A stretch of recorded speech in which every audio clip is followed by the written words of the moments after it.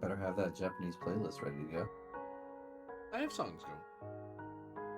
Always. Yeah, You know me, Just- I always have songs going. I can't hear them in the. Can you restart? You might need to Restart this phone. refresh because it is playing. Yeah, it's playing. Yeah, it's playing on the Roll20. Yeah, but I've always had this problem where I join and the song is already playing, but I can't actually hear it. Ah, there we go. Now it's going on. Yeah. Freaking weird. Oopsie. Oh, that's what happened.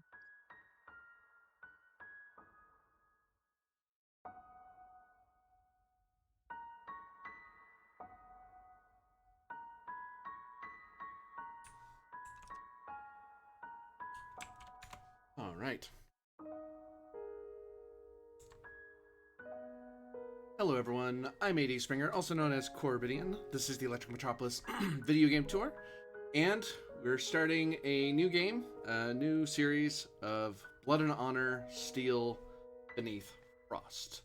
And before we get into our session 0 to get ourselves underway, I'm going to give you a bit of a opener, establishment, if you will. Set the mood.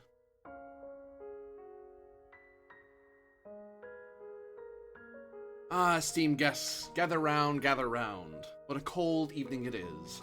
A night that chills the bones and makes you want to wrap yourself in a thick blanket, sip hot tea, and listen to an old story, yes? Well, I have just the tale to warm your hearts, or perhaps make the cold feel even deeper. The tale from the frozen north, like all good stories, begins with a bit of history and a touch of tragedy. Now, we all know of Oda Nobunaga, don't we? The Demon Daimyo of the Sixth Heaven? Yes, that Oda. Cruel, ruthless, and unstoppable. He took Kyoto and sought to rule with an iron fist. The great unifier of Japan. Or at least he thought so. But as with so many things, not everyone was so keen to bow to his rule.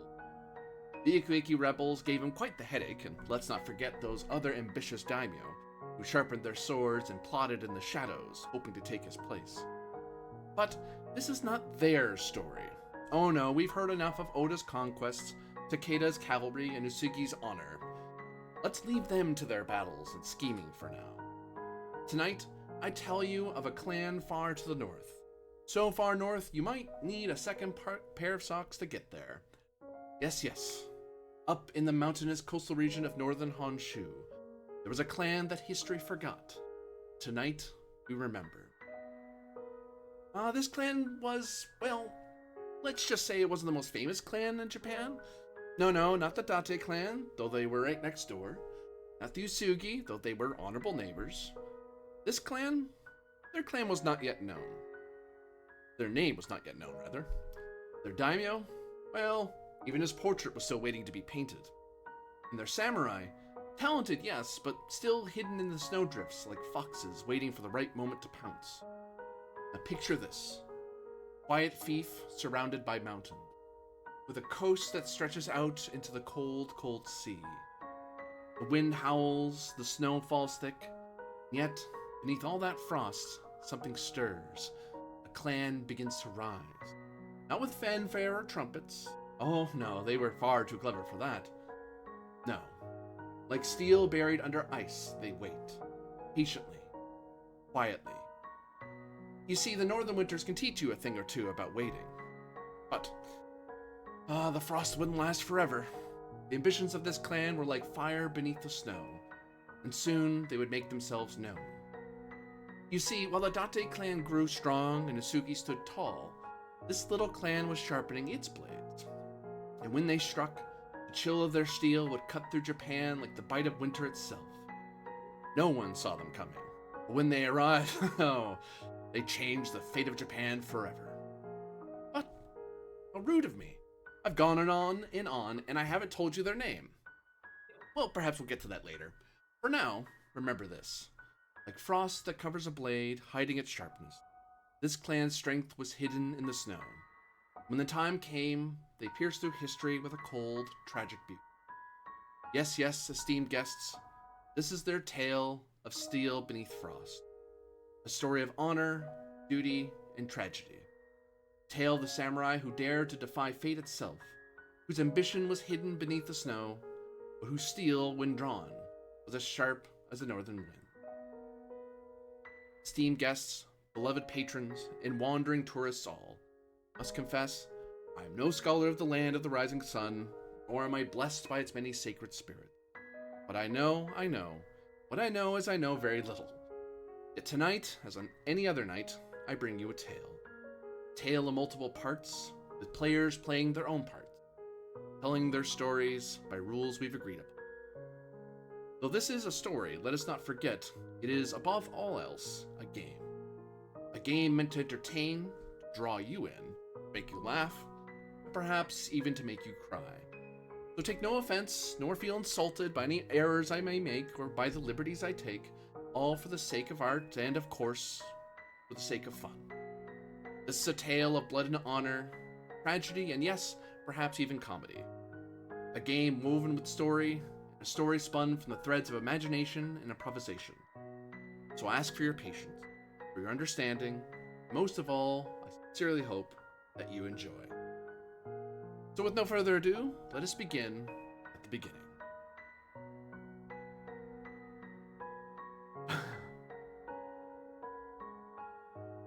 Is Ensley back? Ensley, are you okay? Yeah, so I'll continue on my phone for a bit. We'll see if the power comes back on. Oh no. Yeah. Yeah, it just everything went dead, but phone's fully charged. So let's see. I can at least hang out for part of it. There we go. All right. Cool. Good enough. So, Let me open up the blind so I can have light.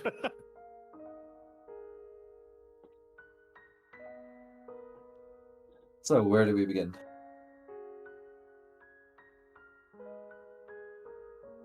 the first step is the building of your clan.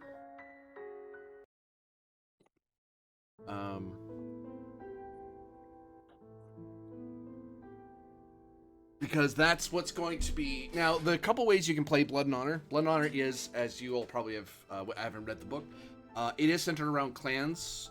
There are rules of a sort for Ronin, but they're very thin on the ground, let's put it that way. But it is built around clans. You can be part of one big clan, which is ideal because you get the most... you end up working together a lot more. Your resources are pooled, that sort of thing, or you're separate clans. We're going to go with one clan here. And from that clan, that helps build your characters. So you as a group are building what your clan is. First step of that is figuring out what kind of daimyo you have, what kind of warlord you have. Now, in the story, as I said in the preamble, you are basically starting in northern Honshu in the Dewa province, in modern day Tohoku. Now you're not. There are various daimyo that peppered across Japan.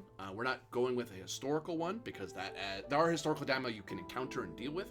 The one you have is yours. That way you're very free to kind of build up what your clan is, what kind of samurai you are. So your daimyo, for that same reason, is a rank 1 daimyo. They are the daimyo of Dewa, of the Dewa province.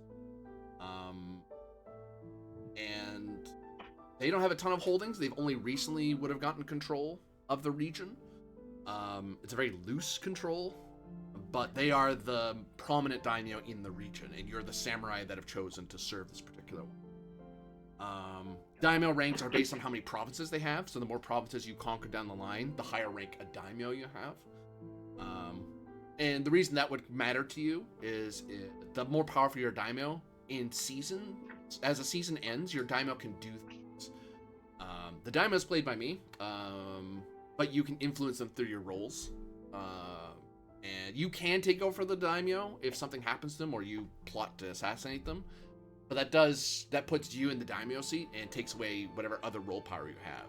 And I'll say to you that most samurai in this era, even though some of them had ambitions to become shogun, the supreme general of all Japan, even the great Oda Nobunaga did not name himself shogun, did not pursue it. He was happy to have influence over the shogun until he had the perfect time to not be a puppet himself.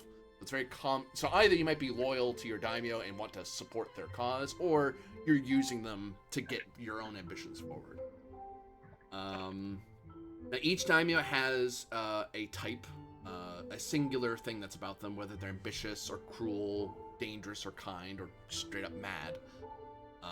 Each of these types of daimyo have an advantage that helps all samurai, that's all of you, but also a disadvantage because, for example, say a cruel daimyo will give you 2 bonus dice for anything to do with intimidation, because even though you're not the daimyo, you work for that guy. You represent his house, his clan. I'm scared of you because I know your daimyo's cool with you being cruel. Downside is that in social situations, I could use cruel as a downside sometimes. I might be able to get dice for the bad guys to say, well, you know, if you're like, I'm peaceful, you can totally trust me. I don't know, you're under a cruel daimyo, why should I believe you? That sort of thing.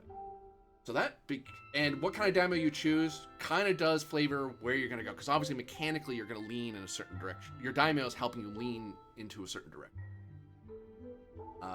So, what kind of daimyo do you want to have? Well, based on the things that are on the pages, I say we throw Corby a curveball and we make him mad. Throws you a curveball too, because your advantages and disadvantages change from season to season. Oh yeah. Yeah. Yeah. What do you guys think? And let me know if you have trouble hearing me. So, having looked through, there is kind of a large advantage, it seems to me, to having an ambitious daimyo, because they get an extra season action.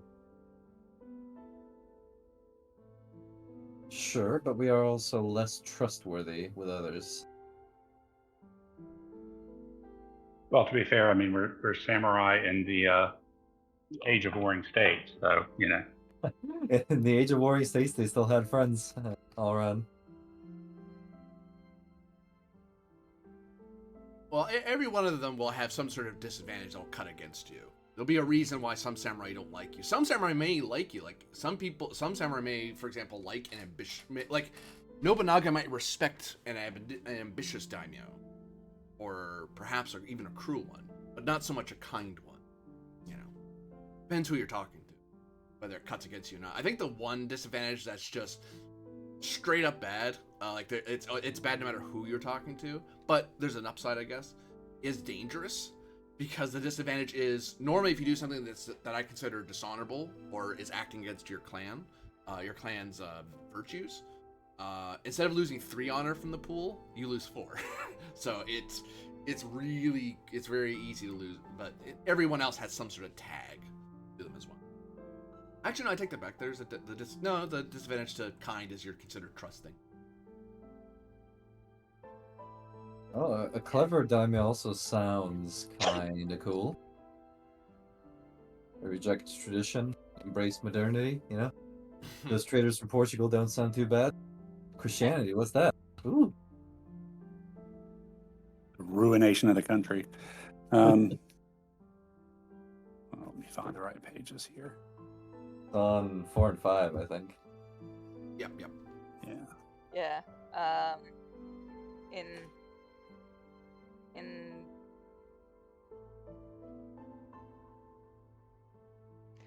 For me, I think I could go with ambitious, clever, or cunning. Yeah, that's kind of what Lindsay. I came down to as well. Because those seem aligned with the character concepts that I have in mind. So Yeah, and like the reason I mentioned the season action is that is how we advance as characters as well. We only advance through season actions, and so the more of those we have, the more things we can do. But yeah,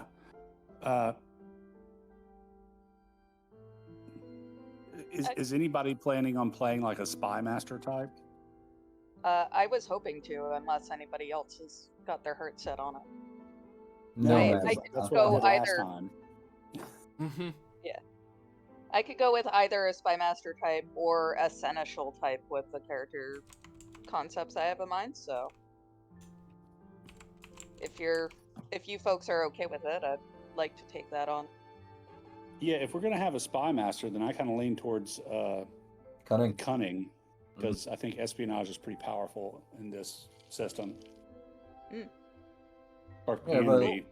Let's not lean into what's powerful, but let's lean into what sounds cool. And to me, ambitious, little country bumpkin daimyo in the middle of freaking nowhere in the north of Honshu with a big mind and a big desire to conquer things sounds pretty cool.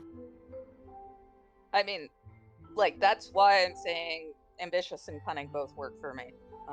Yeah. So, like both are good. I think ambitious would probably give us more flexibility because I don't think it's, how do I put it? It would not be out of character for my character to behave cunningly or sneakily in the service of our ambition, Right. So I'm cool with either. And I think if you two want to play an expansionist house, ambitious probably makes more sense. Expansion is within moderation, I'd say. Well, I mean, again, you run into the game mechanics where expansion is kind of the key concept of the game. Your daimyo doesn't gain ranks and abilities unless you conquer provinces or take over provinces one way or another. And it is the age of the country at war. Yep, Let's go ambitious then. that worked for me. Works for me too. So, you serve and ambitious.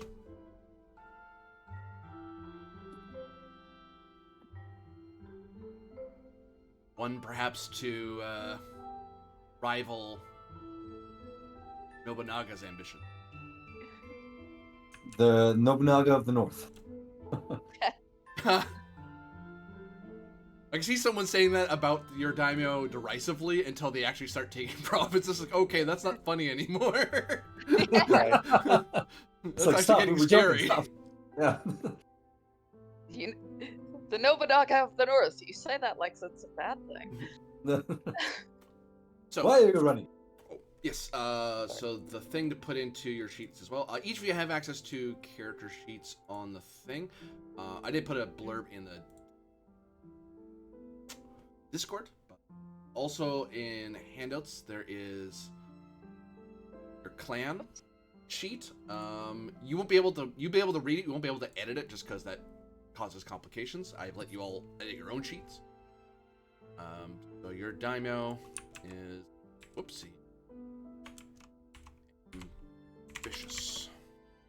So, how do you want us to keep track of pegs? Do you want it under attributes, under abilities?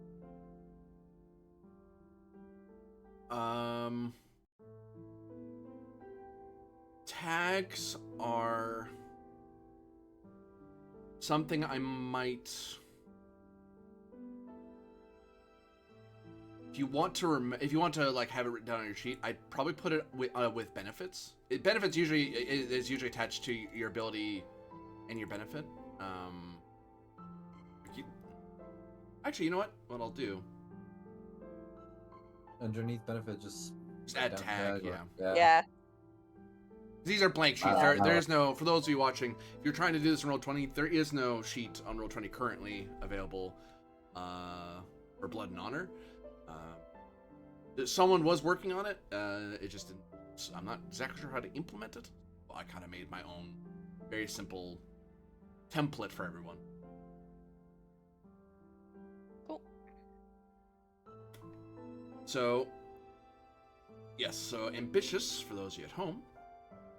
While each samurai has at least half his heart devoted to ambition, your ambitious daimyo has his entire heart set on it. He is willing to sacrifice everything and anything to gain more land, more title, more prestige. The advantage of an ambitious daimyo means your daimyo gains one additional season action per season.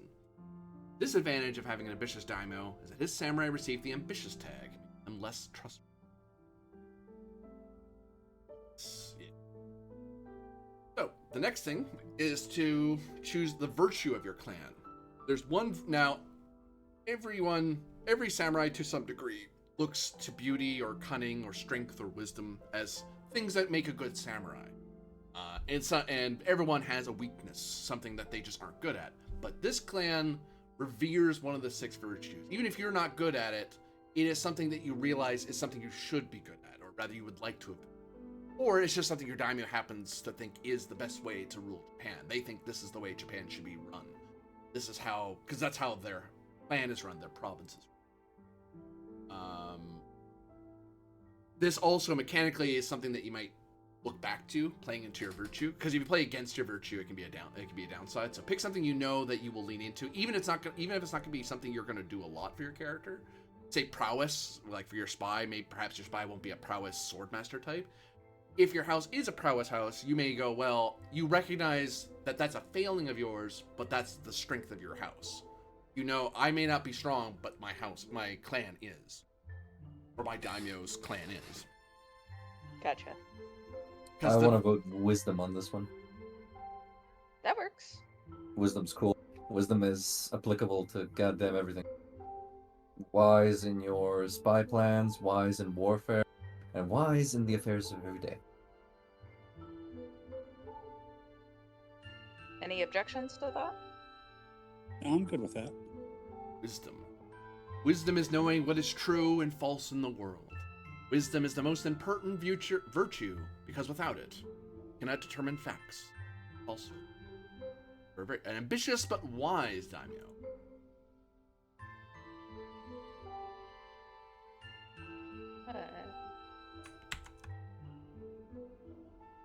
That's our guy. We'll call him Stan. Stan. He's ambitious, but he's also wise. Holdings. So each daimyo, of course, owns a province.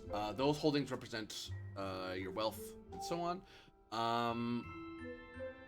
You have as many holdings as players and samurai that are serving this daimyo. There are currently 3 samurai serving this daimyo, therefore he has 3 holdings. You can, at your option, pool to have, because normally when each of you choose a holding, it's not your holding per se, it's your daimyo, but arguably narratively that may be the holding that he pulled you from, or that's why you exist. Or it could be that's just a holding you think would be useful and something he had and you like.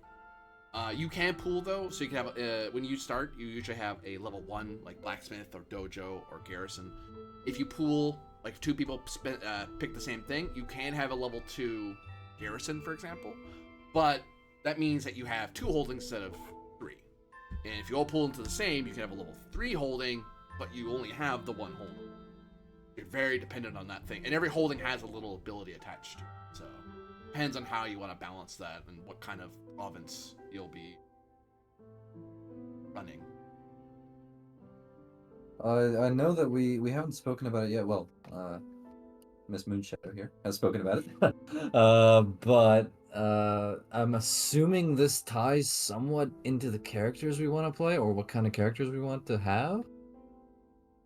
I would assume so. Yeah, I think it can, like, if you're playing a general, you might want a garrison, so you get more troops. I will note again that having a dojo gives specifically an extra, depending on the dojo's rank, an extra character advancement, basically season action. Yeah, if you want to see, because in the character creation, in the clan creation thing, I should say, it just gives little blurbs, but it talks about the specific powers later in the book. Well, like I said, maybe it's a bit early, but Ensley, what did you think about playing? It's kind of depending. I thought about maybe the general. I haven't played like a warrior type in a bit, but I could go in several different directions. What about you? I was honestly either thinking General or Yojimbo. One of the two. We can make an agreement, surely.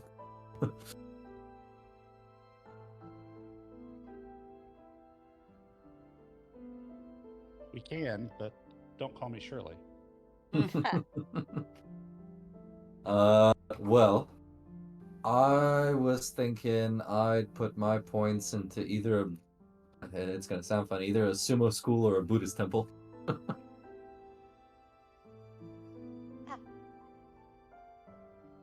we go.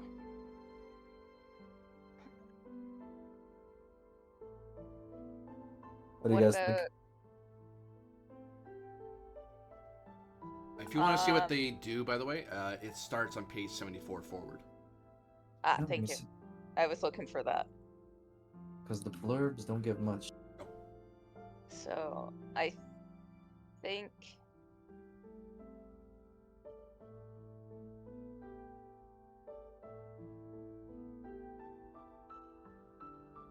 if we're a wisdom clan, we probably want a tempo. Temple also has magic things, but we're waiving magic for this one, or are we? Magic in Blood and Honor is less sword and sorcery, fireballs, and invisible men. It's more about the belief that people had at the time that what they were doing was supported by the kami or by Buddhist teachings. So it's you can't if you do get blessings. If you don't have blessings, then your house just doesn't think about that stuff, and it doesn't. Your samurai just don't care about it. So it doesn't. They aren't moved by such things. If you have it, then you use it, then that's something that moves your character. Your character cares about that sort of thing and is actually emboldened by that. So you never really Also, get like invincible, but you're Right. think of it more like if you're thinking of like a movie like Yojimbo or like one of those Akira, one of those older samurai movies. Throne of Blood, where they literally go to a fortune teller to tell their fortune. Yeah. She tells it correctly. And it's like, does that mean that she actually used magic and stuff? It's like, no, but they believed it, and that matters to them. So similar to you, you may, if you have it and you're holding, then that's something that your characters care about. Therefore, it would embolden them. Right. So it's not actually like I cast fireball. Yeah. But Yeah. I pray to the Kami-sama for 15 hours and hope that I get something. And it's the effect of hope that actually does something. And with the Shinto shrines, you would those are places where you get meditation points, and that's just basically you going to the shrine and zenning out more or less. But it's focusing, and that because you're the kind of person that does that and bothered to do it for a season, you come into a fight a lot more focused than other samurai. Yeah. It's not a you don't have to have them. I'm just saying that's how magic works in Blood and Honor. It's a lot more loose, and whether or not it's actually, I think even John Wick himself basically has a little blurb along the lines of whether or not they believe in it is immaterial, but it matters that whether or not it's real is immaterial, but the fact that it's real to the characters matter. Who's them? Yeah. Well, what do you guys Exactly. think? It's actually kind of a cool system, I think. Well, you're already giving us a Buddhist temple. I could either give us a Buddhist temple or a sumo school, but honestly, I could also just take a blacksmith. Very simple, we get normal katanas or normal equipment. Well, and as they go up, actually, blacksmith, you can get better swords. You get good, and then as they go, you start at good, which gives you a bonus, and then you go up 2 more levels and get more bonuses for the weapons they make. Yeah. So I could either do that or Buddhist temple. I'm looking at the sumo school. It sounds cool. Sounds really cool. Flavor-wise, I'd like a sumo school. But maybe down the line, who knows? Besides, the real art of sumo wasn't formally invented until like 1600 something. I don't know. Yeah. It was more of a religious practice in this time period. Yeah, but it was also very informal. They had tournaments and everything, but nothing was written down. Let's see, what does the sumo school do for you? Gives you a strength wager per season. Yeah. And you can ignore an injury not caused by katana once per season.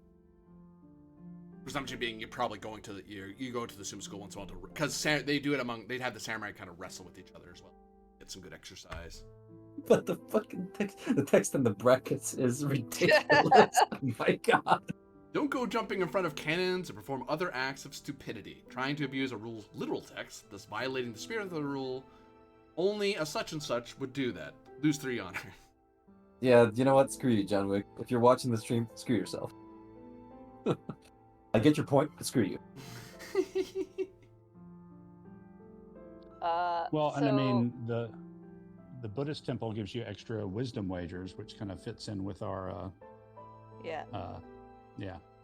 I'm But kind of sure, torn I'll- between being between going Buddhist temple with mine or rice farm, just so Hmm. that we have money.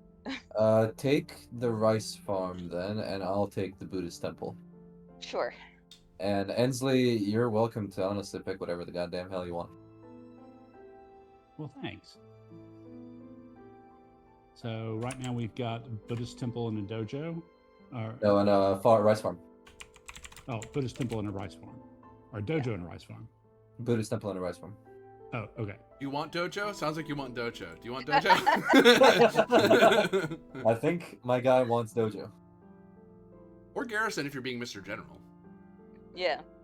Yeah, which Hatamoto. Jamie I think is wanting to be. Yeah.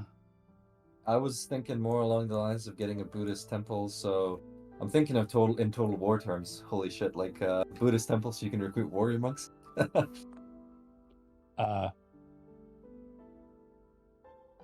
Let's see, what's the war bonus for a Buddhist temple? I think it gives you an extra. Is a meditation point. Yeah, so you still get that. And potentially down the line, flavor-wise, recruiting Buddhist monks with naginatas, you know? Potentially. Yeah, but I mean, it's not really a mechanical effect for that. Like the way to get troops is a garrison, because that gives you Achigaru. Yeah. I could change Buddhist temple to blacksmith, and you can maybe take garrison, but I might say to you that one of the things that a Buddhist temple might grant you, although it may not grant you troops per se, in the calculation of war, the first calculation is the moral high ground. So Naturally. if you are able to say and argue, because you spoke with the monks and such, you know, we are fighting for a righteous cause, other samurai, especially Buddhist samurai, will balk at such a thing. It's Right. they're not terribly thrilled about being. No one wants to be the bad guy. So there is a roundabout way to benefit from such a thing. Or if your enemy has a temple or a church or something like that, and you don't, then the moral high ground becomes something you'd have a harder time finagling. You wouldn't need a Buddhist temple to do that. That would be the mechanical benefit war-wise for any sort of. Naturally. Also, I think armies didn't really balk at the idea of looting such institutions should they ever find themselves available, right? Yeah. Yeah. Depends on your samurai. I mean, some might say they were willing to keep things sacrosanct, and some may have. A lot did not. But then again, what's it called? Buddhist monks don't have a lot, you know? Maybe one single statue of Golden Buddha, and that's it. In any case, sure, I'll stick with the Buddhist temple then. So you can pick whatever you want. Okay.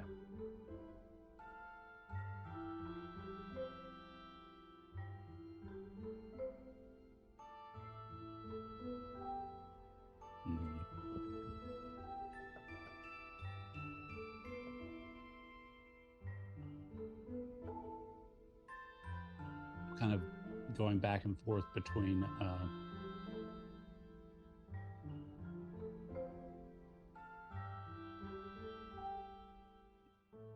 blacksmith and garrison.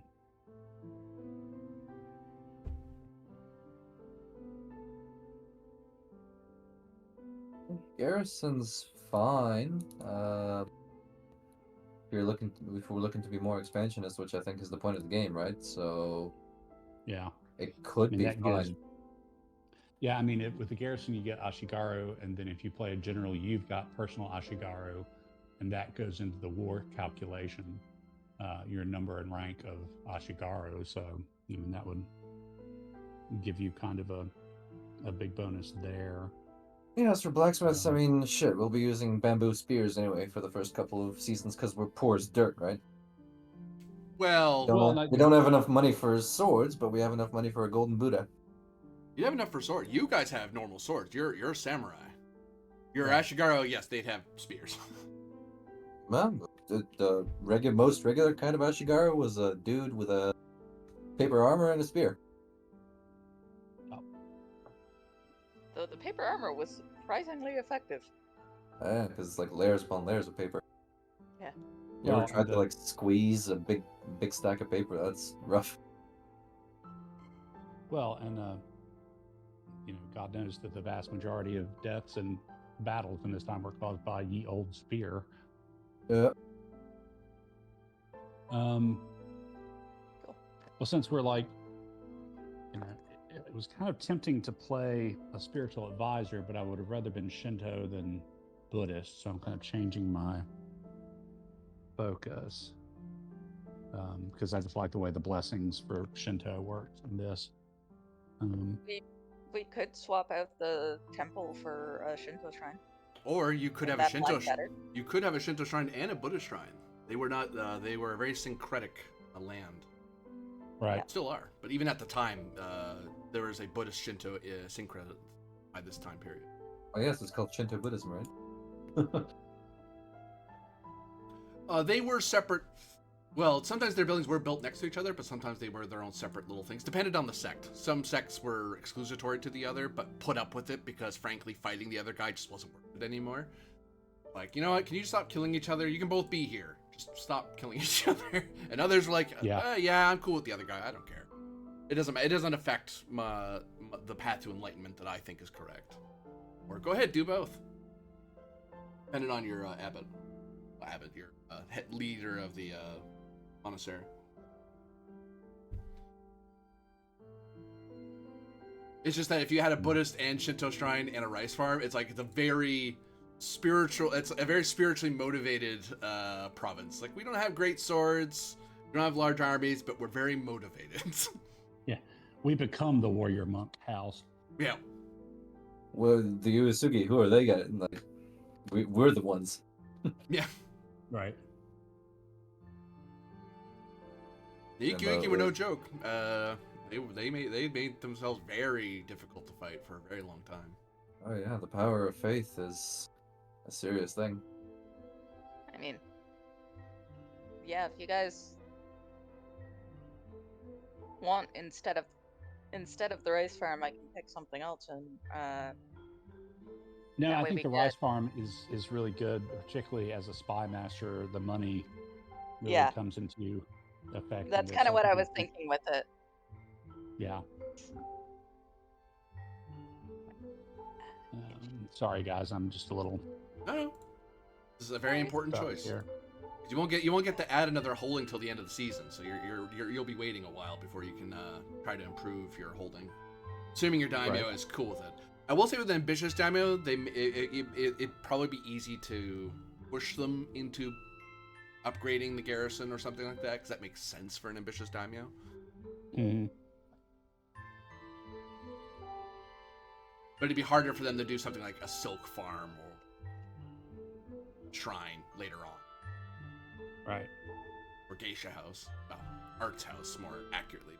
Geisha house for the sake of mechanics. Well, if you want, Inslee, we can swap mine around as well if you're really, hell bent on Shintoism and not Buddhism.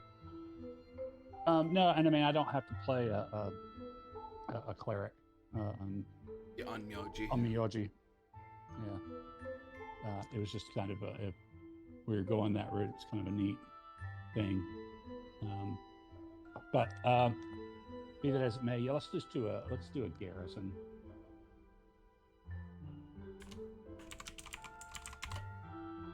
think we can probably push him into founding blacksmith to give us better weapons as we go along. Humble beginnings through faith Right. and power.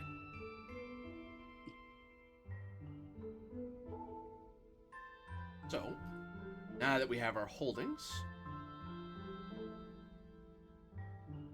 each clan has 4 aspects that define what it is. This is borrowed from Fate, if you're familiar with it. But basically, there will be in this system there'll be things that you're able to bring up because of this. These aspects are something that later, when you make your characters, you have to choose certain aspects from the clan aspects, because everyone is in some way of their clan. They may not share every aspect of their clan, but they share.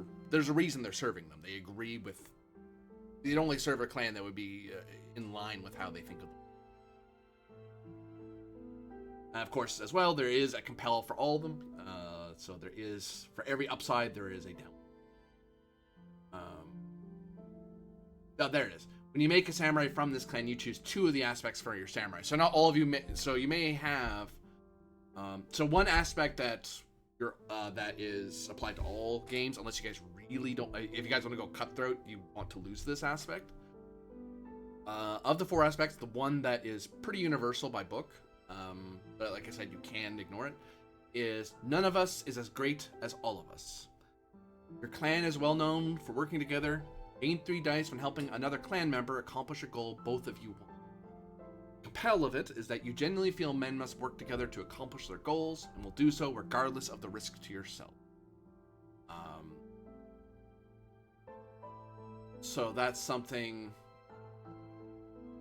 If we're cooperative, a friendly game, as they say, then, which I would suggest, then that's something that you would have in the clan. The other 3 you would choose that. Now, whether or not your character has that aspect or not is up to you. But still. What aspects do you want of your ambitious and wise daimyo, surrounded, who has taken the Dewa province by its Buddhist temple, one of its rice farms, and garrison? We choose 4 of these, right? 3 more, because 1 is none of us is as great as all of us. Oh, so that's a mandatory one. Okay, cool. Yep.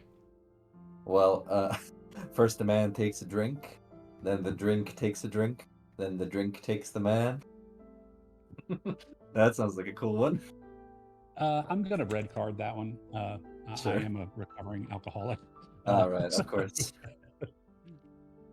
Right on.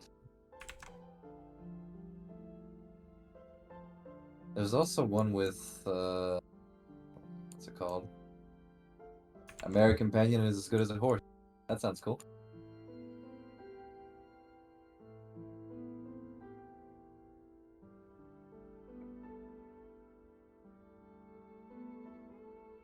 I also like fog cannot be dispelled by a fan for one of them. Well, the compel is really strong for that one, though.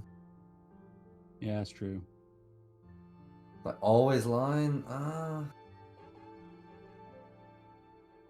if we don't follow the compel, what's the punishment?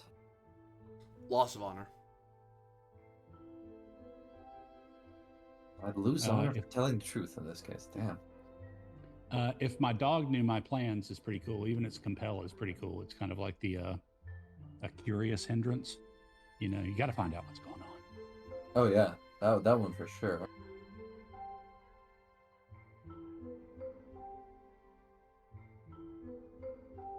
One word can warm the winter. Yeah. But also, Um, I am quite fond of the one with the hunters. Hang on, the deer hunter pays no mind to the hares. Not well educated in the delicacies of the court. Very rough and tumble samurai. Very much one's Yeah. not keen on being on the streets of Kyoto. Should make sense from kind of hinterland ambitious clan. Yeah, because we're all up in the boonies.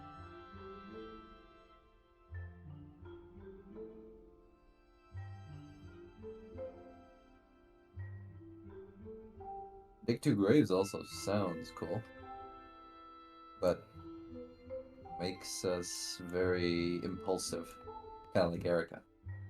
Right? Yeah, exactly. That was exactly what I was thinking.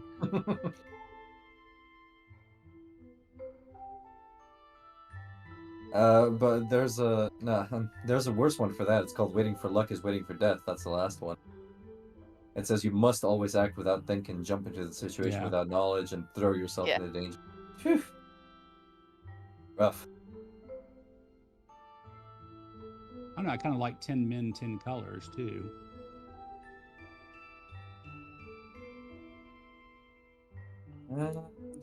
Sometimes it's not wise to sympathize with others, because who knows what kind of attention you'll attract to yourself, right?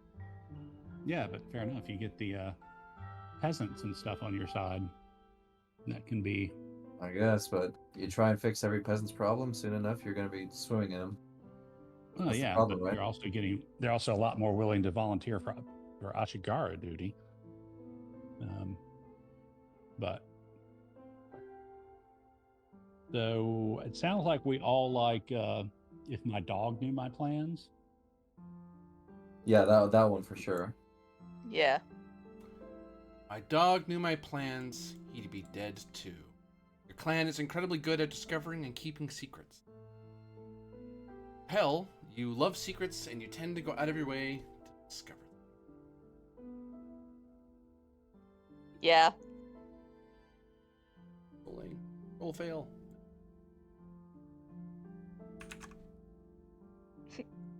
Gain 3 dice for any risk obtaining or keeping secrets. I can see why that would apply. Can't imagine when you'd ever use that. I mean, geez. Yeah, we're totally becoming like a spy clan. We're The Northern reinvent the Shinobi. ninja. Yeah. In that case, can I also suggest all married women are not wives? Sure.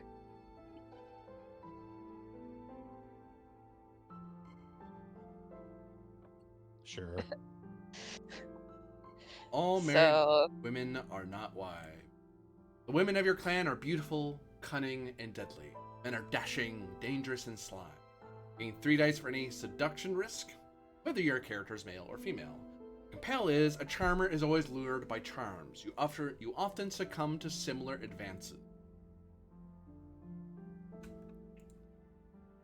Interesting. That I might, with the way we're kind of drifting, I might pitch even a thief must learn his trade. Knowledgeable in crafts, weaving.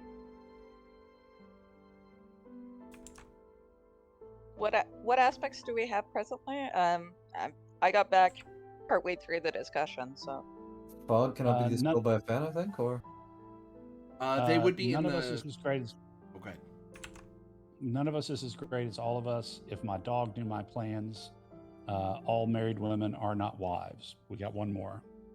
Okay. I might throw out there, unless you guys are intending to seduce your way through Japan, that's more what that phrase is. It's not really empowerment. If it's not about women empowerment per se, it's hinting. Not all are. Everyone is a little freer with what they do in pillow time. Let's put it that way. right? Okay, maybe we'll scrap that one actually then. Okay. I think the fog cannot be dispelled by a fan. One is more along the lines of what we're.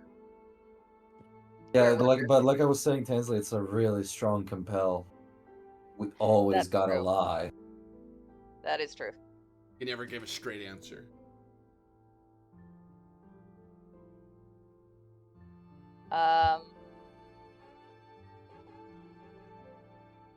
However, the flip side of that is it fits very well with the social construction of the language. You know, of always talking around what you're talking about. I mean, it's not even necessarily bald-faced lies. It's just, you can say a lot without actually ever revealing anything. We're skirting the truth, right? Right. And, you just, circumlocutions and, flowery language. I do kind of like one word can warm the winter.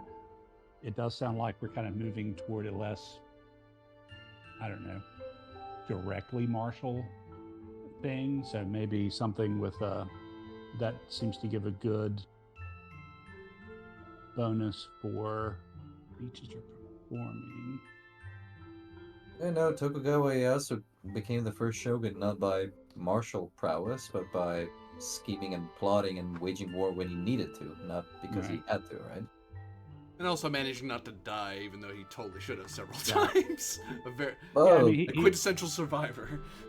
yeah, quintessential cunning politician. So.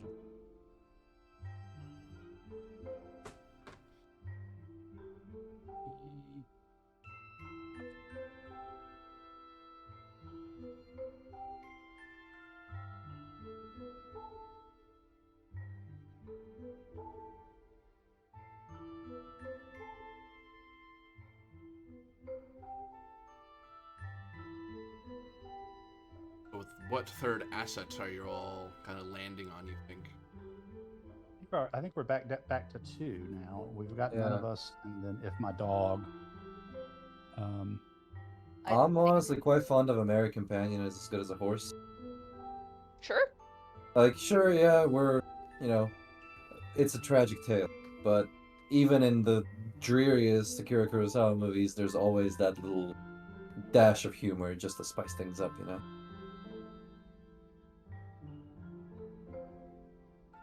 I can bring out my smartass side. But then Also- again, we are fools. Also remember that the clan has all these talents, but you would have you would only choose certain aspects for yourself. You only Right, but choose we two still of them. get- but we still get bonuses when we're acting on something that aligns with the clan aspects, though. Yeah, but Right? you don't have Yes. to choose to act by so wait, you don't have to choose to act by, I think, one of the aspects. Because there are things that the compels happen if you choose the aspects that you have.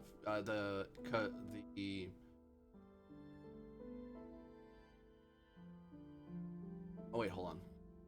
It says you choose 2 of those aspects for your samurai. So you have 4 aspects and you got to choose 2 of them for your specific self. Okay. Right. So I guess my question is, though, if you're do they stack, or like if you're doing something that's not your personal aspect, if it is the aspect of the plan, do you still get the bonus and the compel, or? Double checking. Okay.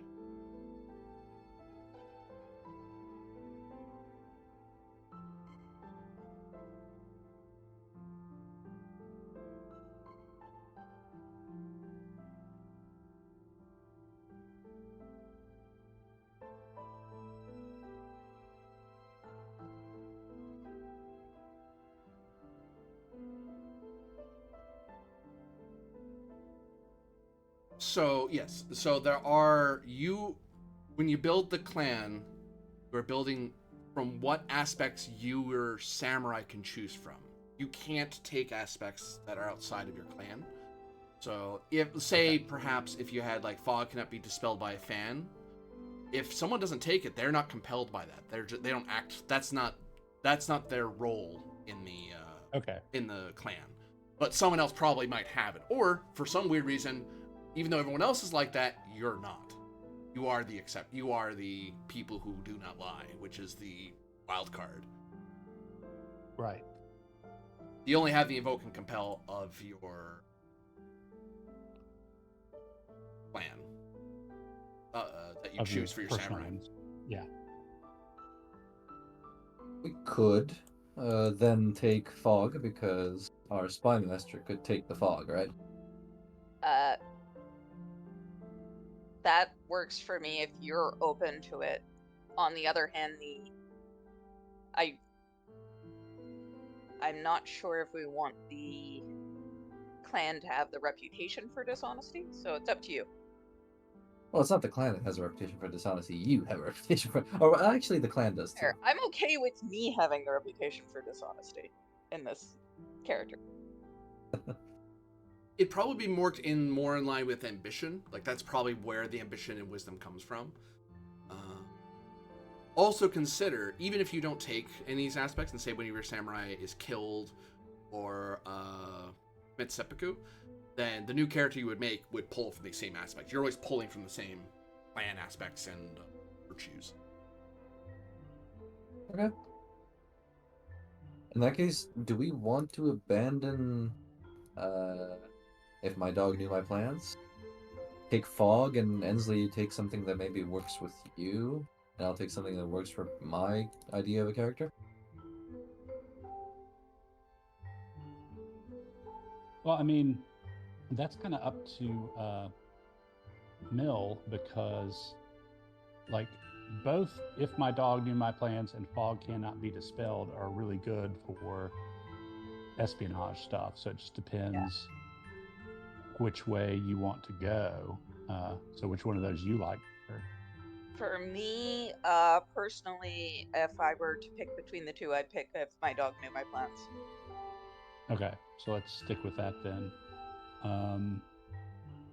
And let's see.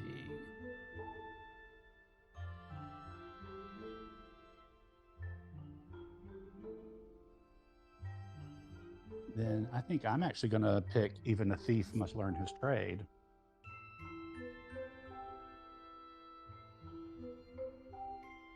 Yeah. In that case, I'd like to take...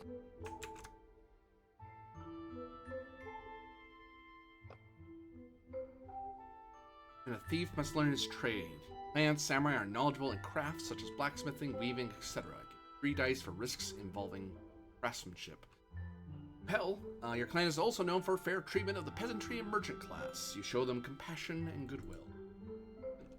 Can't be mean to your, have that aspect, you can't be mean to your, peasantry. Well, unless they did something they're not supposed to do. You know, there's a way to punish and there's a way to punish. Or unless we're willing to give up the honor. Yes, you may just eat the honor. Go, you know what? Forget it. I'll just eat it. Sometimes there are more important things than honor. One might.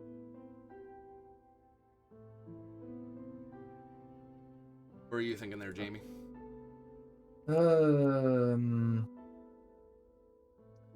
mountain never falls. So you're going to give up Merry Companion?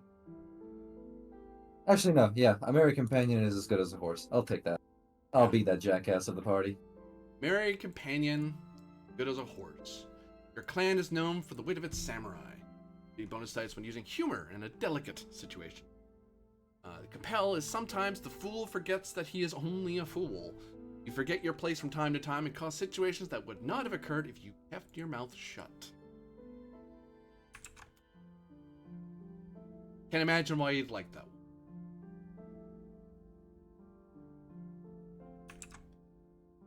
You're never humorous or jokey. Very serious. Your comportment. Almost too much. You really need to loosen up. Oh yeah, really. So, the aspects of your clan is none of us as great as all of us. My dog knew my plans. Even a thief must learn his trade. And a merry companion is as good as a horse. Very friendly, investigative types, it seems, but who seem to actually care about their peasantry, ruling by the virtue of wisdom. Not bad at all. The next step is your meipatsu, or your a little thing. So every province has something they're good at. Now, what Dewa was good at is one thing, but this is your Dewa. This is your province. If it was good at one thing, you found, and you're not doing that, then you found the thing that it is good at, and that's how your clan rose to prominence. That's how you're benefiting. So the question is, what is the one thing your province makes better than anybody else? Mechanically, to a degree, it doesn't say this strictly, but it may say it later. But your Meibatsu also explains why.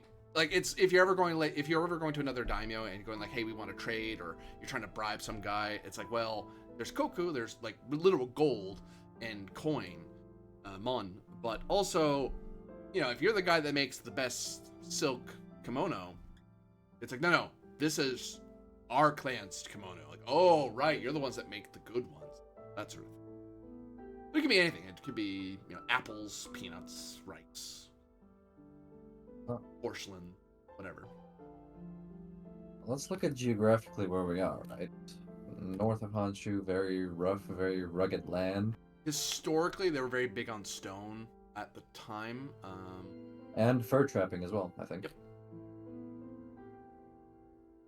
So, how about fur? Well, I mean, we've taken the even the thief must learn his trade, so we're very good at like making things. So, I mean, what kind of does Northern Honshu have jade or anything like that? It can, because it's our story. Oh yeah. Put it to you So that way. why don't we make like the finest jade sculptures or talismans, something like that? Like we're incredibly skilled jade workers. Sure, I can work with jade, I suppose. The objection from our Bymaster in Shadow. Nope, no objection. So your Meibatsu is not the mere collection of jade, but jade Sculpting. Sculptures. Or, well, like, would they be like Yeah. man-sized sculptures or like little tiny ones that go on your desk? Perhaps both. I think we say like jade working. You know, we are jade Jade sculpting. Yeah. So whether that's a little bit of jewelry or a statue of the Buddha, yeah, it's instead of a big gold Buddha statue, we have this incredibly gorgeous, incredibly well made, jade Buddha. The jade Buddha of whatever. What's our province? Dewa. Dewa. DEWA. The jade Buddha of Dewa.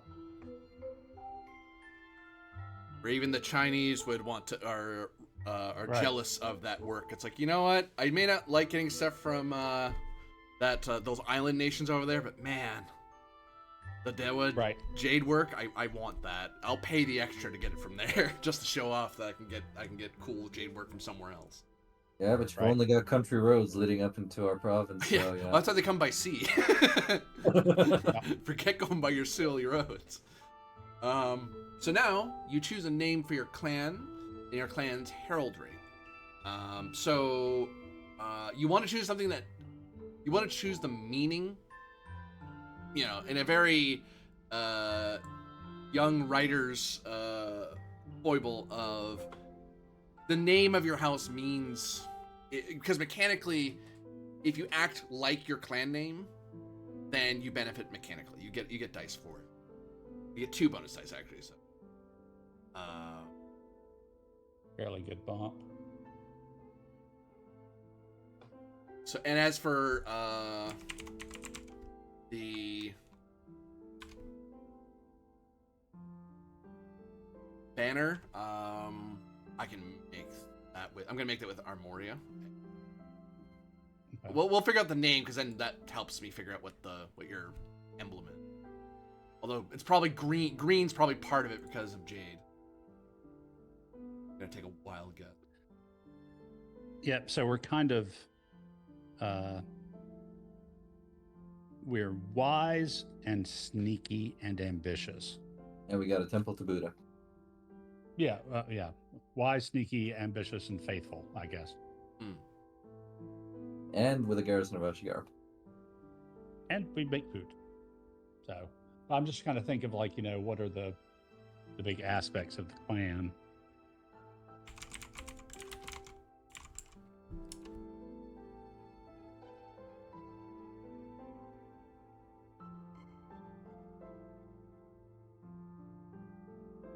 I need the translator for this one. Or like baby name things is one place I'm looking. Oh. Okay, like according to Google, and take that with a grain of salt, wisdom in Japanese is Chie. chie, yeah, CHIE. Yeah, but call it to literally call ourselves the Wisdom Clan. I don't know. That's too much of it on the nose for me. If you ask me. Yeah. Well, I mean, but at the same time, I mean, if we have to pick a name that means something that will help us mechanically, yeah, like Corby says, it is kind of like a young writer's foible. But I mean, how artistic do we want to get when we're looking for a 2 dice bonus for it? Could also go with Kinzo. What's that? So one of the writings of pen can mean wise, and Zo is 3. Yeah, okay. Spell that in Englishish for me. Kenzo. Kinzo. O. Or OU, depending on how you want to Romanify the characters. Either the, But yeah, like, means like 3 wise 3 or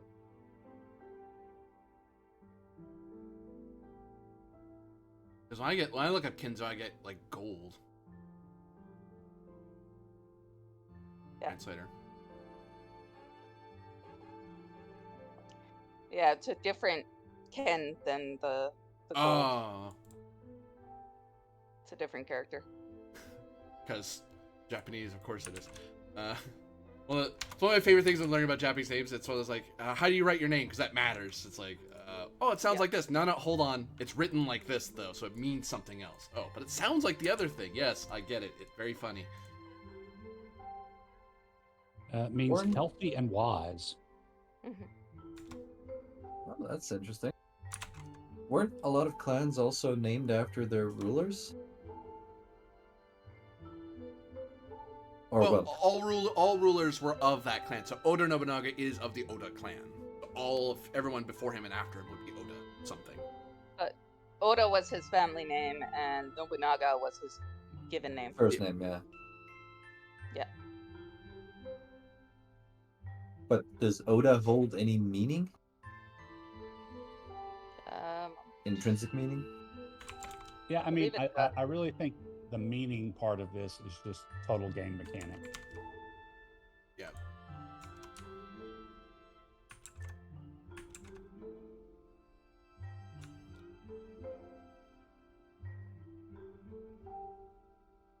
Yeah, it's if one were to write your story, that the name is a hint, a wink at a reader if they think about it for a second, go, oh, that's why. Okay. Because actually another way to put it as well, if your name matches with what your clan is, it's it story-wise suggests that you're a house that very much followed the destiny that was put before them. As a clan, they were always going to be wise. They were always going to be very knowledgeable, and they're very focused on that. As opposed to a name that is very warlike. Like if your name has something to do with like sword something or a hard strike, it's like that's odd for a wise house, isn't it? It's like either they are fighting their destiny or they're seeing it as a different way to express that destiny, sort of idea. Like that's kind of how you're narratively. That's how that's framing. So it's more in that sense, in that very Kabuto-esque storyteller way of doing it. Yeah, and I like Kenzo, healthy and wise, because, okay, we produce food. We've got a rice farm that helps keep people healthy. We're wise because we have both a temple and we have a garrison because we know the world we live in. So I think it fits the clan pretty well. And because we're kind of jokers, you could also make a pun versus the name of a sword. Because Oh yeah, Ken can also Yeah. be a sword. Oh, that works for me. yeah. You said it could mean like 3 swords. Technically, it would have to be written with a different character, but yes. Well, I mean, if Yeah. you're doing a pun. Yeah. One for me, one for my enemies, and well, one for whoever wants, right? Yeah. Well, see, that's what happens when the 3 of us like work together to do something. We can invoke the pun name of the clan, and none of us are as great as all of us, and then we got all sorts of bonuses. Woo! Then we're unstoppable. And I'm pretty sure John Wick will hate us if we do that. Hey, wait, as he would say, we paid for it. It's our game. Yep. We run it as we like. Plus, we'd have to pay him $20 on start playing for him to hit us. So, and I'm not into that. So. Oh wait, I already had it. And That's 20 schmecker. That's 20 schmeckers per session, right? Jeez. So I'm writing it in the wrong spot entirely. Where's my thing? There we go. So you are Kenzo.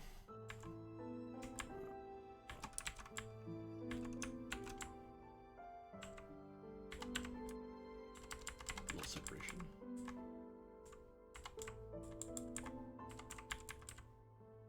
No, I wanted it that way. No, come back.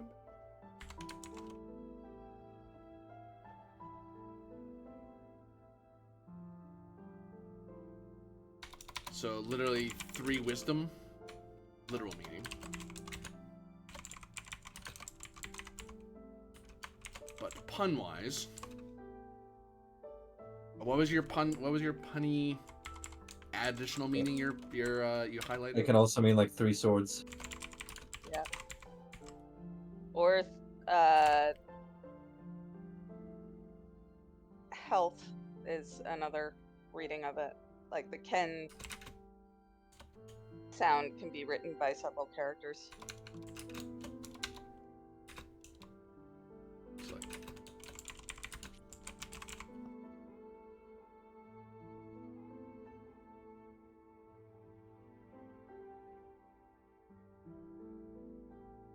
okay.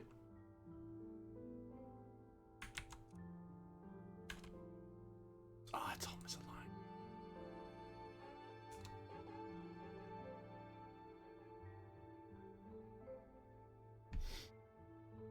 All right.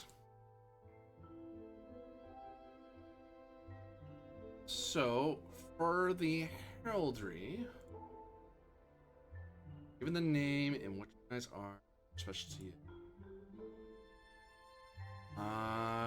Green is part of it. Something in 3 parts, so probably a triangle. Triforce. Well, that's Hojo though. The already a thing. Yeah, the Hojo clan. Well, obviously on a background of green, or well, dark green, jade green. And what else can be like? How about like a flower with 3 petals, if that's possible? Flower? Okay. Oh, psh. Else faction.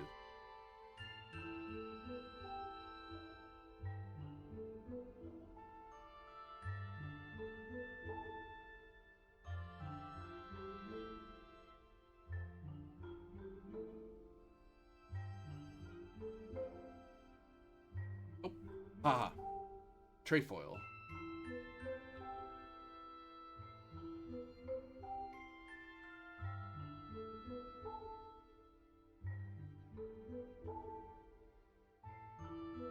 And oh, actually, the trefoil probably should be green on a field of white or black, perhaps. Gold? Yeah. White, because you're in the north. Something like.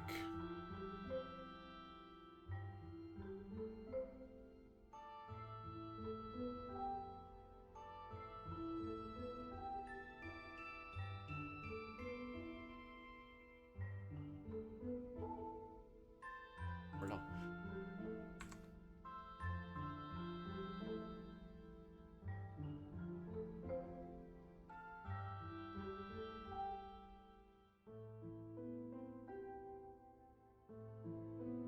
Yeah, once we choose one, chat, we'll and those watching afterward, I'll have it on the screen. I have to fiddle with it a bit to figure out what kind of emblem they want for their house.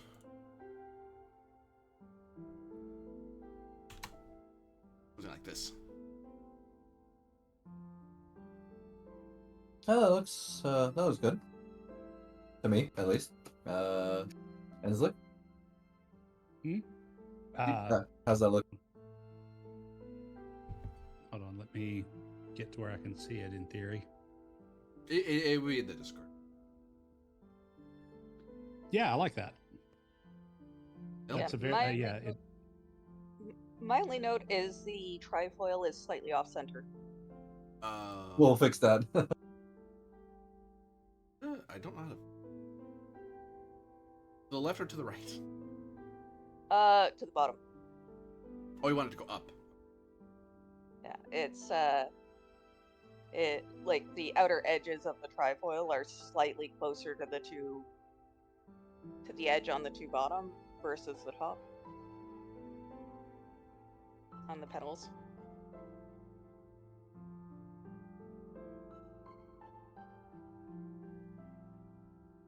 Of course, we might want to do that intentionally because of the aesthetic of imperfection. Yeah. The second one is much better. There's something that like sets in my mind, like, yeah, that's better. Yeah. Whoopsie. Oh. Rain.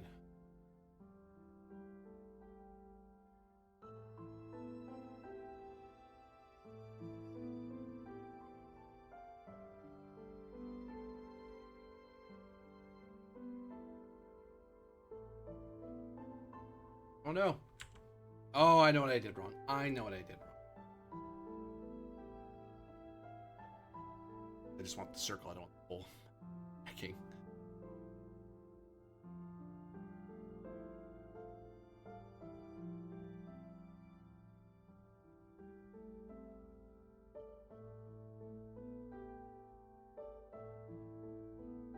No. Oh.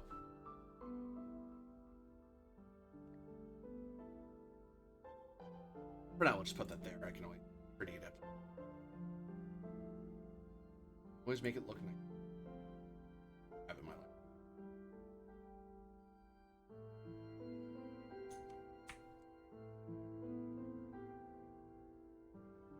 No.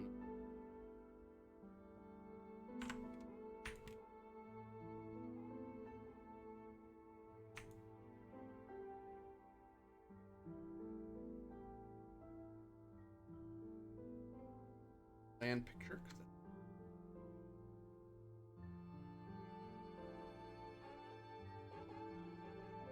All right. So, finally, each of you gets to say one thing that is true about the clan you're part of. Say whatever you like, as long as it doesn't contradict an already established truth. Say the Dama's wife's unfaithful. You can say the sensei at the dojo is blind. The geisha's near city is generous. You can say ghostly spiders haunt a local forest. Whatever you want about the province, it's true. So each of you have something that's true about the Dewa province.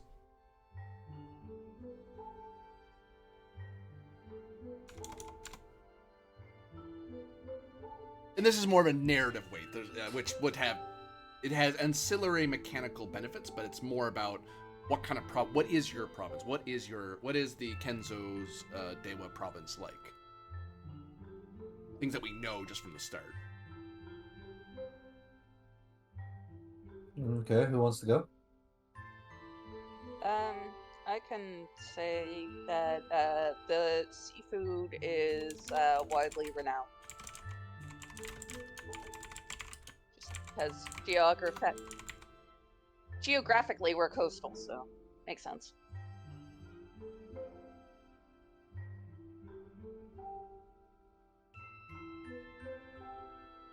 Probably well seasoned by I would imagine it's probably well seasoned by mountain herbs and stuff like that. It's like, well, we're all coastal. It's not that big a deal. It's like, well, no. But, for a very mountainous region, our seafood is still better than people who have less mountains. Have a special way that we make it. It may not be our meibetsu, but it's still pretty damn good. All right.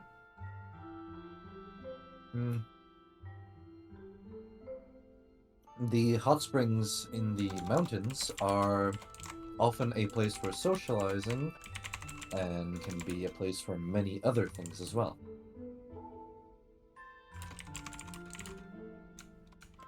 Mountain hot springs are often a place of socializing and other things.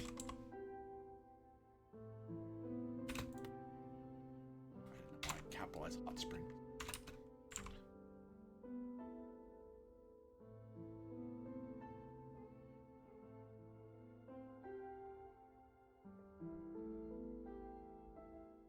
And what of you, Ensley? What is true of the Dewa province?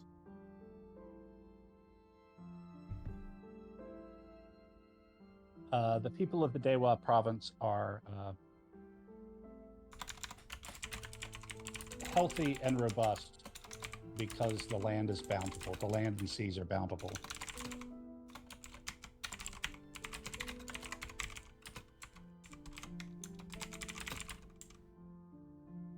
The seas and land are bountiful, or the seas are bountiful? The seas and land are bountiful.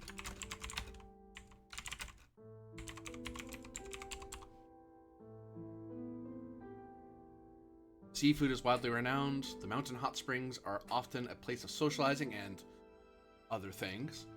People of the Dewa province are healthy and robust because the seas and land are bountiful. In other words, our people rarely don't have enough to eat. So, that is the Kenzo clan created. This is the clan of 3 wisdom, of 3 swords, or some may joke the 3 swords or 3 health. And disadvantage. I have those on. Those are on the clan. I basically pulled these templates from the sheets that are in the book. So I don't know why I'm supposed to put an advantage and disadvantage. Oh, I don't know. I'll figure that out. But yeah. Again, your clan sheet. It will be under handouts. You'll all be able to view it.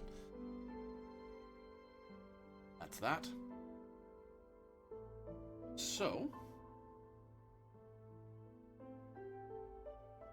thanks, computer. Good. So now we go on to characters. So the first thing is, what are your concepts? And each of you will have the sheets won't have a concept for it, but good idea to have that in mind. For you, Ensley, you may want to take paper and pen if you want to remember this, or just trust the video record later. But yeah, what concepts do each of you have? We've heard some of it along the way, but what is the high concept? So we can fill it, so I can help you fill in the gaps of your character. Well, let's start with our spy master, I guess. I'm thinking a daughter of the clan known for her cunning and intellect.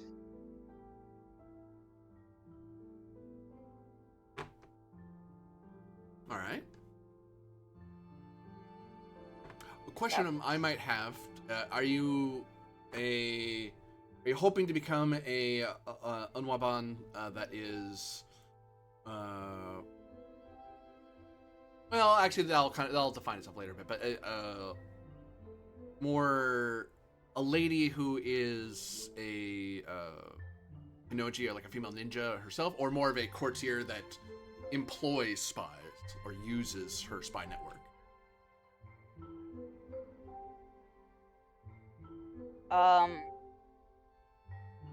I think she is the sort to... Yeah, kunoichi, I think is the word you're looking for earlier, but I think she would not be opposed to getting her hands dirty if necessary, but if she can keep at an arm's length and have some plausible deniability, that'd be better. Okay. So, but at the same time, she is a samurai's daughter, so she would be trained in the more lethal arts, if for no other reason than to defend herself.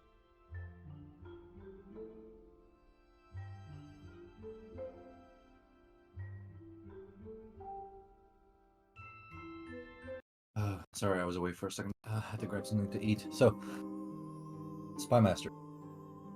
Spy master just said their concept. Great. What high concept do you have in mind? A local young man with a sharp wit and a sharp sword.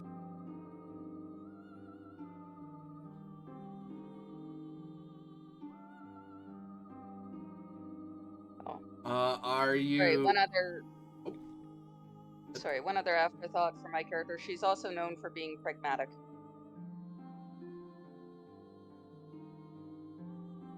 I'll leave it there. Pragmatic lady spy master who is martial but unable to get her hands dirty, but is perfectly willing to send out others in the shadows. Yeah. And so the man of sharp wit and sharp sword, so a very light, a person I imagine, and correct me if I'm wrong, who may come off very light-hearted and friendly, but that doesn't mean that sword's decoration that can strike you Oh yeah, down. dead serious when he needs to be naturally, but on the surface, very lighthearted and ready to work along with everyone else. But serious when situation demands it. Good, yeah. That sounds like what he recycles his computer.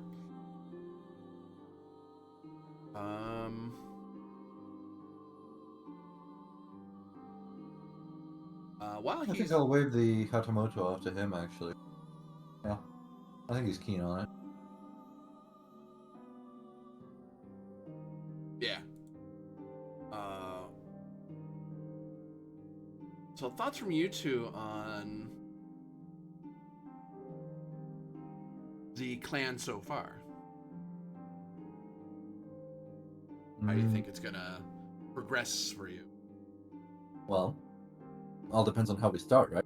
What kind of intrigue you throw us into first. But I think overall we've got a decent spread of everything. We haven't really specialized in anything, but then again, there's always time for that, right? So.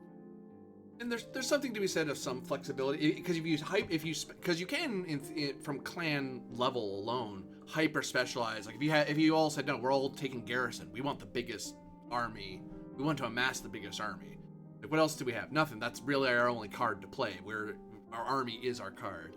Whereas you kind of have a few avenues of improvements to kind of lead.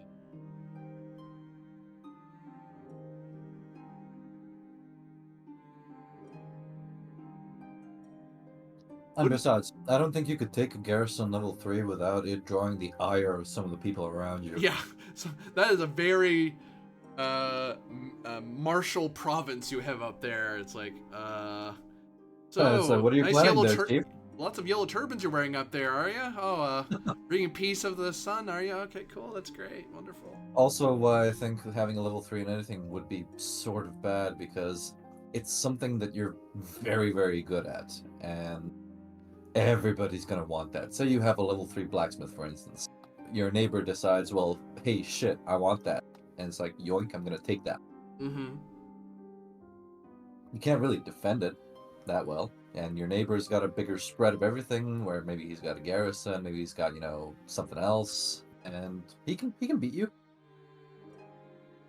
Yeah, getting into a war. The good thing about wars is that it does take a bit to tick up, but yeah, it becomes a thing where you can be targeted quite easily. Because there's a good reason for them to pick on you, because it's hard for you to say, "Well, leave me alone." And it's like, why? Can't exactly stop look, me. in Shogun 2 Total War, when you conquer too many provinces and you become a force that can rival the Ashikaga shogunate and, well, bid for the throne of emperor and everything, or actually just shogun, not emperor. Yeah, wants to be emperor. There's a divide of the realm. It's you against everyone else. Yeah. Enzo, you have returned. Yes, power's back on. Sorry, I had to wait for things to reboot there to get back on the computer. So yeah, you can open the clan thing, as I said, under handouts if you want to look at that. But at this point, we are looking to your concept, what your high concept is. Right. High concept. So, my character is definitely a mountain sohi, a warrior monk type. but not the anti-samurai Ikki, whatever they're called in this time period. So still The Ikko-ikki, functioning as the spiritual advisor to the daimyo. Let me pull up the rule book again. So like Uesugi Kenshin. I like what? Uesugi Like Kenshin. Uesugi Kenshin, the man that literally was Daimyo Sohei, I think. Yeah. Pretty much, yeah. So, also you should all have your names. So now you choose a name and that name's meaning. Again, this gives you 1 die risk if you play into your name. Who are you 3? You 3 wisdoms, 3 swords. Oh, God. Let's check out boy names from Japan.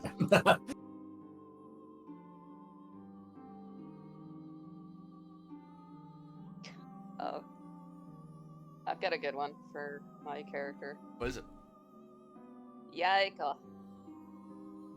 Means, roughly translates as 8-layered or multi-layered child.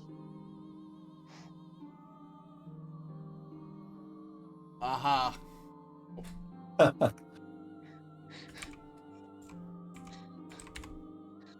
That's a really good name for a Spy Master type character.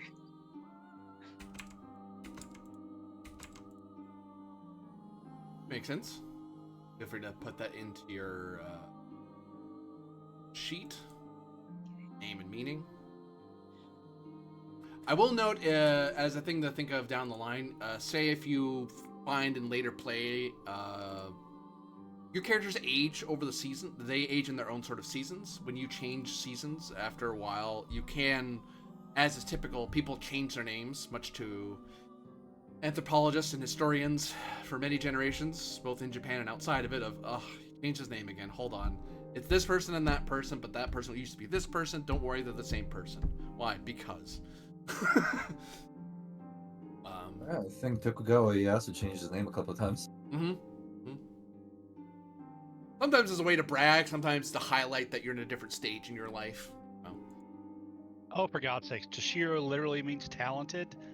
Yeah. Toshiro Mifune was talented. Oh my God. Talented Mifune, Yeah. Yeah, okay, that seems legit.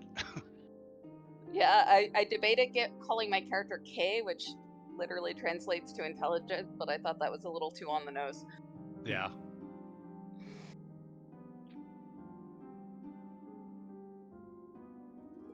Oh, I'm gonna be Ryosuke. Yosuke? Ryosuke. It means... I had the meaning here, hang on. Yosuke, my bad. Yeah, it means clear and help or assist. So Ryo means clear and Suke means help or assist. Good. Sure to note those on your sheet. Where exactly? Hang on. Under bioinfo. You'll be able to edit. Yeah.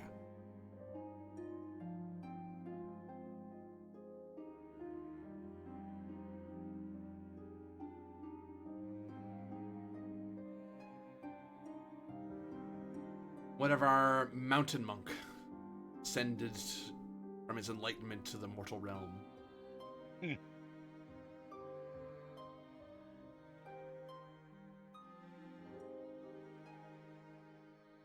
Let's see. There are a couple that might fit for what I'm thinking of the guy.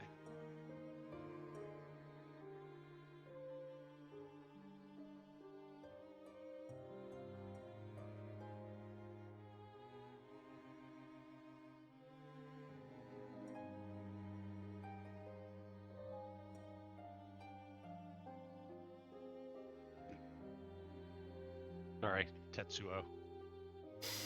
Clear philosophy. Tetsuo! No, that's too on the nose, but I just, I saw the name,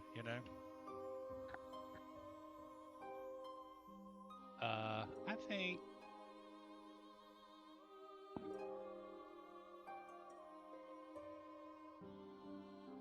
might go for Osamu, which means discipline.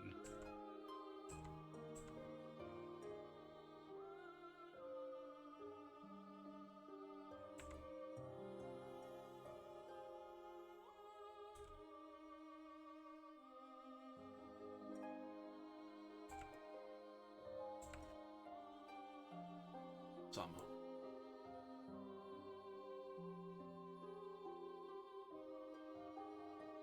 Actually.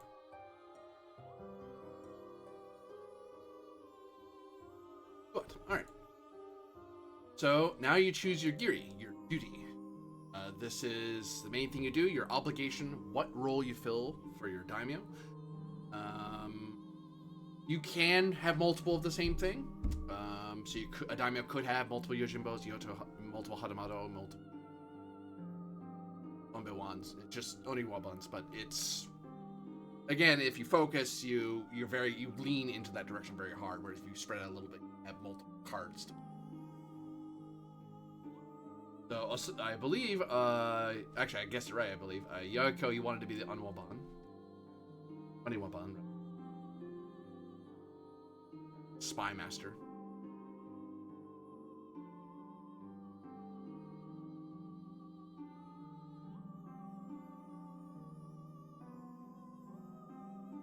I assume I'm correct? We're not hearing you if you're speaking.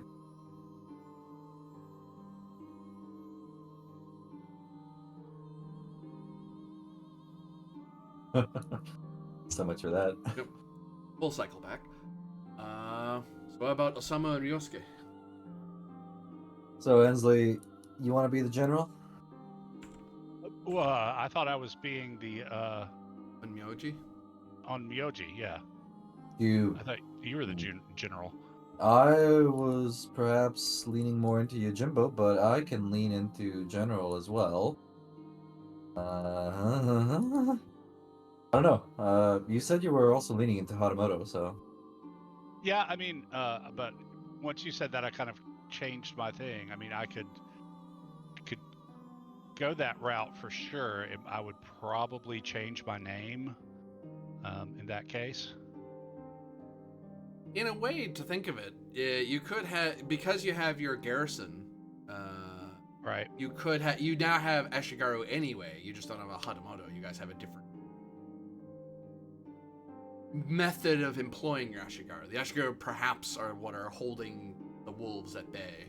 There are other means to conquer than by spear and archer alone, or gun for that matter. Well, you said we could be multiple things, right? More than one person could be the same. You can have multiple Onmyoji, multiple Yojimbo. But you have a singular giri. You have a duty to.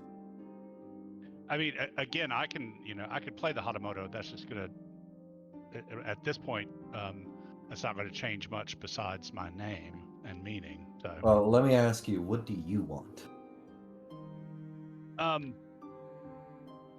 Originally, I had, depending on when Winchester was still here, depending on what his take on the magic system, such as it was in this was, I was kind of floating between Hadamoto and Onimyoji. So either one of those works for me. It depends on, I mean, but the way we seem to have built the house the clan,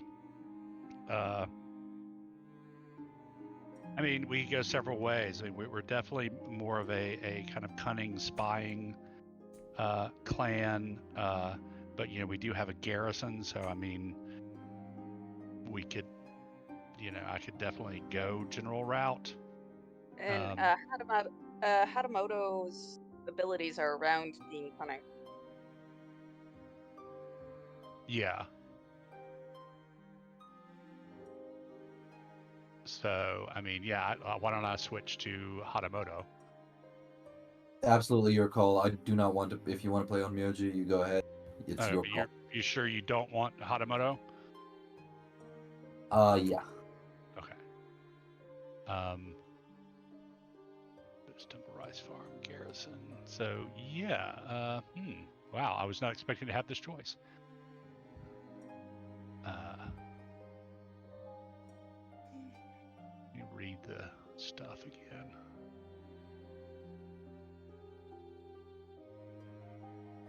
Make prediction. Give a blessing equal to Giri rank. Sorry, Gary 1, of course, because you're Right. starting your Yeah, but I mean, after a bit, you know, you may be able to give a bunch of blessings per season. Yeah. But yeah, the general gets the Ashihagu. I wish this was bookmarked. War is way past mass murder.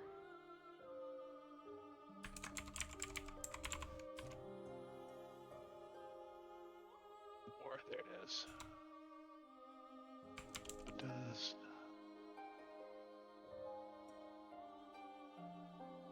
courtier?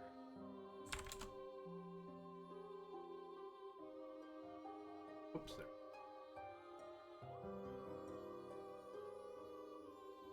I mean, during war, the Onimyoji does a wisdom risk, which, you know, with the clan's virtue being wisdom, I mean, that stacks pretty good there. Calculate the heaven and earth. Yeah. Yeah. But if we do go to war, we don't have a Hatamoto, we're kind of... You just set aside the set, because you're going to have a weak point somewhere if the guy has if the other side has a Hatamoto. You're going to have... but I mean, three. If we don't have a Hatamoto, we're almost setting aside 2 of the calculations, the second and the fourth. Whereas Why don't I take the Hatamoto then? Oh, I mean, the Yojimbo does something in this too. I'm just looking at, like, you know, what the pros and cons are.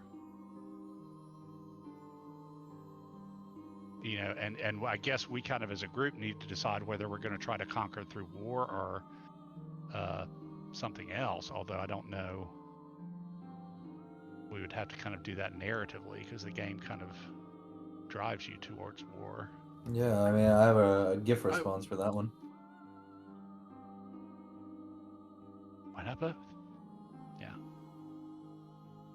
And there are ways to put it a different way. Narratively, yes, you could. War is the hard code way to do it, but if you're able to convince an opposing daimyo to submit to yours because of some other advantage such a grand advantage over, perhaps you may be able to. That might not be the thing you always get to do, but you know that is a path. War is not the only way for Japan to fly your banner. Oh yeah, if I recall correctly, the Ashikaga Shogunate actually won their way through intrigue to the top. And there was a whole clan that was known for basically being the power behind the throne in a lot of other clans through marriages. Yeah. I forget the name of that clan off the top of my head, but Not the Tokugawa? might have been the Tokugawa, actually. In the pre-Shogun era, there were the Fujiwara, and there was a clan before them. The Taira. Well, and I think one of the reasons that Nobunaga and Hideyoshi could neither one take the actual Fujiwara is the one I'm thinking of. Yeah, shogun titles, because they weren't descended from either the Taira or the Minamoto, while the Ieyasu somehow was. But anyway. Yeah, I mean, because, you know, honestly, the first thing about this, I'd wanted to play the general, but then as we were making the class stuff, I kind of got interested in the Onimyoji, so now I'm on a spiritual journey. Yeah, I think that's a good way to describe it. I'll stick with the Yojimbo. Okay. We gotta be weak somewhere. Fuck it. Let's not have a general. You know, where push comes to shove, maybe the daimyo will say, "Hey, bodyguard, you lead this army." Because currently, you guys, I will point out, if you're worried about weakness, you are down a Kaishaku or a Taikume, so there'll always be a gap. Every clan has its gaps, unless it's a very big clan that has six very useful samurai.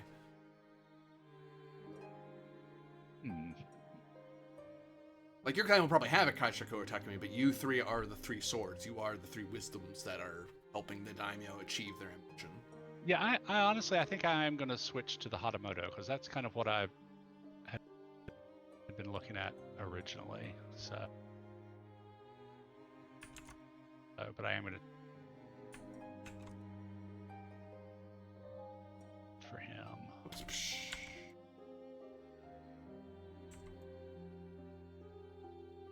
Not a Samu anymore, or is he still a Samu? No, I'm going to change his name. There it is. He's Masaru. Let me change that. Samu.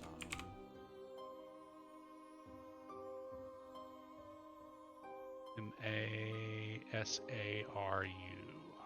Oh, What'd you think I was saying? no, I was just looking up the kanji that can be written with. So, hence the O. Ah, Oh, not Masaru. Masaru. And the name means commander. Oh, well, there you go. Turn of General Inslee. I mean, General Oda. I mean, Naru. No, Oda was a daimyo. Make no mistake. Sure he was. Hey, he kept Shio in line. That's a daimyo if I ever saw one. Iron Fist, he did it as well. True. So, you have chosen your giri, your duty. Each of those things have something special to them, of course. So the Hatamoto, in the book they say general, and for war purposes, mechanical purposes, yes, a little more to it than that. But anyway, you will have you get in any scene, whether it's whether it's a war scene or a diplomacy scene or intrigue scene, whatever. You can do a gunning plus your giri risk, and when you gain privileges, when you win the roll, basically, everyone on your side gets an extra die because you will note it. Hatamoto are the kind to survey a scene and catch that little advantage, that one little thing that tactically gives you the advantage. And sometimes that tactical advantage may be useful even for a Yadamoto to know, or for a Omoban. This also means you get a free Ashigaru foot soldier, so you have Giri rank 1, so you're gonna get 1 free Ashigaru. That irregardless of your whether you had a garrison or not, there's the garrison Ashigaru, and then there's your personal. This is the guy you brought with you. Right. These are the people you brought with you. In scenes, Ashigaru can be used as ways, like if you're in a fight, Ashigaru can step in your way if you're about to take a lethal hit, your Ashigaru can step in the way to take the hit. Right. Because they're super loyal to you. Whereas regular Ashigaru, garrison Ashigaru are not really meant to save you. They're loyal to the clan, not you. These Ashigaru are loyal to you.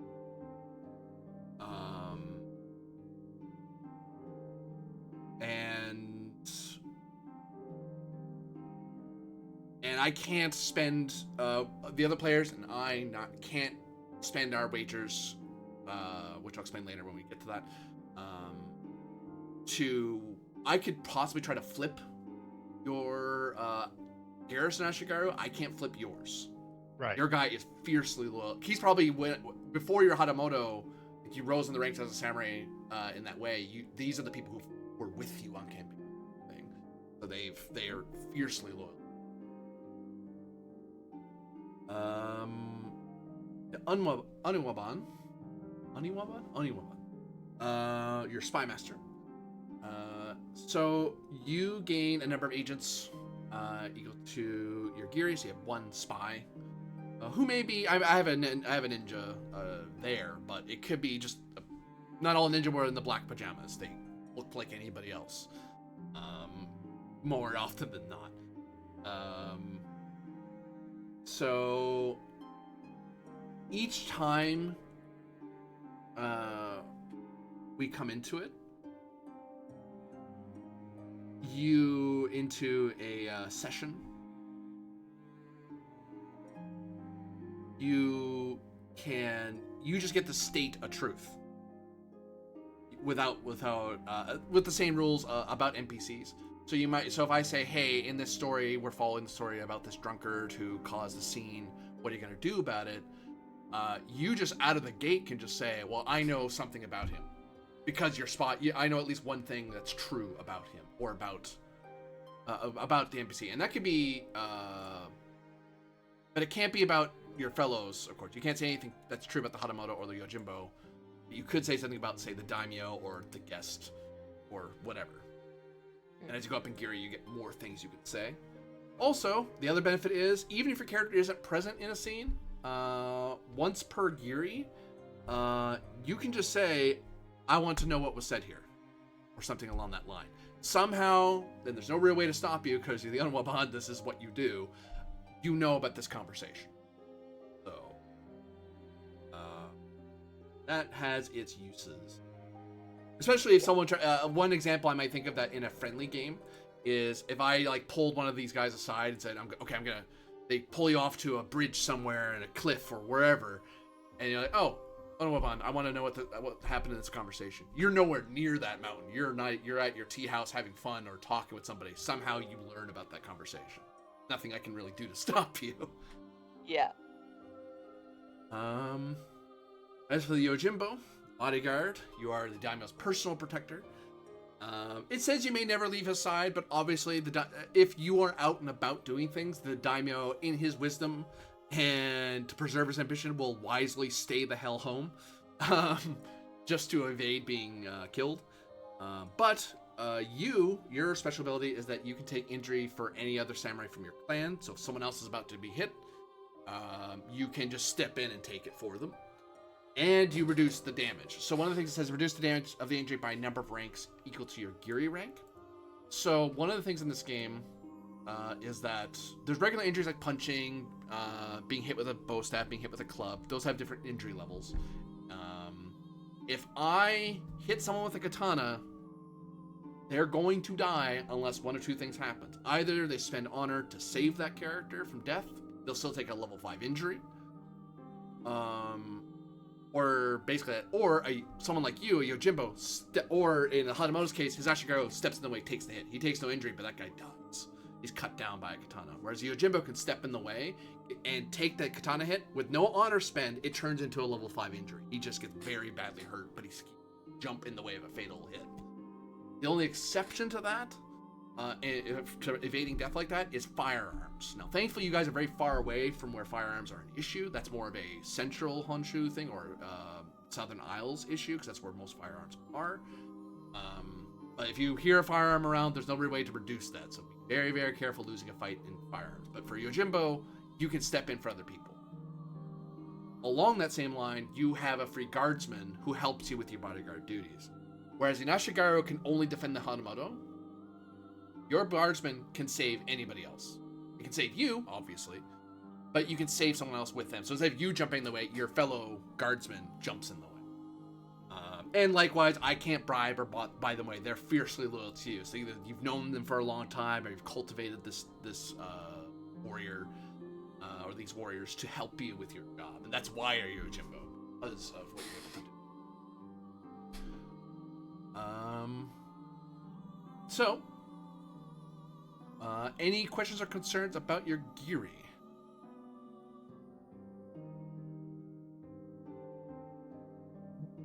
I'm good on my end. Yep, I'm good. Good. Very good. So, let us move on to the virtues. So you select your virtues, your stats. You have 6 virtues, but you only get 5 that have a number. At least one of them is a weakness, where you don't roll, you don't get any, you can roll dice from a weakness, but the stat itself doesn't give you anything. So different rolls will lean into like beauty or prowess. And for example, the Hatamoto will definitely want to have something in cunning. You would not want to make cunning your weakness, because that's literally your ability, Right. power.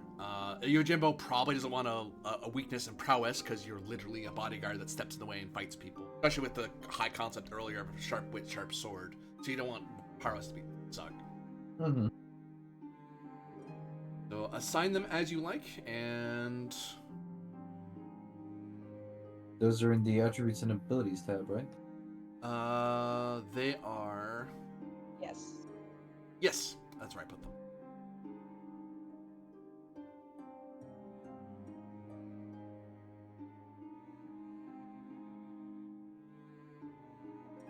So some of these stats will have in war or for your abilities will have hard numbers attached to. Like prowess is almost always fighting.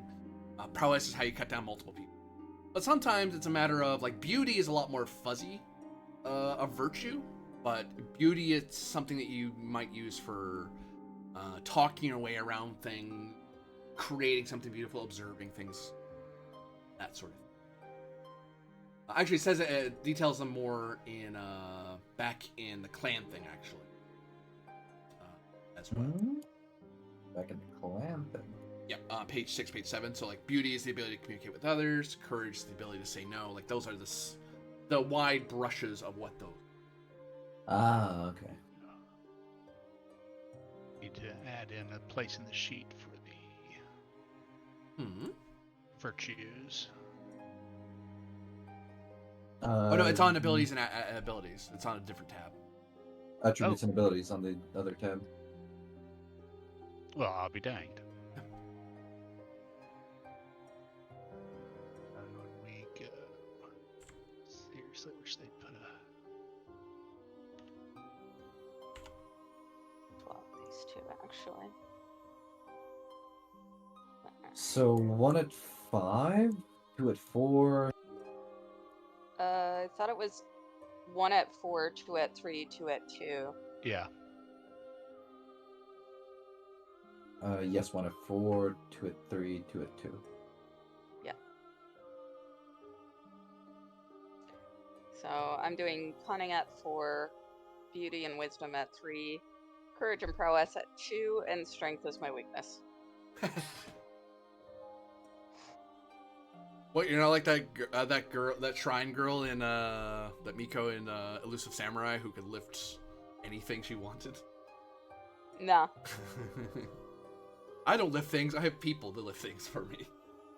Exactly. So yeah, I am going cunning 4, prowess and wisdom at 3, strength and courage at 2, beauty as my weakness. Ooh. I'm not a good talker, but I'm a very good doer. Since I'm the spy master and a lot of that involves talking, I figured beauty would be one of my stronger virtues. Yeah. But cunning should be my strongest because spy master. Yeah, and same for general. Yeah. I'll get this. I'm taking 4 in prowess, 3 in strength, 3 in beauty, 2 in courage, 2 in wisdom, and weakness and cunning.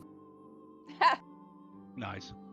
That works. The daimyo, in his ambition, in his wisdom, is like, I need someone who can just kill people. Right. I don't need you to be clever. Like, you can be witty, that's fine, but just kill the guy. Why, yes, of course, sir. That I shall do, sir.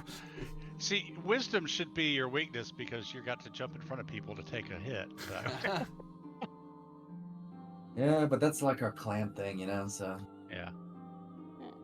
So, Oh, but no, GM, I want to play a Ronin. hey, if you want to, I'll do that. I will make you suffer that. Yeah. I will See, add that- another tab over here. Yeah, Welcome the to having way no do that class would be- ability. Being treated It would like be crap. like all three of us play Ronin, and we're just like, Ashigaru for this guy.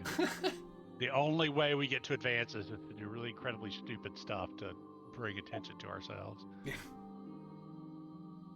Well, or you could be the engine. You could be a navigator. I mean, he got to Hanamoto, technically. That's true. I mean, it was more of a joke, but joke no one found funny. But all right, so you've chosen your virtues. You have your weaknesses. Aspects. Your aspects. So you choose one of your aspects for your character is none of us. The none of us aspect is something you all have because we're in a friendly game. You're all supposed to be helping each other out. Unless you guys want to turn more cutthroat, then we get rid of that. We'd replace that with something else. But I assume I would heavily suggest going the cooperative. My own sanity. Well, that's kind of what we were, what we all agreed on anyway. So Yeah. Yeah. So that's one of your aspects. That's just chosen for you. And then we get 2 others. Yeah.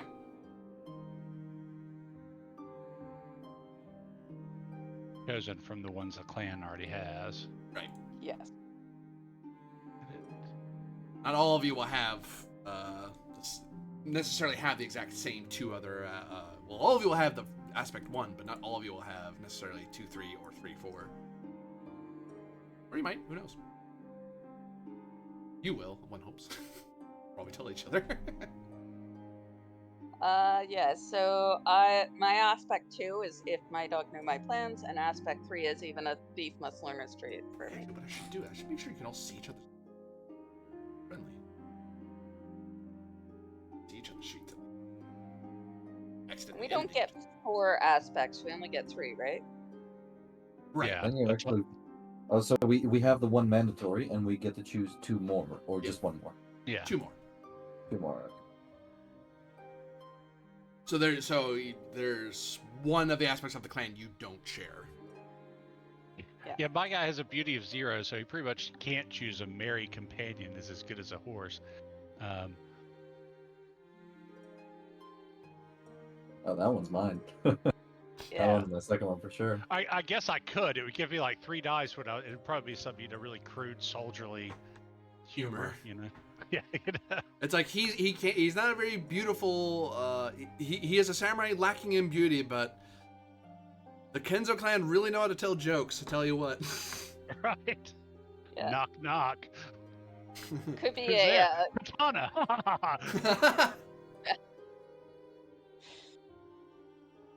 I mean, the beginning of Predator? That's soldier humor. Yeah. yeah. Join this stuff, it'll make you a sexual tyrannosaurus. Sorry, I was base brat, so alrighty.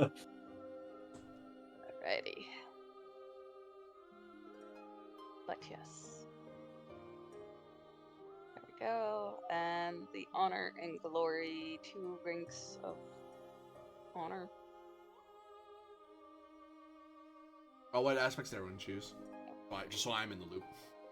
Well, I've got the mandatory one. American Companion is as good as a horse, and then I'm torn between aspect number 2 and aspect number 3. If my dog knew my plans, and even a thief must learn his trade. Do you plan on doing craftsmanship stuff? I don't know. Maybe That's not. true. But if my dog knew my plans, it seems good in a position of a Yojimbo, because obviously being so close to the Daimyo, you get to learn a lot of secrets. But on the other hand, my cunning is not all the best, so, That's true. How do you do crafty stuff? So, I mean, it's season action, I'm assuming. it's a season action. It's either get a blacksmith to do it for you, or if you're doing it yourself, which you totally can, you can sit there and spend a season making it, which can be a sword, it can be clothes, it can be jade work. Specific stat, I don't recall, but I'm gonna look. Tell you what, I'm gonna swap my wisdom 2 with cunning and put wisdom as my weakness. So Fuck it. you're so the clan virtue is wisdom, but the daimyo in his ambition goes, look, I like having wise people around me, but my Yojimbo is not required to be wise. I need him in front of swords that are going to kill me. And he's cunning enough sometimes to know when a sword is coming my way. Yeah. I can learn with that.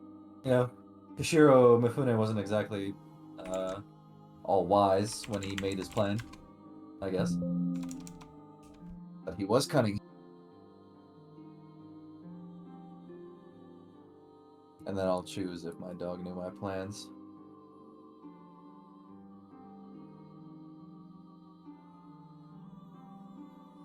And to craft items, you have to have a holding that will do that, it looks like.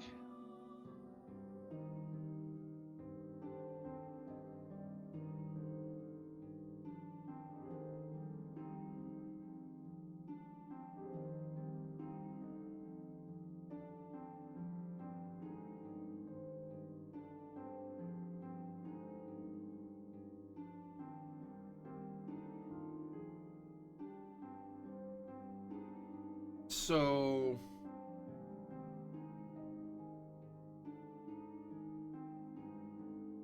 that's the holding doing it. Oh, Yeah. I'm overthinking this. Everything you must just trade. The 3 dice involving craftsmanship isn't necessarily you making it, because that's what the blacksmith's geary is, to be a blacksmith. That's their life. That sort of thing. You might, I mean, I can ad hoc and go, if you want to make it, here's how you make it.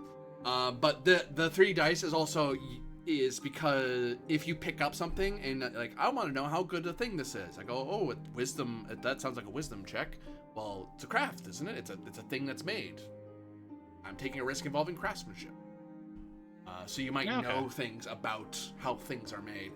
And in a strategic battle, in a tactical battle, I might add, you might even go so far as to say, well, I want to learn about the weak point in the castle wall. Well, that is a thing that's made.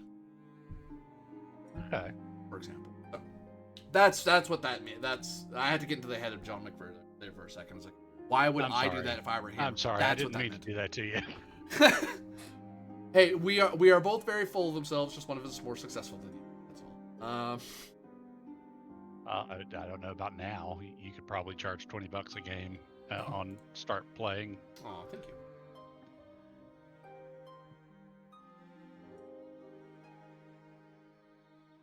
Yeah, I actually really mean that. You're as good a GM as any I've ever played with. As so. any? Oh, screw you then. I'm better than everyone else. What are you talking about? He's got a beauty of 0. Don't mind him. Knock knock.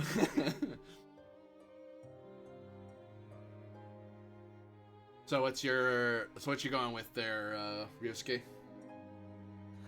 Yes, I went for If My Dog Knew My Plans, Merry Companion is as good as a horse, and the mandatory one. Good. How about Yeiko or Masaru?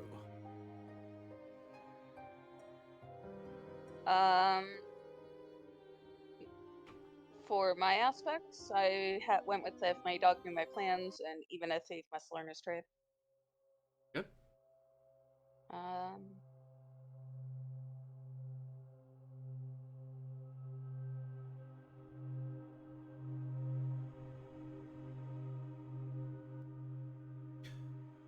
What have you, Masaru?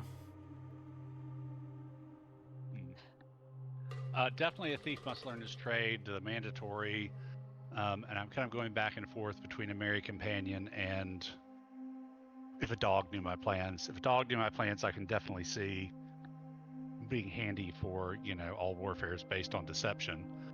But I mean, the Merry Companion, as good a horse, kind of fits this guy's beauty of 0. Particularly the compel side of that, And I can also see, it working well as a guy whose primary thing is commanding soldiers,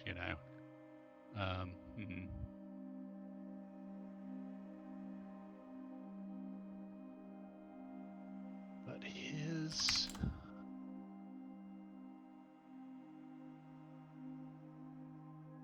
big virtue is cunning.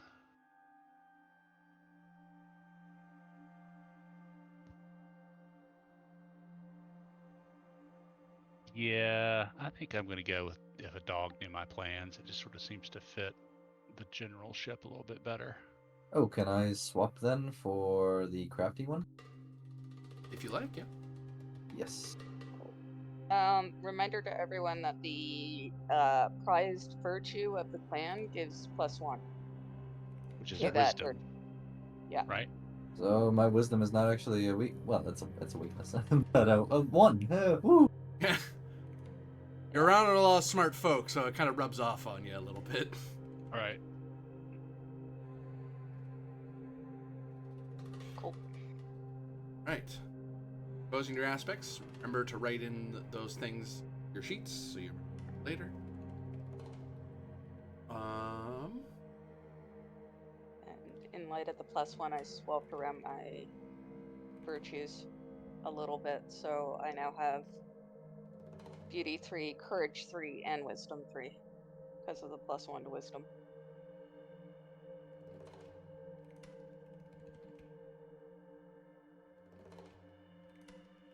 Makes sense. Makes sense.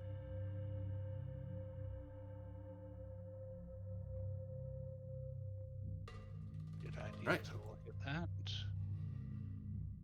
So,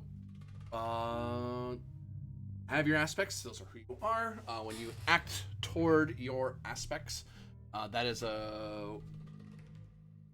Sometimes you might get honor for acting into your aspect a bit. If I call out a compel, that's me warning you that I might honor ding you if you don't do it. If I forget about it, I forget about it. It happens. But if you want to self-police it, go ahead. If I don't call it out, you're not risking honor. But it's going to become more and more obvious if I might start looking. You might if I start looking at people's sheets, going like, let me check your aspects real quick. Wait a minute. Why is Ryosuke being so quiet and well behaved over there? Hold on. Compel. It's like you better do something. which with compel you can't ignore things. You just go. I'll just take the honor thing. I really don't want to say something right now. I'll just eat it. I'm fine. So it'll depend. It all depends, as everything does. So have your aspects, your honor and glory.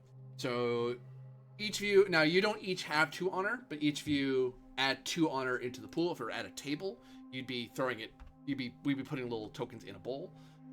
So there are 1, 2, 3 of you. So 3 of you, 1, 2, 3, 4, 5, 6 means you have, 6 honor. Can you see this? Can you see the 6 thing over me for my name? Can't see the Yes. deck, but you should be able to see what I have. Orange. Yes. Good. That is your honor. That's what you start because you bring honor to the clan. You're all honorable people to begin with. Otherwise, you wouldn't be here. You wouldn't be samurai working for a daimyo.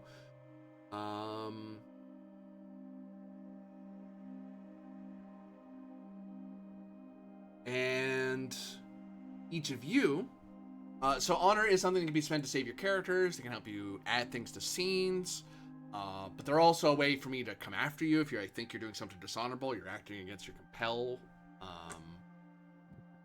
Because the compel is ignoring your compel is acting against the way your clan thinks you're supposed to act. So, to put it another way, even if Ryosuke is a merit companion as good as a horse, it's like you may, if you do like mouth off to somebody during a serious moment, it's like among other clans that may cause a problem and they might get angry and it might start stuff. However, the Kenzo clan go, well, that's a virtue to them. They think that's a good thing. So among yourselves, that's not a big deal. But among other clans, they might need. So that's a way to think of it, to reframe that a bit better. Anyway,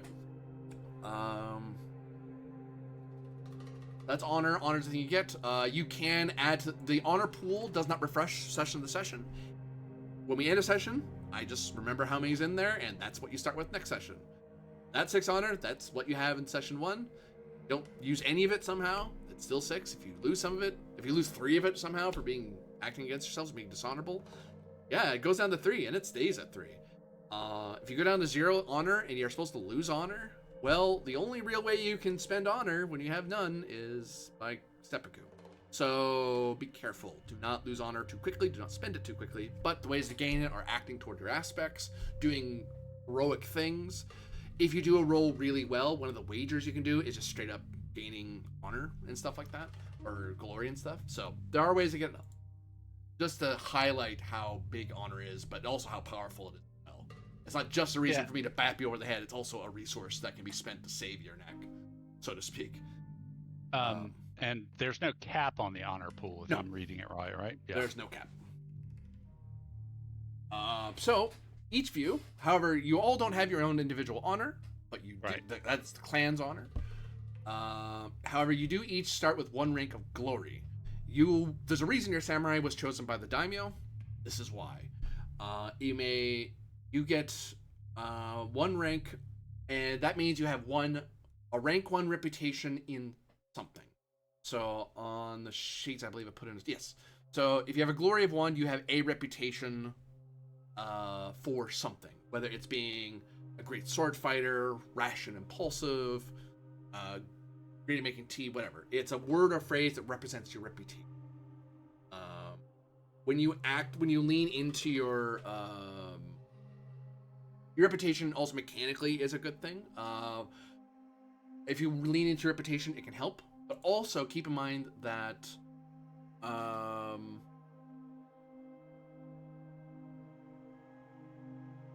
it's your reputation is something that can be tainted. So choose a reputation you know you're gonna want to foster.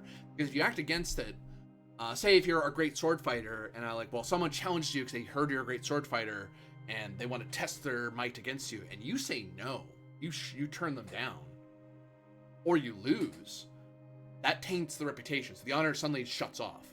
Whether it's rank 1, rank 5, it doesn't matter, it just poofs until you up it again. Which you may or may not care about that, because you can drop a reputation later. Like, as a season goes by, you might go, you know, the reputation's kind of garbage. I don't like it. I can't get it to use. It's tainted. You know what? I'm just going to drop it. I'll get a new one instead. So, what reputation, what glorious thing, and also there's a question in Discord. How does this wish work if someone is assigned wisdom as a weakness? Once our players decide kind of compensate their Daimyo's nature, all Samurai made from this kind get +1 to... if you have a weakness, and like if you have a weakness in wisdom and you're part of a wisdom virtue clan, you get +1 to wisdom rolls. It's just that if someone had at least 1 rank in wisdom, they'd have 2 dice. It's just so a person with that weakness goes, well, at least I get 1 die. Yeah. Oh god. I really shouldn't be doing this wisdom roll, guys. I only get the little piddly one that our clan gives us. Thinking hard. Yeah. Look, I don't read a lot, all right? That's what other people do. I can read signs, you know. Yes, anyone can do that.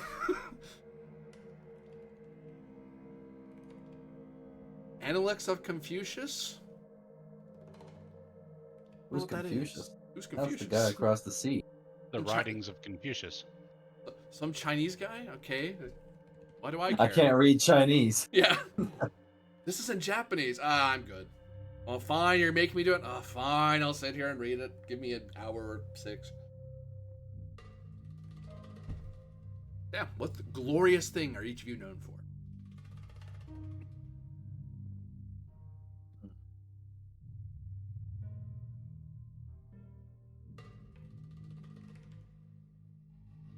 How's reputation of a warrior poet sound like to you? Warrior poet? I'll take that. Alright. You have Warrior Poet 1. With a glory of 1, because 1 reputation.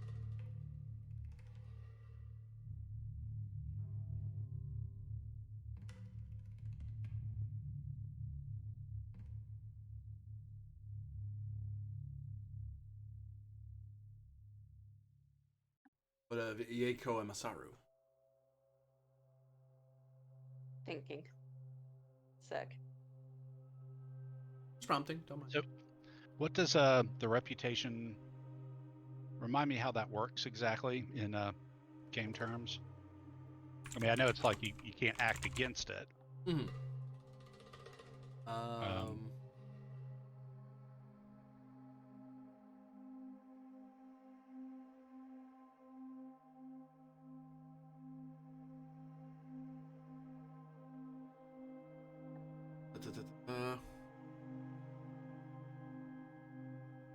Ready to increase your reputation.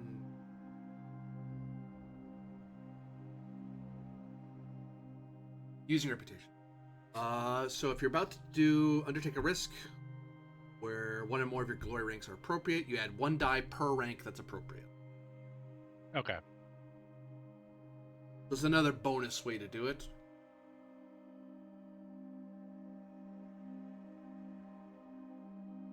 I think Damage I'll go and with Shrew. Hey. Sorry. Go ahead. I didn't mean to interrupt. I thought you were... Oh no, go ahead. I said I think I'll go with a reputation Shrewd. Shrewd? Okay. Yeah.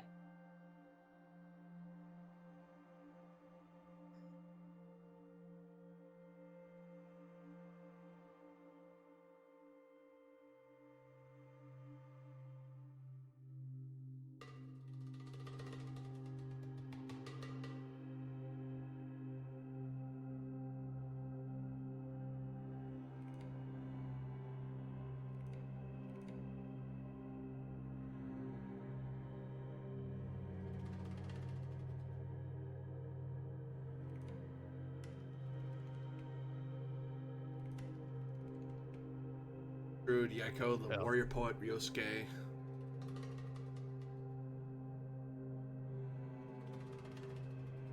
Hold on, let me check my thesaurus.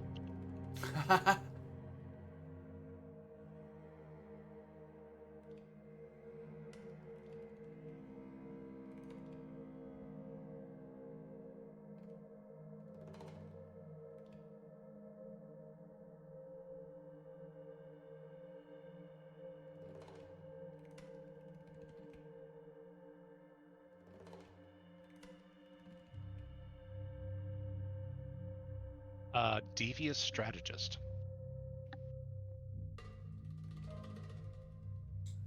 Devious strategy. I think that will work the way I want it to. We'll find out later. So next bit, starting from page 21, is advantages. You each have one advantage. This will give you some cool thing that you can do. Extra ability above and beyond the average samurai.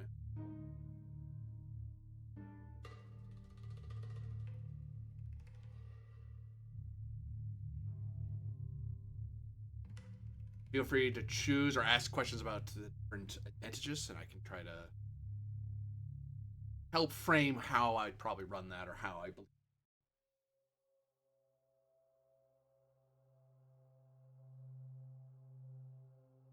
Hmm.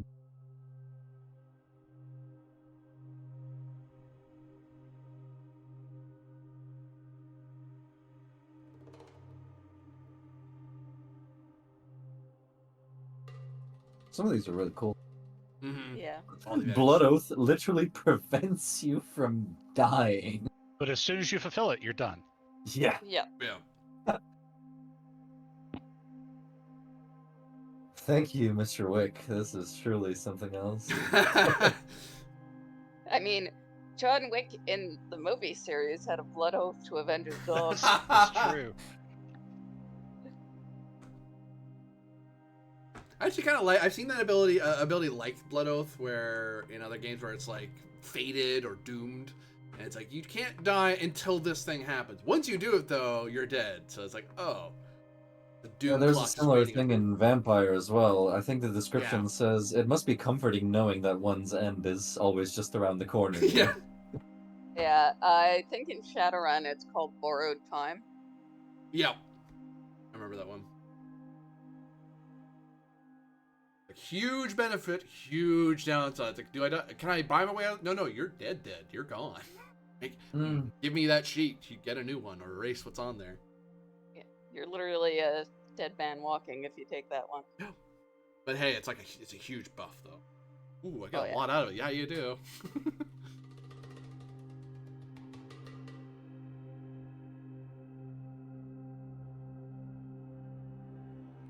Well, what do you guys think? Well, there's several here that are cool. Yeah, I am debating between lucky or insight for me. Perceptive is a really nice one for a general character. Yeah. Fast healer is pretty powerful in this game too. Yes. Because I mean, fundamentally, if you get a rank 5 injury, you might as well retire your character because it's going to take 5 years Yeah. to heal up. But in this case, it just takes a number of days. Oh no, it goes down a rank each year. Rank 5. Now it's rank 4. Hooray! 4 Yeah. years. 4 more Yeah, but years I to mean, go like- where I don't have to think about it anymore. Yeah, Oh. but that's the thing. It's like, with the fast healing, it's 5 days from Yeah, because it says Yeah. at the end of the day you always heal 1 injury. Yeah. Like, That's even Damn. scary. that is ridiculous. You can have your like freaking leg cut off or something, or well, Just- level 5 injury on your leg. And it's like, oh, it's back. That's a Deadpool advantage right there. I would honestly, I don't know. Would you consider doing a veto on that one? That just seems whack. No, because in a sort of movie samurai, because this isn't historical, it's movie samurai.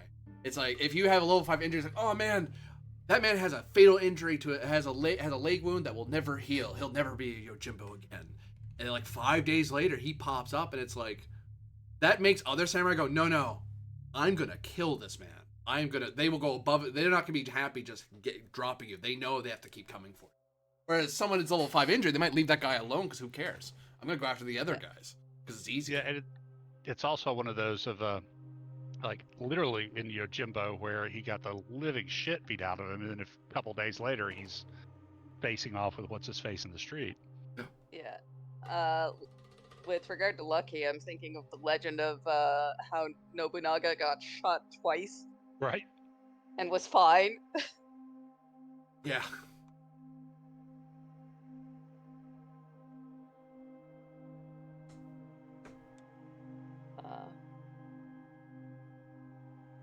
But yeah, fast healer is super powerful if you're a warrior type. You know you're gonna get hit, you know? Yeah.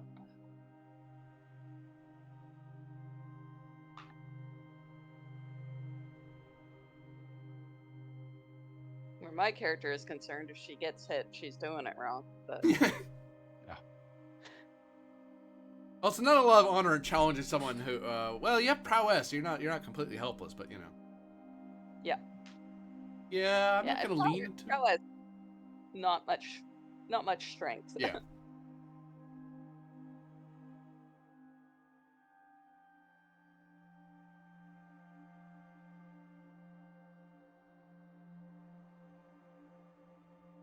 What would be a task or a risk involving speed? Which advantage? For quick. Okay, so you know you're chasing after someone, you're running away from somebody. You're trying to beat somebody in a to the first hit in a duel. In a duel, yeah, I could see speed coming into it. Well, a lot of katana use, speed is an issue. Yeah, I might call quick into sword fights a lot. Not so much other types of fights like yari fights or archery fights because speed isn't the issue. Whereas katana, it's all about or running. But most of the time, I'd look at quick as moving around quickly or chasing something down, that sort of thing. I could see it in sword fighting. A lot katana sword fighting. I should highlight.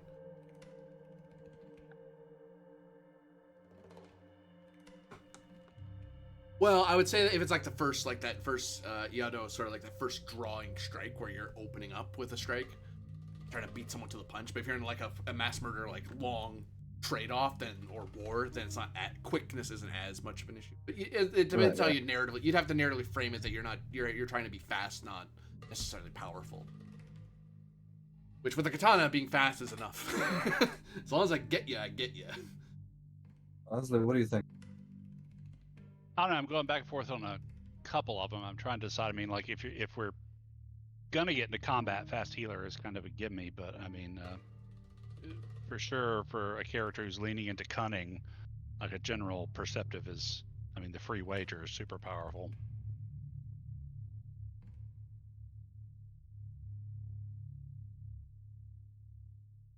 What? No one wants visions to just suddenly drop to the floor, flopping around, and then suddenly they get to. That would be super cool for his Onmyogi, but.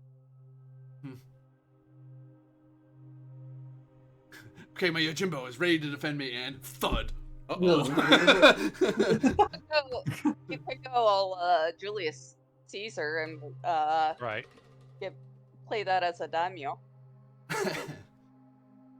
We haven't taken him as a mad daimyo, unfortunately. That's true. Otherwise, I could see him frothing at the mouth occasionally. But according to Shakespeare, Caesar was killed because of his ambition. Of course. I'm really torn between having an ancient sword and having that fast healing.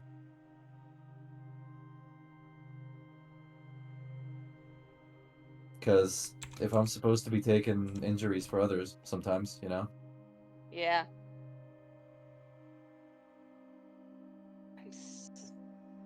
I'm super torn between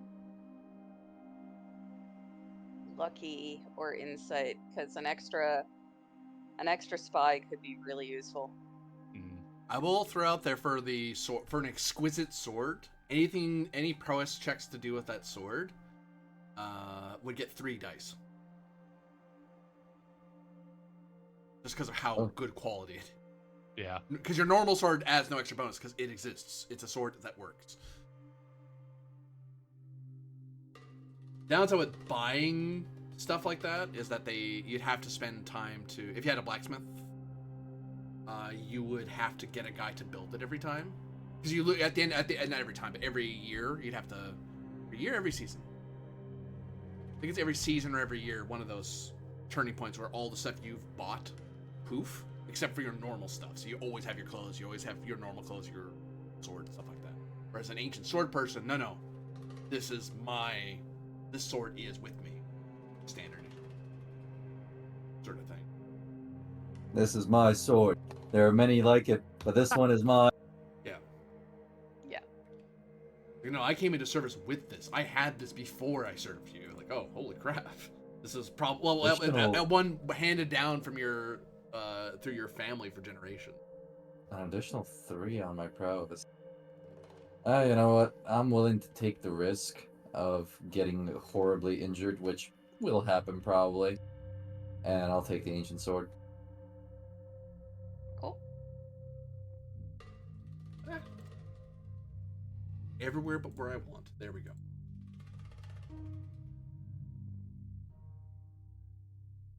You know what? I'm gonna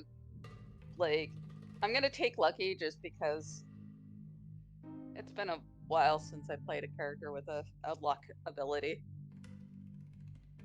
If you roll 1, it's like, lucky, reroll that. Yep. Yeah, because there's no, 1 is almost never useful in, when your target number is 10 and you only have so many d6s to roll, it's like, please no ones. But wait, that's 3 times per game, per the entire game, or per session? Per session. I'm gonna... okay. For the entirety of our campaign. Oh, hey, there was a similar thing in World of Darkness. I think it was called 9 Lives, or I think it was also called Lucky or something like that. You have 3 or so rerolls per chronicle. That's it. No more. You use those up, you're back on the block, you know?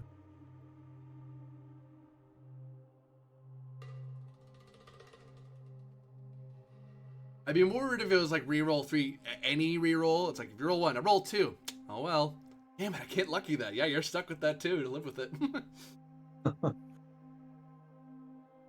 Can't roll my way out of this if my talent doesn't fire. It's not as potent as like D&D's lucky feat. Yeah. I can just reroll, cuz. Hey, where do we put this advantage? And not only that, but you also re-roll all the dice involved on the roll, I think, if memory serves. Or as many as you want to. Oh, I didn't put it in your thing. I'm sorry. Where'd you want us to put it? Put it up underneath benefit, I would say. Enter, just add a new line there.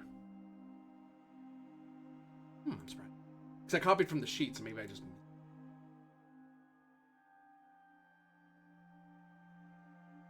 Oh, oops. Yeah, there's no spot for that. That's... I guess you'd write on the back of the sheet if you copied out the sheets. Yeah. I added, I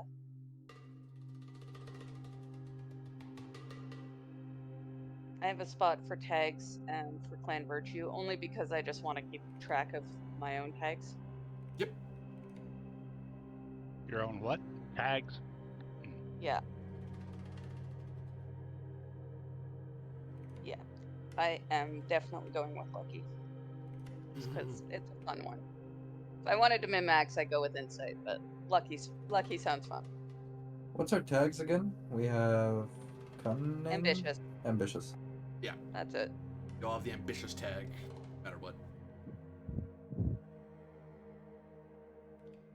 Unless you have a different daimyo. But you know, One bit of blowfish poison later, and you might have a different Daimyo. Oh, True. get ye gone, blowfish poison in 1545. Sure, why not? Fairly certain they didn't eat those back then. I don't know. I Well, I don't mean, know. it was one province's like specialty was fugu. Yep. So I mean, they knew about it.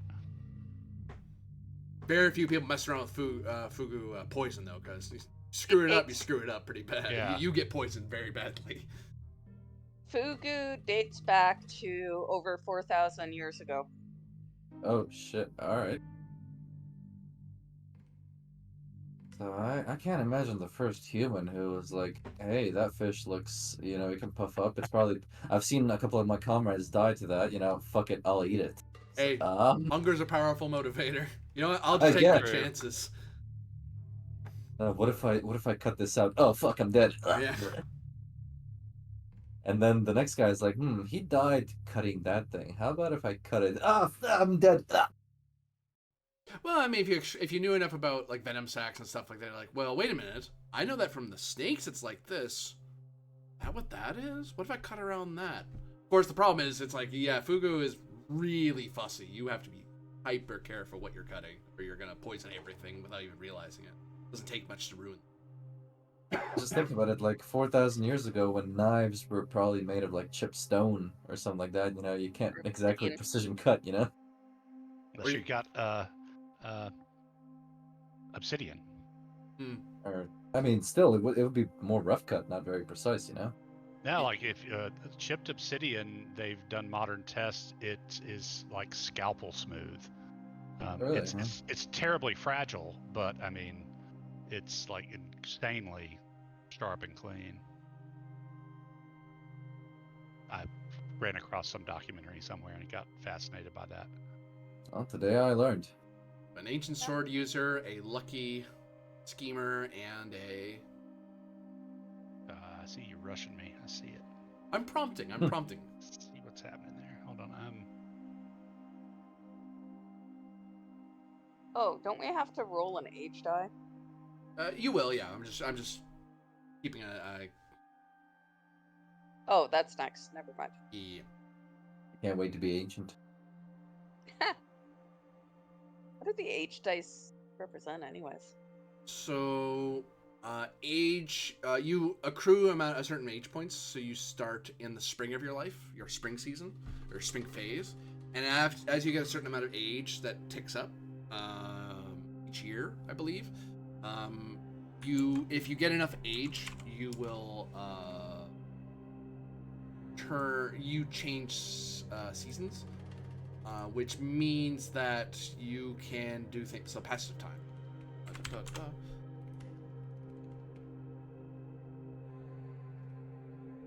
Oh wait, sorry.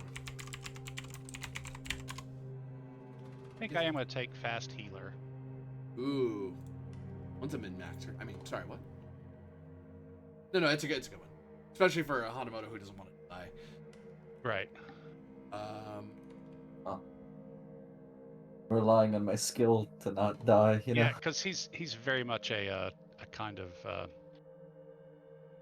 what was the guy's name? Titus's father. Titus. The Emperor Titus's father, who built the Colosseum. His name was shit. Can't believe I don't I'm think it was blanking on that. So, to circle back to age a bit. So each time you add to it, as your age ticks up, and once you get to 60 points of higher in age, you shift to the next phase of your life. So spring to summer, summer to autumn, autumn, winter, and then winter to death. And each time you hit 60, you wipe it, and then it happens at the end of year. So at the end of a year, your age ticks up. And each time you change phase to phase, that's where you can change your name, your public name, the name you're walking around with. You gain new aspects when when you change from spring to summer. You can switch your virtues around. The only downside is once you hit the winter, you automatically get a bad aspect, like a bad leg or blind eye, quivering hand, something like that. Once you hit winter phase and you hit 60 age points, it's just nope, that character's dead. Character just passes away from old age. Which is probably the happiest death you could possibly wish for. Not a thing many samurai got the benefit from in the Sengoku period. No, definitely. At all. It was Vespasian was who I was trying to think of, but the better example I think for I'm picturing my general as a Hideyoshi type. So definitely came up as a warrior, as a fighter. Oops, I went way too far. So you're going with fast healer. Yeah, and I'm gonna switch my reputation just down to devious period. Fair enough. That is something you can do.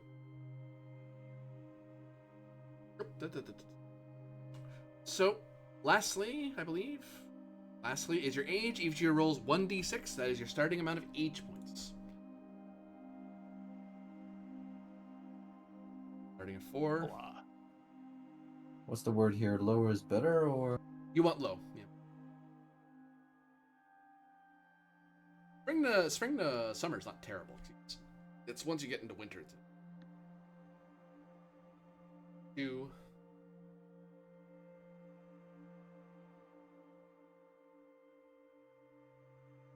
Let's see. Sorry. 5. 5. The oldest one in the bunch. You're all still in the spring of your lives, so that is your H attribute, and you're all in the spring phase of your life. So that's your Where do we put that? attributes. On the attributes page. Attributes and ability. Hey. Out of max is 60, you said, right? 60, yep. Once you hit 60, you move to the next one.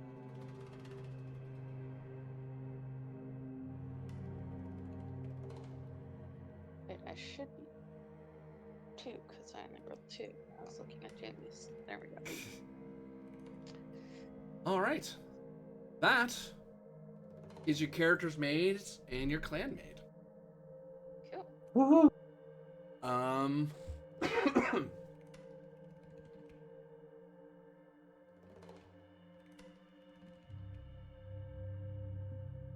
So, we can, if you like, do a bit of a prologue for the next little while, because we got finished at a pretty good pace, I think.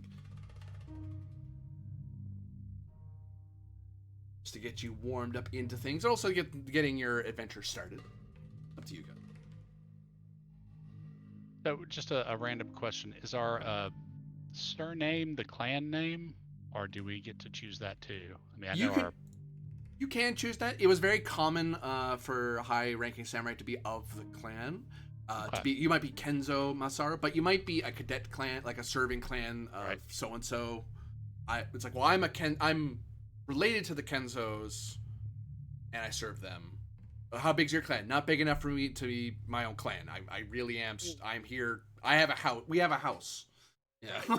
So I go out to there. Like we help maintain the garrison. That's what we do. But that's it. So we serve him. Or you're an outsider from the family entirely, but you're so useful. Like, you know what? You can work for the Kenzos. We want your strength. Can be Kenzo Masaru, but you can be something else. Yeah, I think I'll just be Kenzo Masaru.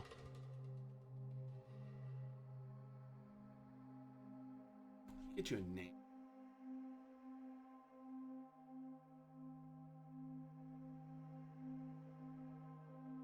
Well, he's obviously Kenzo. Right.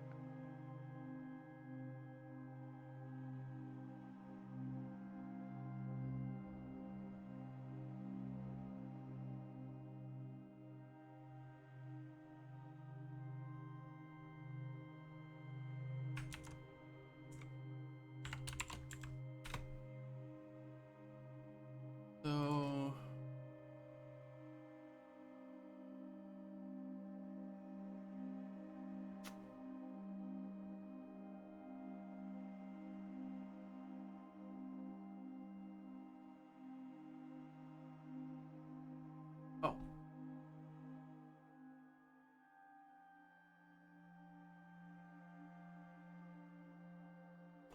I know.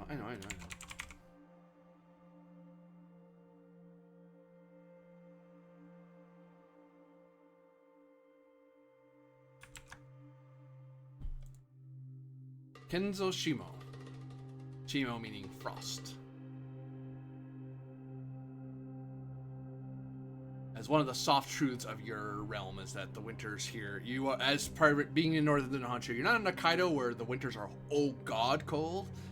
Northern Honshu, it gets pretty rough in those mountains, but that's something that the Kenzo probably pride themselves in a bit. It's like no, we withstood the mountains. We can withstand Japan.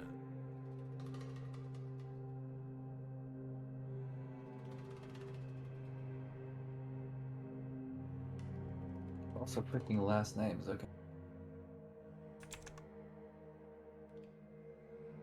I have one that's very much on the nose, but it used to actually be a noble clan.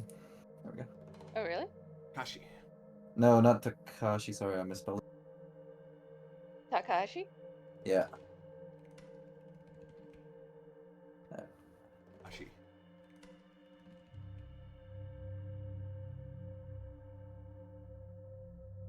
Very much on the nose. Where'd you put your tags, Gecko? You can look up her cheat, by the way. Yeah. To find out. They're under my benefit. Yeah, under the benefit, I put them there as well.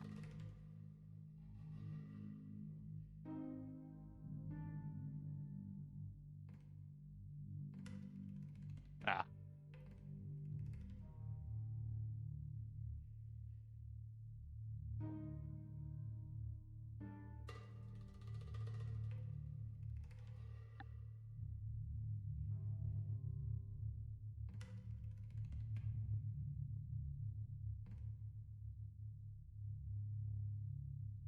I don't lose it.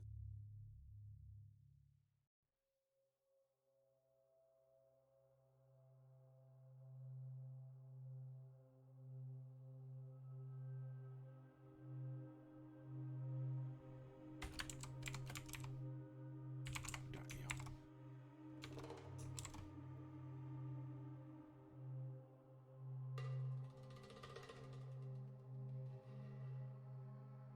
Oh, what do folk want to do?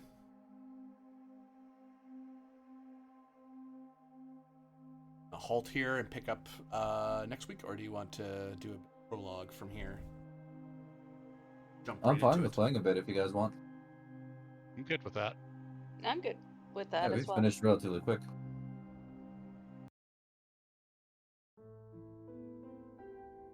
So,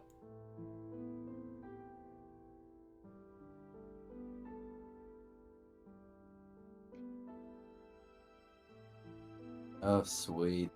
Such hexes. The hex map. The dreaded hex map. Hell yeah. here is the Dewa province. And this is the dirt road upon which you're able to is the one road that leads all the way up here. This is as far as the roads that lead down to. You can go in by this road, travel along the northern stretch of Japan, Honshu, but eventually you can by that network go from the dirt road to the more well-traveled roads to get to Kyoto and elsewhere across Japan. But eventually the road ends here. There is more that way. If you keep going to the northwest, that's where you get to the very tip of Honshu, the northern tip of Honshu, and then beyond that, you'd have to take a boat to get to Hokkaido. This is, of course, the sea, the various Wait, sorry, mountains that... Was Hokkaido even settled? The Anu were there, and there was some daimyo who were responsible for trading with them, but in the Sengoku period, they were really detached from the Sengoku conflict, just because it was just strategically there was no reason to mess with the Ainu, and it was just fine to take their money and feed it into the economy, poking up there. And plus, you'd have to build ships to go on a naval invasion to mess with the guys who were up there. You're better off using your money and influence elsewhere. So you can try to conquer Hokkaido if that's a thing you're trying to do. Just understand it's a whole undertaking to go over there. You need ships to go there. And there is someone who's up there who is managing them. They're the one that deals with them often. There's a trade port, and likely you have your Date neighbors in Mutsu probably have a port of some kind that deals trade. This here is where your main castle is.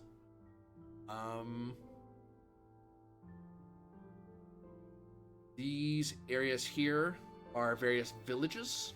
So there is at least one mountain village, one hill village, one coastal village, one hilly village. There is a bridge here that crosses this river that leads all the way to Ichigo. Ichigo is where the Usagi clan hails from. So you have two neighbors out of the gate array. So you will have a war score will come up when it's looked into. Not yet because you haven't talked to them yet. But you do know that you do have two neighboring provinces. Those are the neighboring provinces too. To get you to the rest of Japan. If you want to get to Hokkaido, you need a port to go there, which you don't have currently. Then there is the shrine up here. And actually, one thing I'm going to ask you to define for me. Which of these two mountain shrines is your Buddhist shrine? Your Buddhist temple? I think the one closer to Echigo makes a lot of sense because of Clan Uesugi's history. But that's just me. Makes sense. Just Is leaning there a bit anybody more. to our north?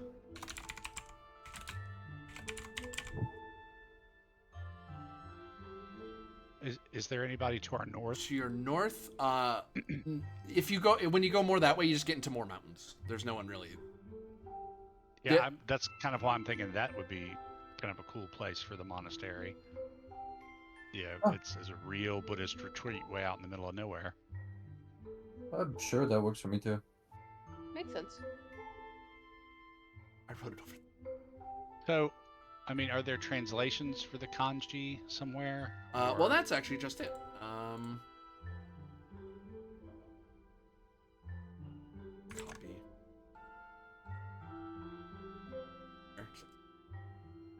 Couldn't spell.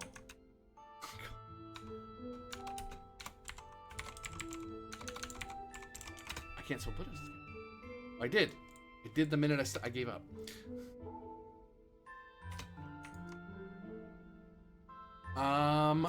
That's where you can give me the names of these places.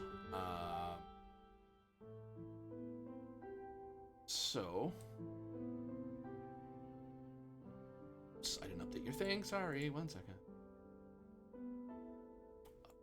Looking so I have name pop up.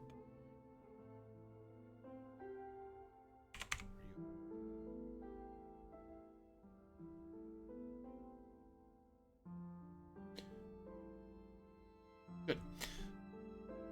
So,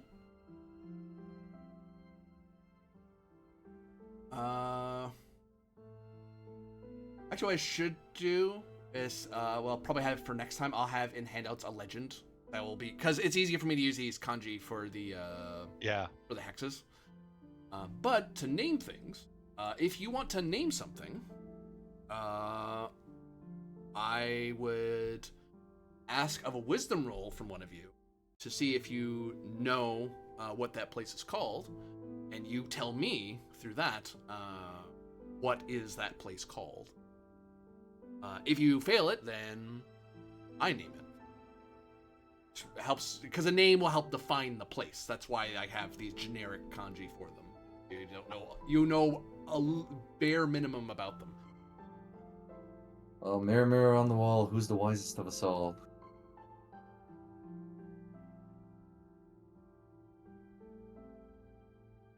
Well, I mean, with the clan bonus I'm running, I've got 4 dice off the bat.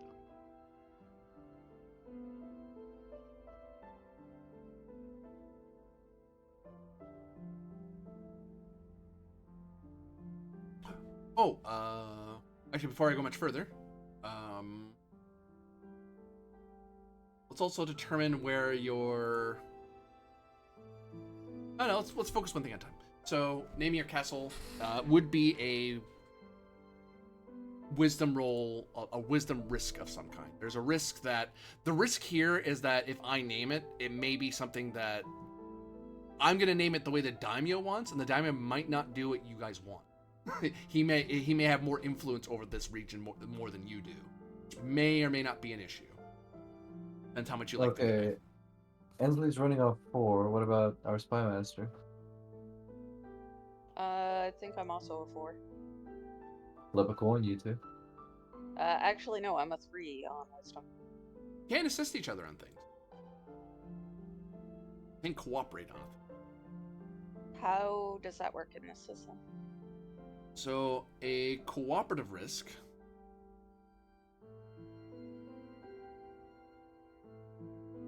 Cooperative.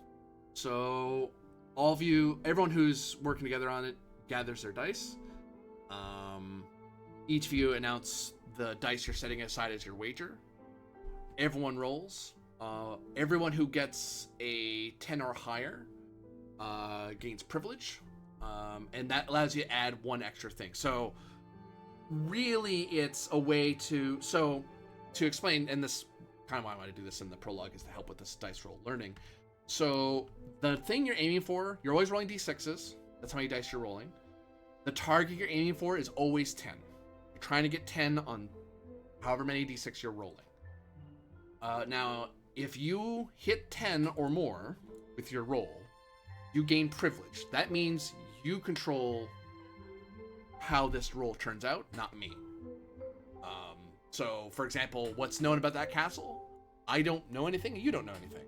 But if you win, you get to say at least one thing is you get to name it, at the very least, which that will influence what the place is.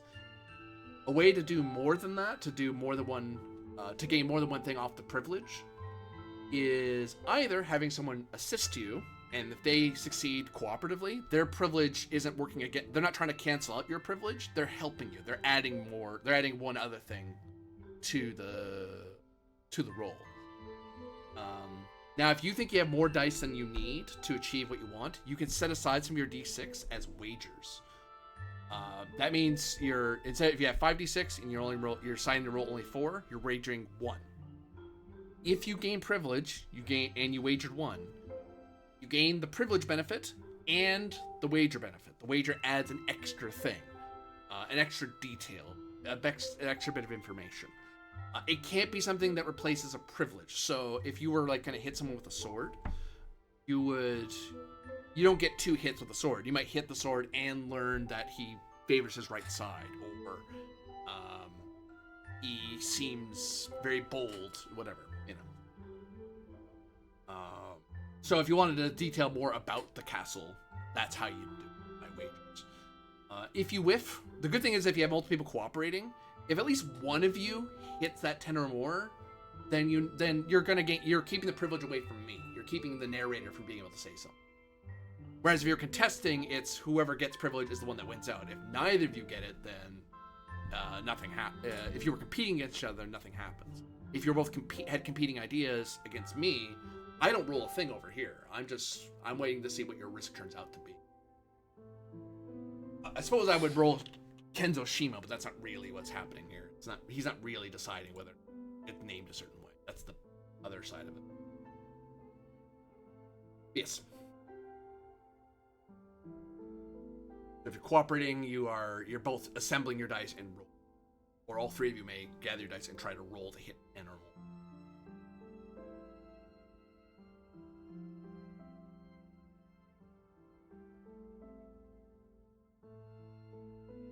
And we get the thing from our thing, right? The everyone works together. Yeah, if you're cooperating, you get the benefit of that aspect because you're helping each other out with the same thing. You're both working toward the same goal, being knowledgeable about your castle. And I'll note you can only invoke 1 aspect per risk. Right. Okay. Yeah, I'm willing to do that. Yeah, I'll help. I can help you with it.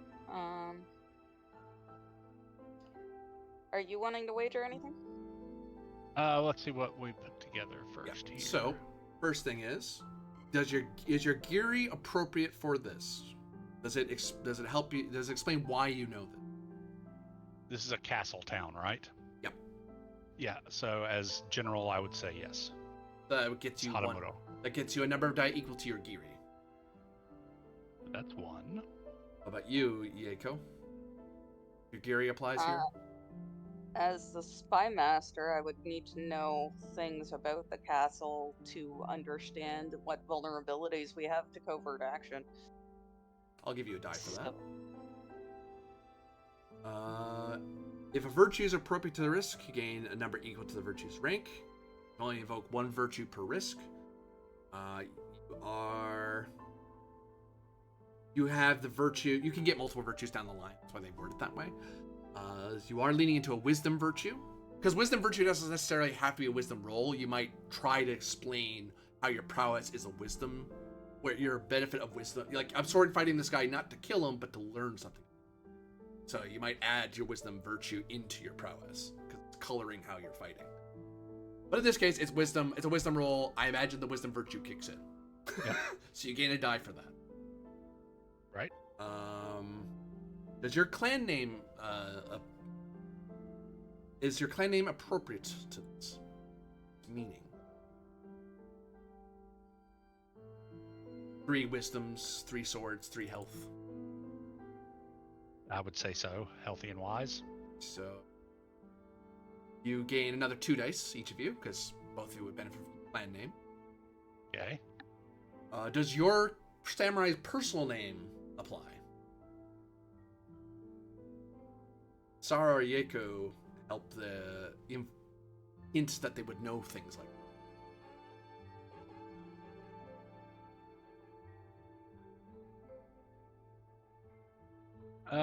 So Masaru means commander or victory. And this fortress is kind of the military command center of the province, I would argue. I would take that, yep. That gets you another die. Okay. What about Yeiko? Do you think it applies? it's a bit of a stretch, but given that she is a multi-layered person based on her name, one of the layers could be having an interest in local history and geography. I'll take that, given what you are. Cool. Now, do you have an aspect that's appropriate to the risk? I think both of you might be leaning into your aspect of cooperation. Yeah. Yeah. None of us is as great as all of us, so you both gain 3 dice. 7. Yeah. So I'm sitting at 7. And I'm at 8. If you wanted to gain more, if you spend an honor point, that gets you 4 dice. If you had any quality equipment that would help you with this sort of thing, you would get its bonus. Like the exquisite sword gets +3 because it adds to prowess stuff. But if you had like a quality map, that would add to it. Another way is if there's an opponent's aspect. So if you were fighting someone on the matter, you might say, hey, wait a minute, I know that guy has this aspect or another, or this tag. I'm going to nail him. I'm going to point that at. And lastly, so those 2 don't really apply because you guys don't have quality equipment or an enemy aspect to fight. And I imagine you're not spending honor points for naming this castle right out of the gate. Right. And does either of your glory reputations apply here? Get a bonus dice for that.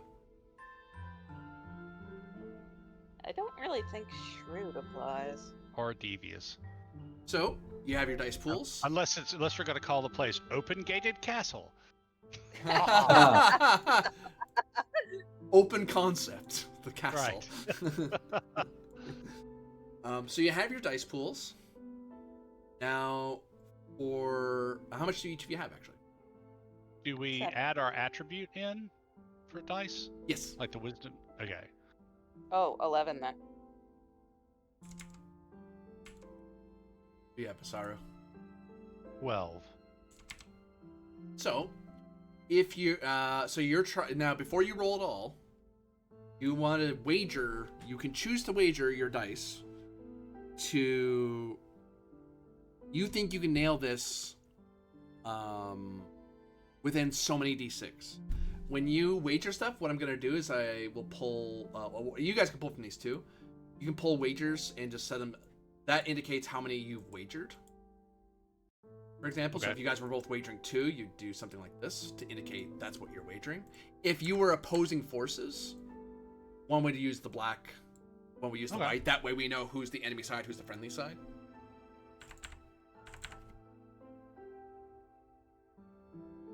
So things that matter for wagers. So again, like I said, the more wagers you have, if you hit your privilege, you get something. For each wager, you get an extra thing you get to add on, an extra effect that you're adding into what you know. In wisdom check like this, what you know, or extra details. Wagers can't cancel out something that's true. So you can't say, that's not a castle, that's a shrine. That's not a castle, that's actually Kyoto cap. It's like, no, I've told you it's a castle, that's already true. So you can change that. You can say it's a castle like this or a castle like that. Sometimes you make it free wagers. I will say, because of the circumstance that you guys are from here, you guys would know this castle. I'm going to give you one free wager anyway, because of course you know your home castle. You work here. There are, so some free wagers are just the narrator giving it to you because it makes sense. It could be a bunch of wagers. It could be one wager. Sometimes, as you may have seen in the advantages, sometimes they'll have stuff that say X amount of free wagers. That's what that's talking about. It's an extra, without wagering any dice, you get a wager on top of it. Okay, so I'm going to roll 5, wager 7 plus the free one. So wager 8. Drink. Do you want to put it on the deck or just do it on my dealie? Oh, you can do it in your thing. Yeah, that works. Yeah. How many dice do you have to spend to get a wager? One per wager. Neat. But you've got to make 10 for it to make any difference. Yeah, if you don't hit at least 10 on your roll, it won't. Your wager's poop. And with cooperative versus the person who rolls the highest between you keeps all their wagers. The people who did not roll the highest only keep half their wagers rounded up. So there's a risk of wagering. Like whoever gets more is the one who gets whoever gets the higher roll decides more about the place than other people who are assisting. Yeah, I'll roll.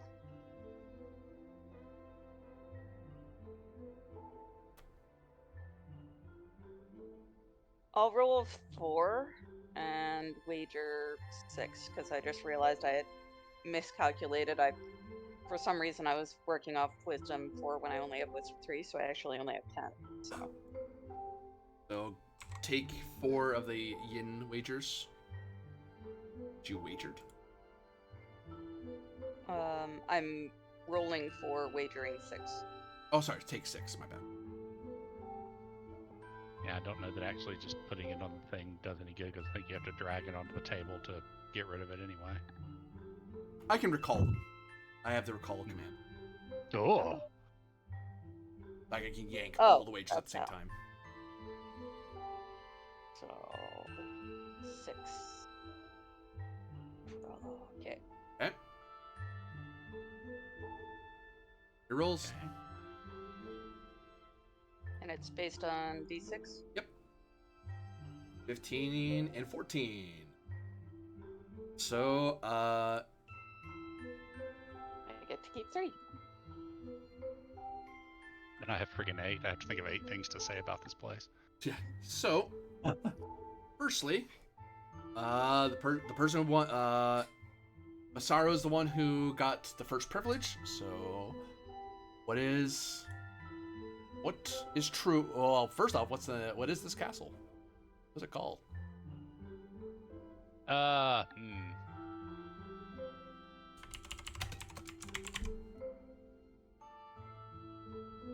Let's call it I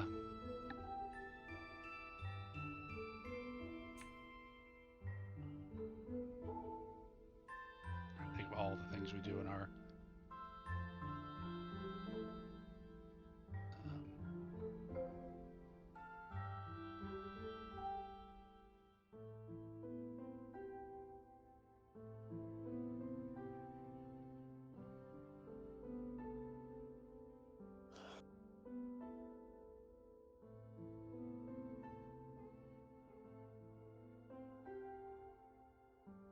let's call it Castle of Iron and Jade.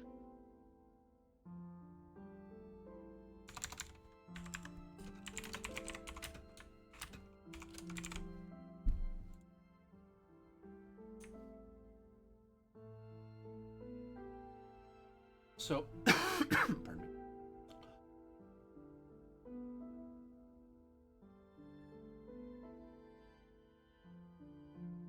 Double checking when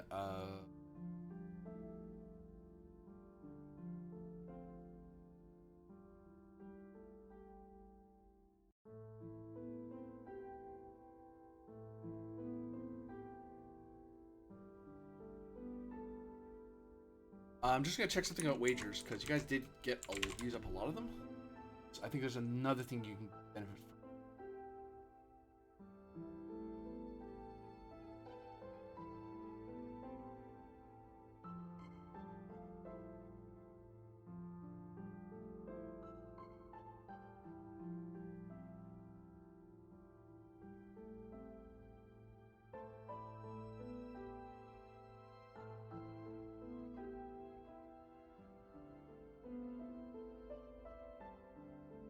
I think there's something about wages where you might be able to get glory for it.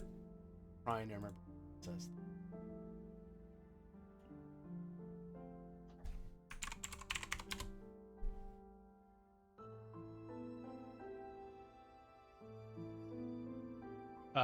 I think that's a duel. I know you can get glory points for the number of wagers in a duel. Ah, there you go.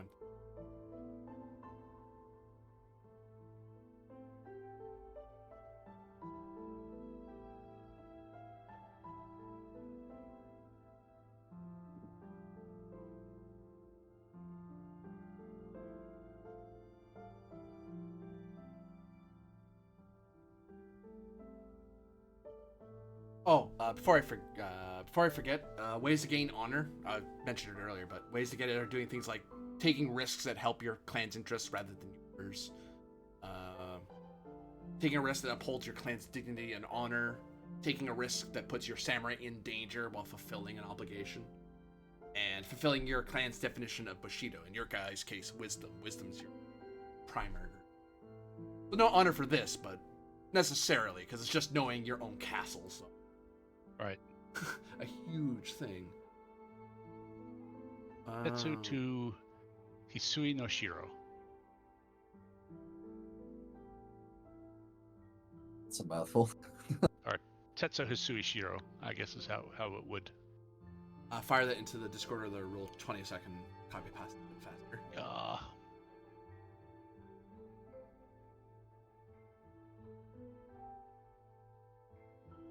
Castle of Iron and Jade, but just castle for friends. Whenever you perform a risk, you may convert 2 wagers to gain 1 point of glory. So that's you increasing a reputation, basically. You can. Sorry. You can gain glory by spending 2 of your wagers into gaining. 2 wagers can get you a glory point. Sometimes glory can be because I think you did something that was really cool and I'm just going to give you a glory point anyway.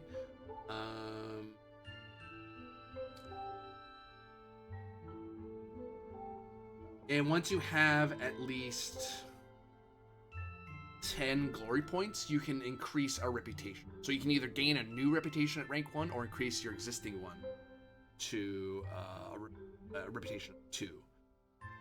I will note you can only have a number of reputations equal to your Giri rank plus 1. So you can have at most 2 reputations until you increase your Giri later. That's what I was trying to look up. Yes. So.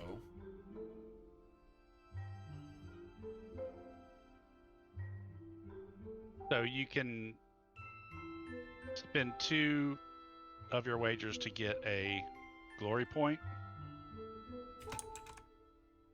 And then you spend glory points to buy reputation. Yeah. You can start setting aside 2 of those for just like, I'm putting that toward glory. The explanation in this case is just showing that your character is that knowledgeable. That's how, you don't just know things, you know a lot. And that kind of adds to your reputation. Okay, so I'll set aside 2 for a glory point, and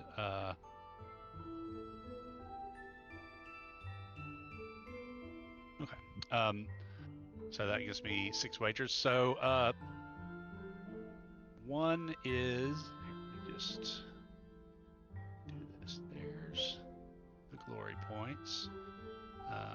First one is the castle is beautiful.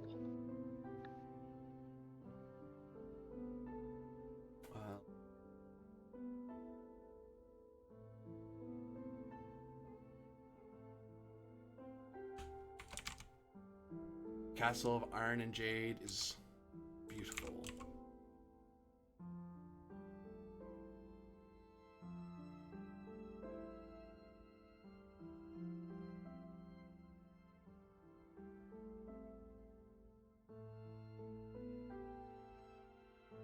Anything else you wish to add? And since you're cooperative, you guys can choose who's doing what. You guys can choose who's using their wagers. And I'll note you have one free wager, so that's your free wager anyway to add that extra D. Yeah. So you want to just go back and forth? Up to you guys. Sure. Yeah. Let's do that. Your turn. One moment.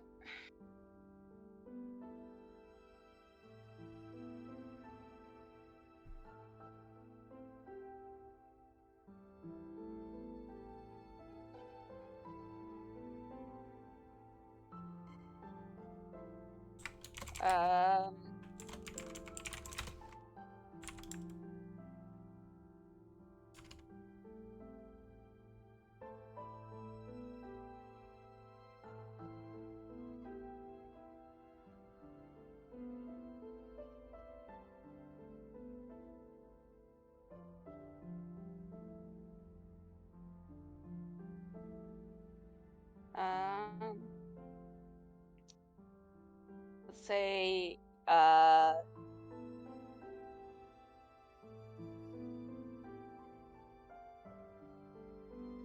in the spring, there's a,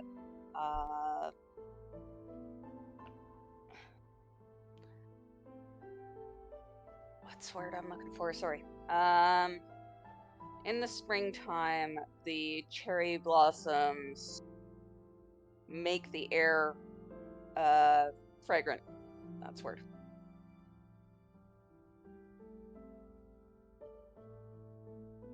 Okay. Free wagers. You both spent your free wagers so far. Good.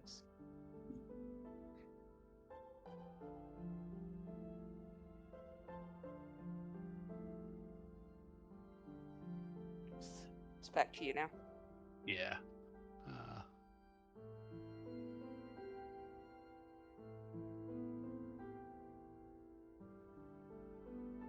Okay. So here we go. So we've got, it's beautiful in the spring. The cherry blossoms do what?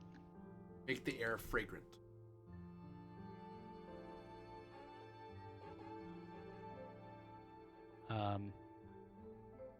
But the castle is also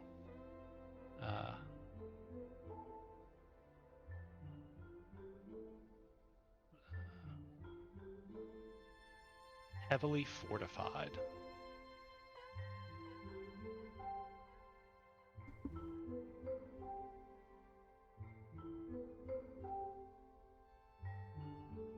Very good. Okay, back to you, Yaiko. Yaiko, rather.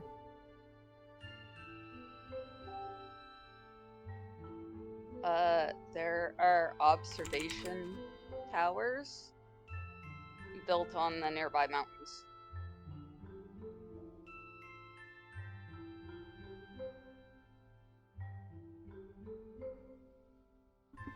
So you're like saying for the castle they have towers out here. Second. I am zoomed into the wrong part of the map. One moment. Okay. No, quick BRB for me. Out where? Sorry. Your castle's here. You're saying there's watchtowers like out this way? Yeah.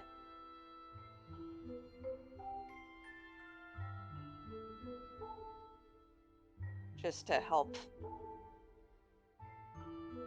spot danger coming, I guess. remember that. Mark those.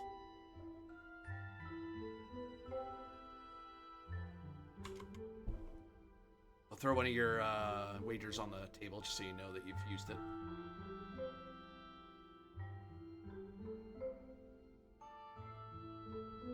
There you go.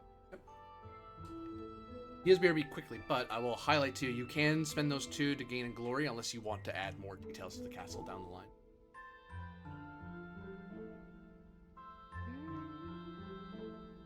What does glory do?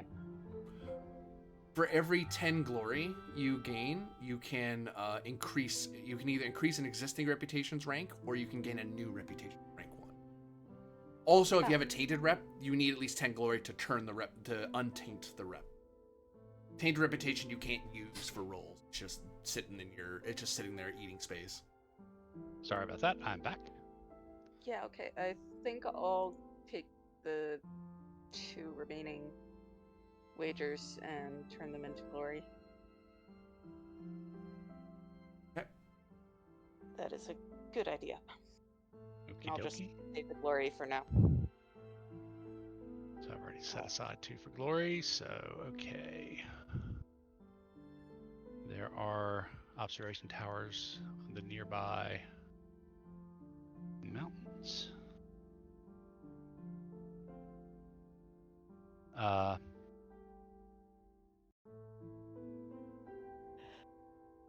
The castle sits on a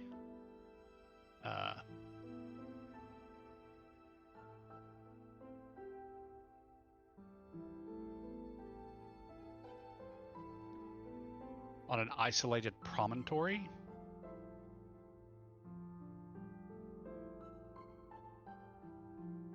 In other words, like while it's not in the mountains, the land the castle is built on, there is this kind of, bigger than a hill but smaller than a mountain kind of rise that the castle is built upon. Which would be very common in the era to do. See, most Yeah. castles were built on or into existing hills and Right. mountains. Save themselves trouble of fortifying. Okay.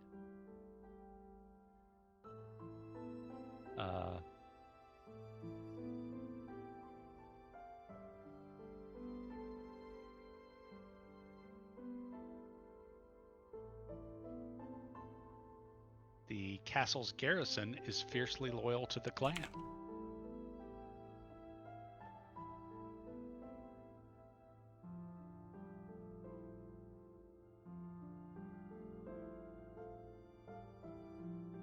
Okay.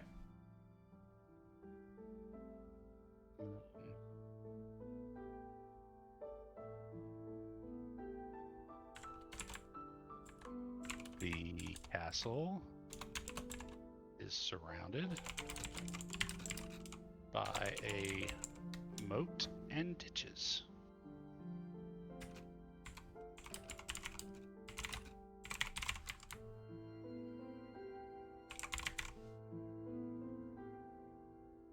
Very good.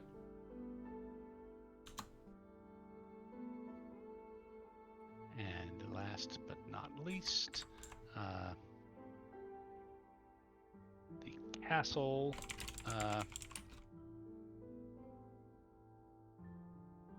contains many secret passageways.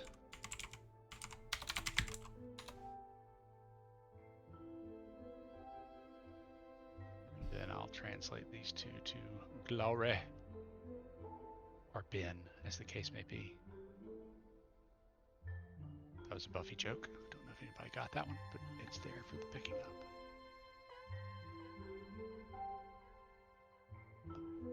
So, the 3 of you would be aware of the place from which you all work for the Daimyo, Kenzo Shimo, out of the Castle of Iron and Jade, Atsushi no Hiro. And in our prologue, we start in the winter. You're not going to be dinged with end of year stuff. This is just we're learning of the Kenzo clan's rise to power in the Dewa province. as the Castle of Iron and Jade sits as a beautiful artwork on its promontory not far from the road, with its fiercely loyal castle garrison. And actually, I might throw out there, I almost derailed you by accident. Of your holdings, you've highlighted where at least 2 of them are. Why'd you do roll 20? I wanted the text. I did do the text, didn't I? So if I do this, yeah, okay. I understand roll 20. I'm being silly. Don't mind me. So we know where the Buddhist temple is. I assume you're having the garrison at the castle, because that would make the most sense. Yeah, I think so. Where is your primary rice farm holding?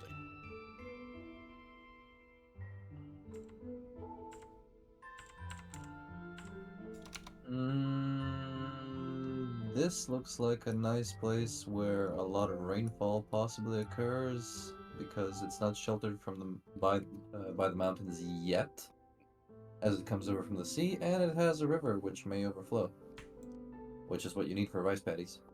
Yeah, it needs to be someplace next to a river where you can irrigate.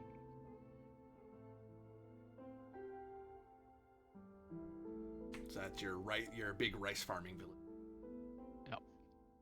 In the gentle winter of the Dewa province, in the previous year of Oda Nobunaga's ambition to seize Kyoto, he has not risen to shogun, but he is a high member. He has risen very rapidly from a single provincial daimyo to a considerable force in Kyoto, and is quickly expanding his power. But you are far to the north. You are distant from those affairs, but they are things that you are aware of. You would know, of course, the Anu to Hokkaido, as I said before, of the Date clan in Butsu, with their ambitions to clarify how their province is run. And Usugi Kenshin has risen ahead of his rivals to be clan leader ago. You would know, of course, foreign traders to the far south, like in Teganashima, other place they're in. But foreign traders are a thing that are known. So the Dutch and these Nanban, these Nanbanjin, these southern barbarians with their strange technologies. But all that, you are a clan that no one currently knows of the Kenzo clan. The only people who would start to learn about it at all is the Usugi clan and the Date clan, and that's only if they're bothering to pay attention to it. Currently, there's no reason for them to know that you're in control of the Dewa province. They may have thought it was a different clan that was in power, but you're the one that's risen forward because of your holdings in the Castle of Iron and Jade, the rice farm, and the Buddhist temple. That's put you head and shoulders beyond any other competitor currently. But that can change. Kenzo Shimo has his ambition and has designs to not remain to be a mere single province daimyo. But where do our 3 swords, our Kenzo council, if you will, whereupon do they cross each other in the winter of this momentous year to come? Would you meet each other at the Castle of Iron and Jade, in the snowed-over rice farm village, or perhaps all the way out in the mountain in the Buddhist temple, or elsewhere? It's up to you 3. Ain't no way I'm making the trek all the way to that Buddhist temple. Sounds like a hell of a journey. Winters in northern Honshu are brutal, very brutal. There's a reason you don't see villages go. There's a reason you don't see any holdings very far into the mountains. Well, the Ainu are basically like Inuit light. If I saw a couple of those documentaries, right? They got very resilient houses to winter, insulated clothing, all kinds of stuff like that. Yeah. Sealskins. You probably, I imagine that's something you guys have borrowed from the Anu in the in Ido. It's like, look, we don't wear this as much as you guys do, but you know what? If we're going into the mountains, you might want to have special clothing when going out into the mountains. Fox pelt or two around your neck. I vote town or castle. Yeah, castle. Right, okay.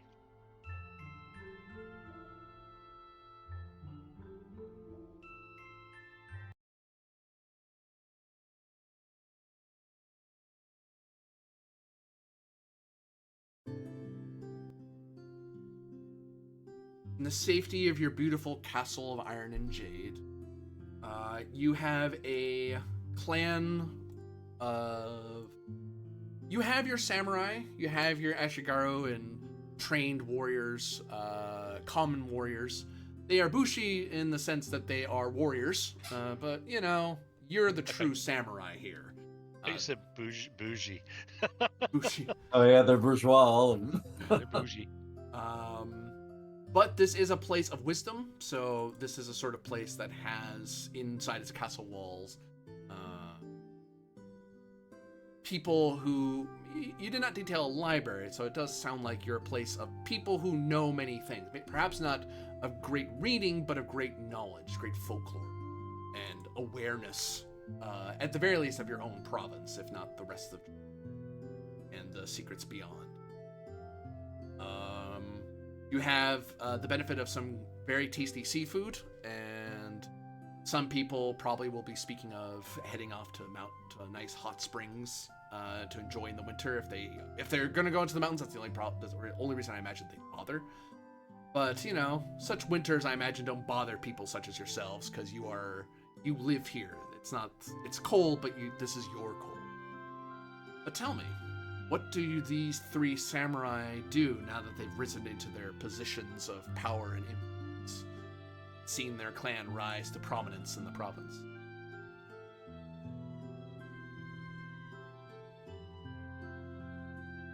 What do we do? Yeah. Oh dear. Do you meet each other for inside the castle walls? Are you practicing at something? Are you patrolling the walls? Well, I would like to, you know, when the daimyo doesn't have me on like super active duty or anything like that, I'd be sat in one of the chambers, nice and cozy, somewhere warm, and with a piece of parchment and some ink and trying to do some calligraphy. I'm not particularly good at it, but I'm trying.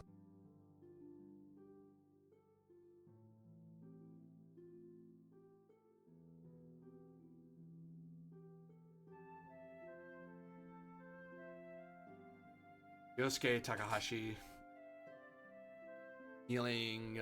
Are you kind of like having like a little desk where you're kind of drawing it on, or are you doing a lot more sloppy, like just right there on the tatami mat and drawing like a child?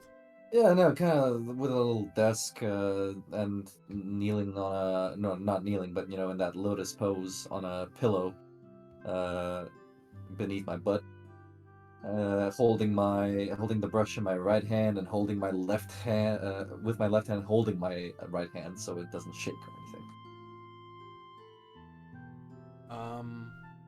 What does Ryosuke look like? Records. Well, how is he described by scholars in years to come, or by kabuki artists in the future who will do their best to get his likeness? Oh, well, he's a man of average height for the time. I don't know how much that would be, like 5'8", 5'7", 5'8", somewhere around that. If that's appropriate, I'm not sure. With short hair, that's tied up in the back in a bun, as tradition dictates, of course. And the bun is pierced by a single small golden needle. On his hip is a large decorated scabbard, decorated with white and black colors in the shape of a falling, it has a motif of a falling star on it. His clothing is relatively inconspicuous. He wears well, on the inside, a kimono of gray color and one of those upper body shirts, you would say, like that has. How can I explain this? Like, the ones where the shoulders are a bit like wider. You know what I mean? Hang on, let me try and get a picture. Hmm.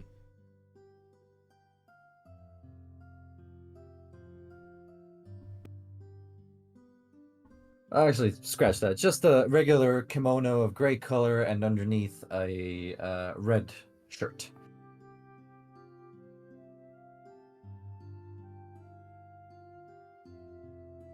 Of your sword, is it Hmm.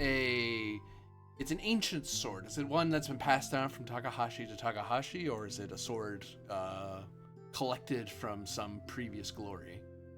Yes, well, you see, Ryosuke has, I would say, at least several brothers and sisters, but this sword belonged to his uncle, and of his all of his brothers and sisters, he was his uncle's favorite. So once his uncle passed away, the sword eventually found his way to him, much to the dismay of his other brothers, who perhaps wanted to lay their hands on it. Hmm. Is it by this that you won yourself as Yojimbo of the Daimyo? Well, perhaps a little bit, yes, but I would say that his prowess with the sword is through meticulous practice and own self effort put into it was taken into account, of course. I wouldn't claim it all to the sword, glorious as though it may be. The sword is merely a tool, as Ryosuke likes to say, but I am the artist which swings it.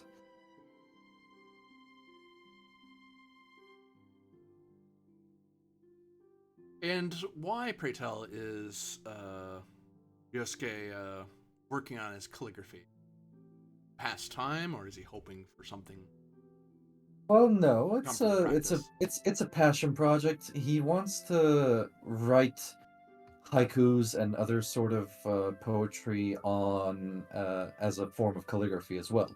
So on calligraphy paper using calligraphy art, so that one day it may be preserved. Because currently all of his scribbles are like on a little piece of well, not really a notebook, but collection of parchments that he like keeps to himself. So one day he'd like to get it professional, but currently it's not working out. I don't know. Let's see how beautiful his writing is. Beauty rule, a beauty risk. Perhaps he will make something of himself. Or perhaps he won't. All right, run it by me again. So, I challenge you to a duel of a children's card game. Right? Wrong system. Yu-Gi-Oh! Well, I put in my Blue Eyes White Dragon and I tap it. What are you gonna do? Damn it. Well, I activated my trap card. Wait, that's cheating. Yes, so does the show. Rules. I'm too rich to use. Sorry. I lose 3 honor, but don't worry, I don't use your honor. I just lose. Mr. Wick, you can take 3 honor from me. It's fine. I'll let you have it.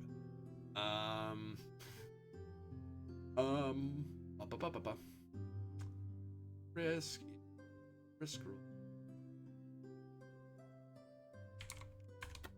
So, for one, I really should give myself a cheat sheet for this. Scrolling to it. But I didn't do that. So currently, is it appropriate to your Giri as a Yojimbo? I don't believe so. No, sir, no. Does it link into your virtue of wisdom? The clan wisdom of virtue. Of wisdom. No.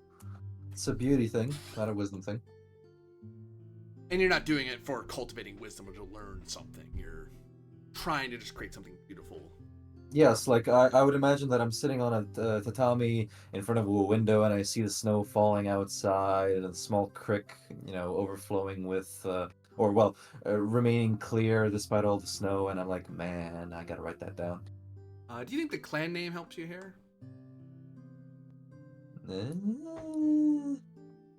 Don't think so. I think your personal name helps you here.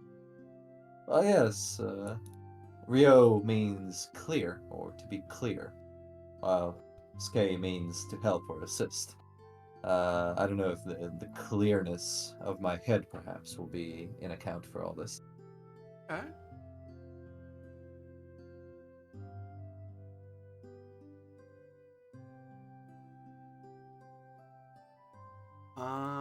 Do you believe an aspect would apply? Mm. Even a thief must learn his trade. Calligraphy is a trade. Certainly a craft, I'll give you that. It's another 3 dice for that. Yep. Are you spending any honor to get 4 extra dice? No, sir. You don't have any special equipment for this. There's no No, sir. enemy to fight. Does your reputation help you here? Warrior poet. Yep. That gets you 1 because you have 1 rank. Mm-hmm. How much dice do you have? All in all, so 1 plus 3 plus 1, 5 plus beauty 3 equals 8. 8. Do you wish to wager any of it? I'll wager 2. 2. Pull 2 yen wagers off. Or yang. 2. 1. 2. Okay. So you are only rolling 6 dice. You're hoping to get 10. 10 or more. 66. What the hell? You definitely could have hit that with less dice, but oh well. You gain your privilege, so tell me. What beautiful bit of haiku calligraphy does Ryusuke achieve here? I will say, as part of privilege, just to highlight the rule, privilege means you control the narrative. You can choose to fail, but you're controlling the failure, as opposed to, whereas if you didn't get privilege, I pick on how I pick on you. I can make you succeed, but in a way you really didn't want to succeed. So keep that in mind for privileges. Okay. I will actually write, while you're dealing with the others, I will actually write the damn piece. But, you know, like I said, looking out onto the wilderness outside of our castle, I see the great plains ahead from from one of the higher points of the castle. A cup of tea slowly steaming to my right-hand side, let's say, as I write down about the snow and the creek, and how beautiful and passing this almost all seems. But eventually this will end, and new things must come. And so the spring will eventually blossom forth.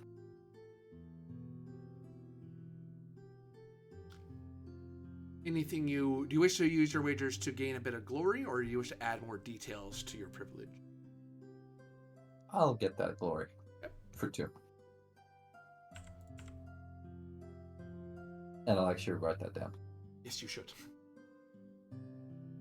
And as a reminder, you all started with 1 glory, so you gained a glory point, you should get 2 glory. Does anyone come upon Ryosuke Takahashi as he's Takahashi Ryosuke, I should say, as he writes his beautiful poem? Or do Yeko and Masaru have other things they're up to in the castle?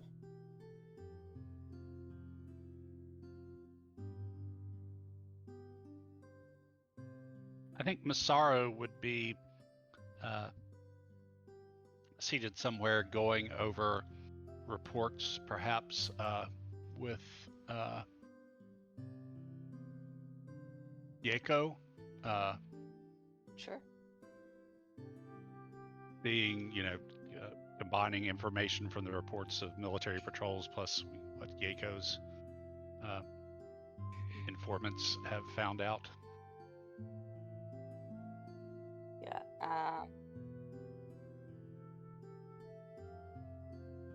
How do these two appear as they sit in one of the rooms in this beautiful castle? After you. So Yaeko would be wearing a chikake sugata, in the fashion of the period. It's basically a multi-layered garment with several layers of robes in seasonal color combinations. Hers would be themed toward winter. And since she was indoors, but it's cold, she would have socks on because it's cold. Just to be a bit more comfortable. And yeah, so in this era, they did wear a belt, but they didn't wear like the full obi that people think of. That didn't come until later. Like Edo period, at least. Yeah, obis didn't happen until Edo. Yeah, so it did have a belt though, but just not the giant obi belt. Do you wear swords indoors at all, or you're not, or a knife? Wakizashi is commonplace now. She would have a knife, probably not anything larger, just because it's winter and sane people don't wage war in winter. Also At least deep inside not the this castle. far north. At least not this far north, anyways. And even Kenzo's designs happen. Whatever designs he had for winter to come, his rise, he made sure his rise happened. By the time he rose to winter, any of his rivals wouldn't have a chance to really come after him. Well, and the two-sword bit really didn't come into style into the 1600s, I don't think. Yeah. Another Edo period daisho. Because in this period, Ashigaru could have katana. That wasn't weird for someone to have a katana. Yeah. There wasn't a rule for that. That doesn't happen until the second unifier. So Masaru would be wearing kashimono with like kind of quilted hakama trousers over a lightly quilted kimono because again winter, and kind of thicker woolen tabi socks.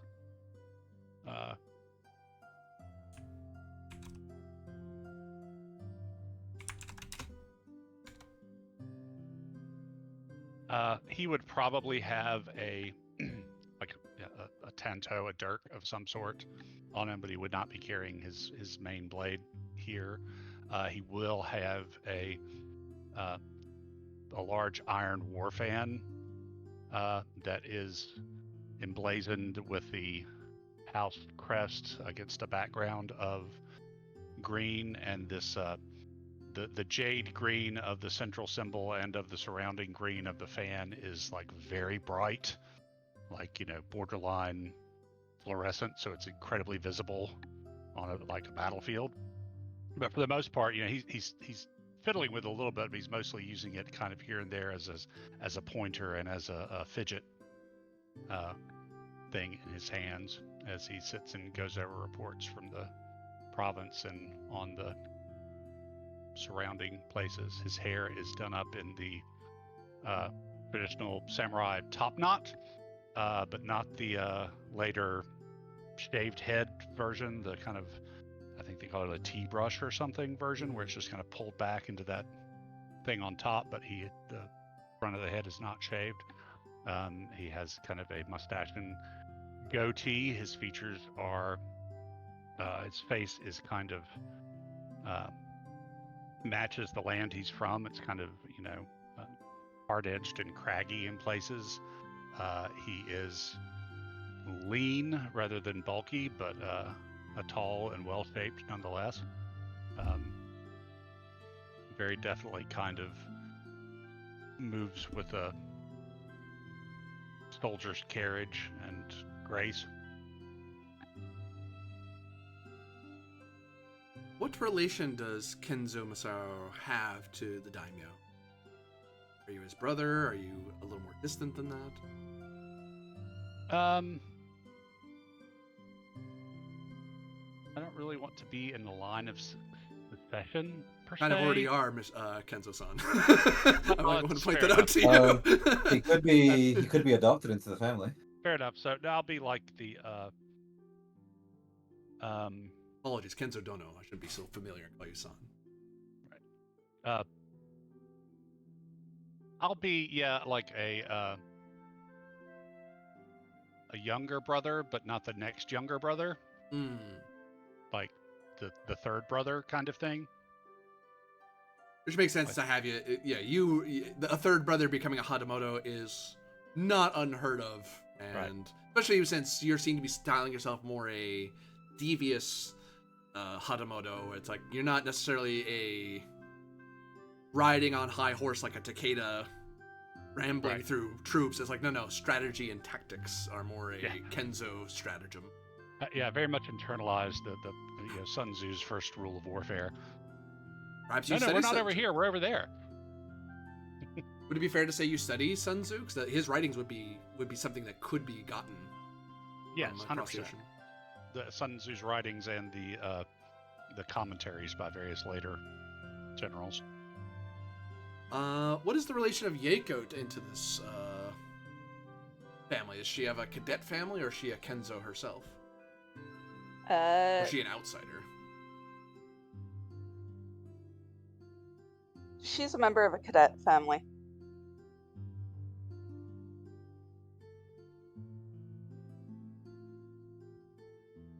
And she is merely referred to as the Lady Yeiko. Yeiko.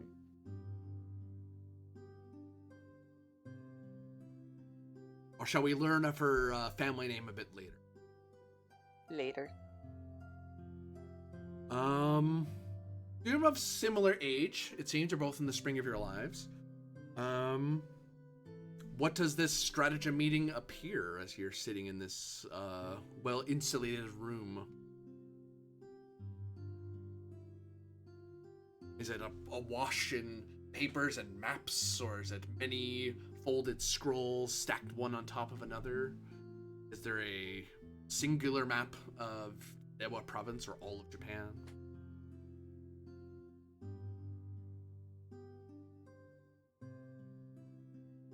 How do you two pry and privy?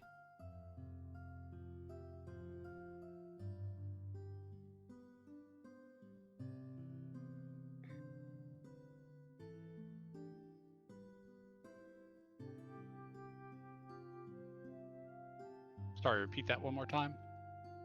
How are you set up for your plan? What way are you assembling your plan? What are your surroundings like? Yeah. Well, I figure we have like maybe a low table between us, and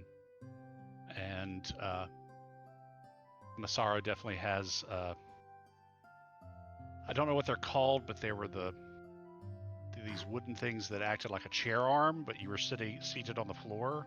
Oh, yeah, the little elbow rest thing. Yep. Right. Yeah. Very lordly of you. But you are a you're a Hatamoto. You're allowed to lounge a little. Right. Yeah. So we're this, but yeah, not in the uncomfortable, can't get up and move quickly kneeling position, but more like I was just kind of comfy on the tatami. With some tea nearby, definitely, within the warmth of a brazier or two, because castle, big, drafty. And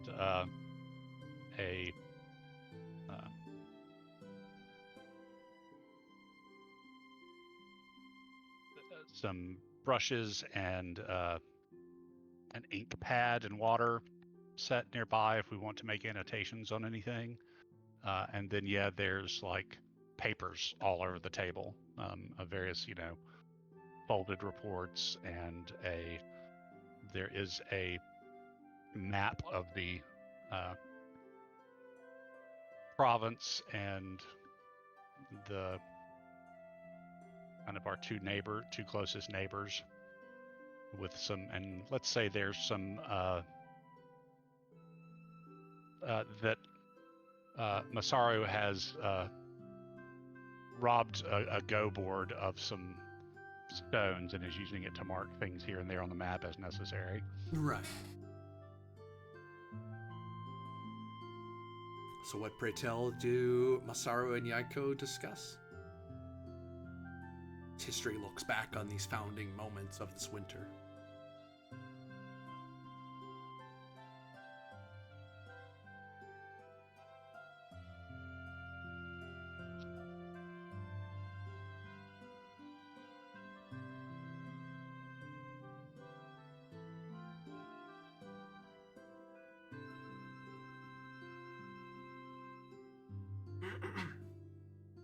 Um,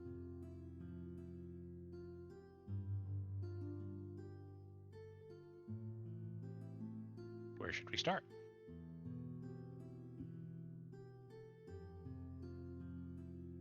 for one, it being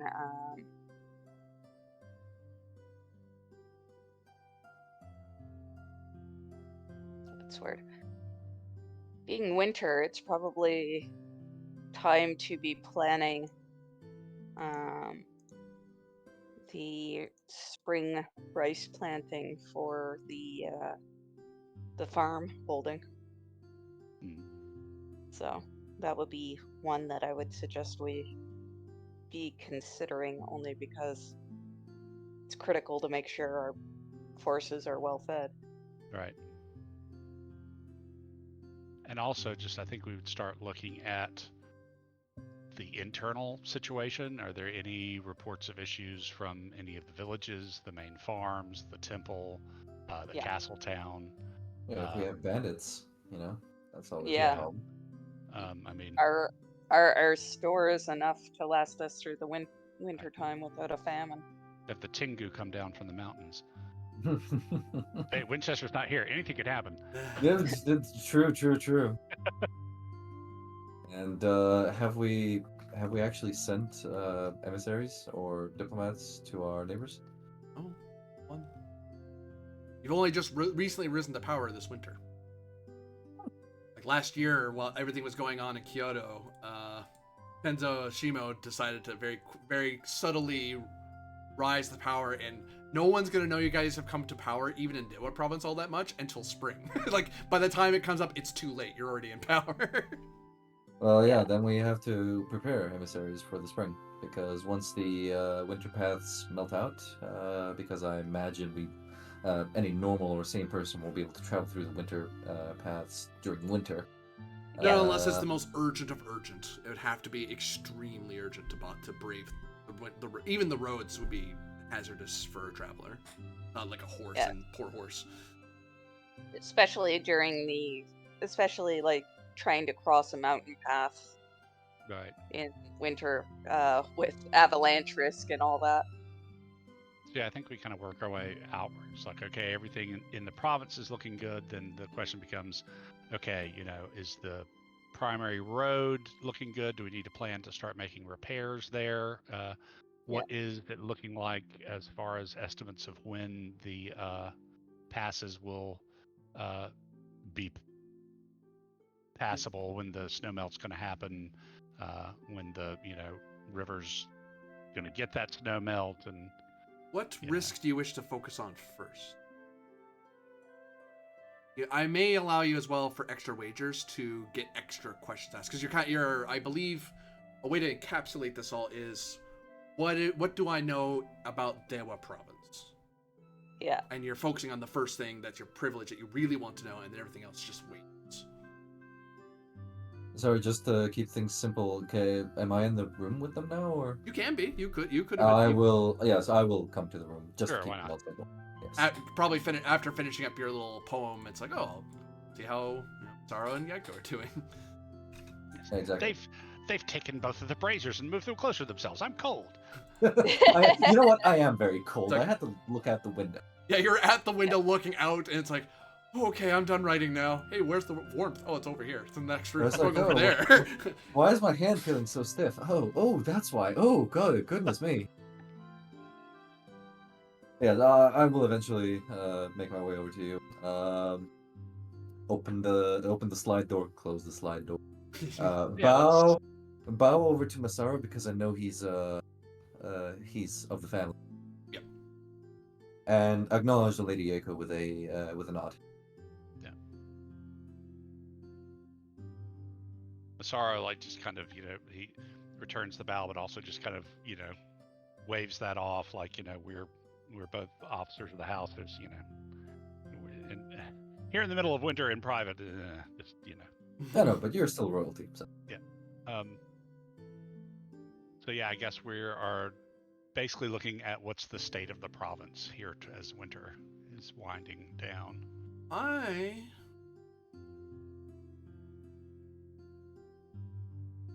would either call this cunning or wisdom.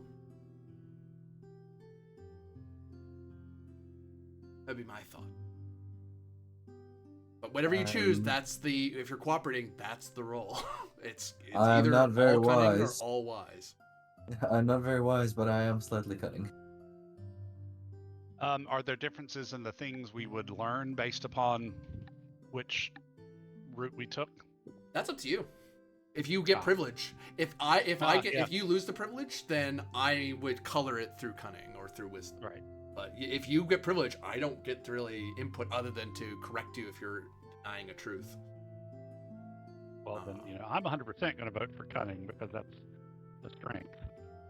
I actually may throw out to you that as a Hatamoto, you can have your own role just to develop a advantage because you have all the maps in front of you. Yeah. Oh, okay. I would note also, Kotatsu existed at this time. So everyone's sucking their legs underneath their Kotatsu's warmth. Oh, yeah. Yeah, Let's because give him a- Kotatsu actually... Go ahead. Kotatsu actually date back all the way to the Muromachi period. Oh, Jesus. Nice. How'd they do it? Hot rocks, perhaps? Or long burning timber? Charcoal.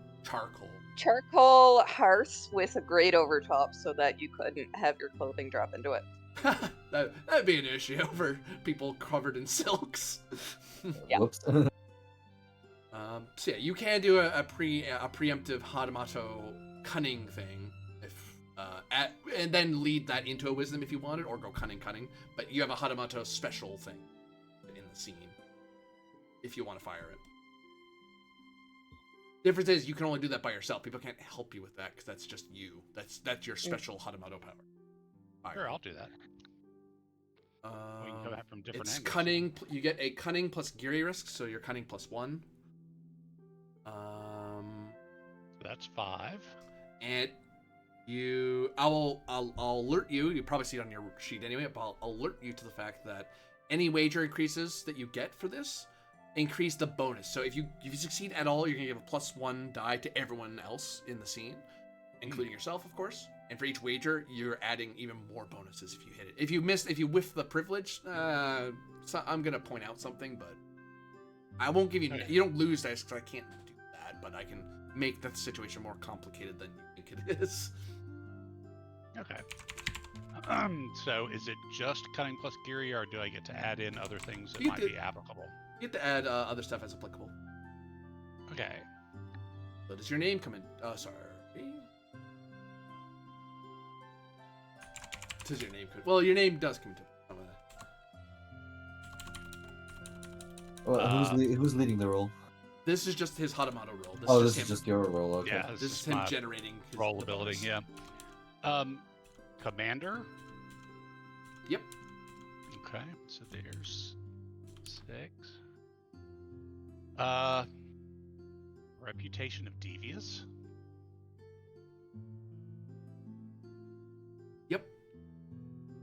There's 8. We're not working together. This is me.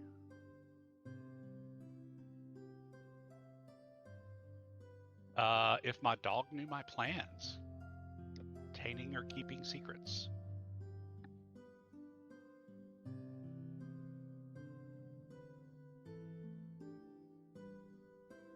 Yeah. 11. I think that's it. So, okay.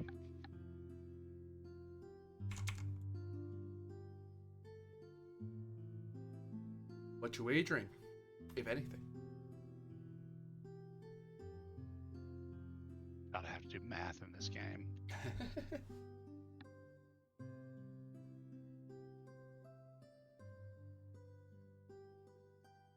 Let's see. I think I'm going to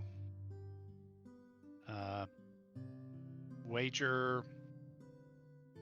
I'm going to roll 5 and wager 6. You're good. Luck. 15. So that gets me privilege. So +1. Just +1 to everyone's rolls for the scene because Kenzo Masaru has. Well, actually, you tell me. It's your privilege. How is this bonus coming about? What does Kenzo Masaru see amongst the? Why is it easier for everyone to help with this? Okay. It's easier for everyone because I have already done the work of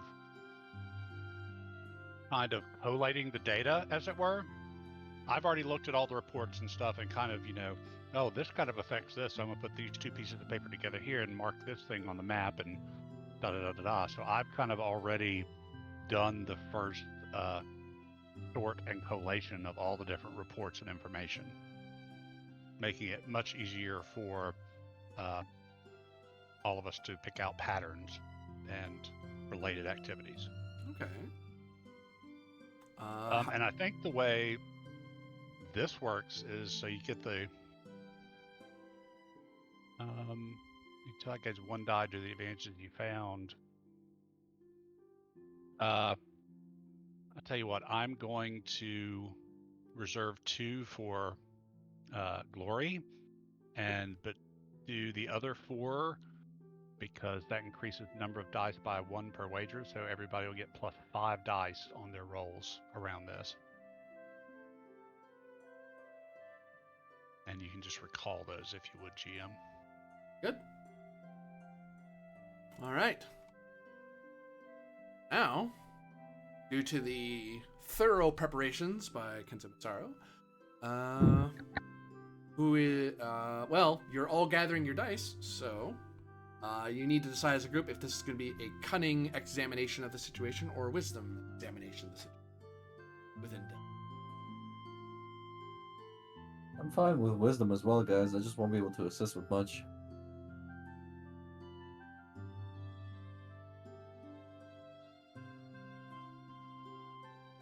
I mean, remember, you're getting +5 dice for whatever we roll. Then, if your wisdom's better, then totally I can support you with wisdom. I am a little bit wiser in the company of wise men and women. The strength of the Kenzo clan right there. You don't need to be wise, we have wise people. Exactly. Even if you're as dumb as rocks, we'll pull you along by the string of your shoes. Well, I mean, wisdom or cunning, either way, I'm rolling, my base is a 4. I'm assuming cunning we have higher because Ikko has higher cunning, right? As a base skill. Or is it also a 4? My cunning is also 4. Yeah. I mean, Well, technically then- my wisdom's 3, but I get the +1 for the clan. And you know what? You wanna try wisdom? Sure. Just give Sure. it a good old try. So, your wisdom +5, Ollie. Does your Giri help to it? They'll get you a die. That's 10 for me. Then that includes the clan virtue bonus. Virtue. Does the clan name help with this? Yes, we are working together, putting our 3 brains along with it. That's your aspect. There's that too. That's true. So that's 2 plus the aspect's another 3, so 5. Good golly, how many dice overall? It depends on each of you. Your virtue adds, your Giri would add 1, but I don't think you help. Virtue would add 1. My name adds 2 more, so 3. Plus another 3 is 6 because of aspect. Okay, so 6 plus 5 from Ensley's roll. You're rolling 11, just you. Yeah, just me. Okay. Whew. Keep in mind to wager if you want. get glory or add extra details from what you. Yes, of course. I shall wage. How much Wage dice 4. do Kenzo and Yeiko have?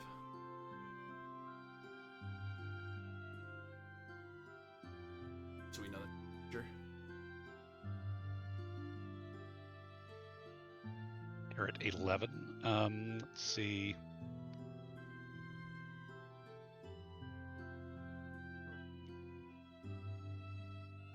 This wisdom, so I'm not sure if devious would apply. Not at this stage, I don't think. No, not for what you're looking into. You're learning about your own province, I think. Okay.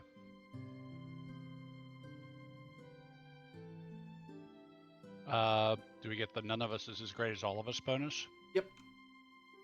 Cool.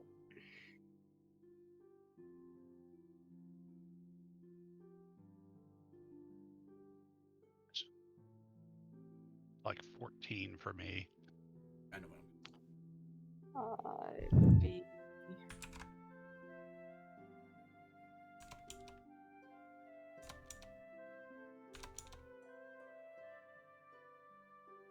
How much each of you have? Sorry.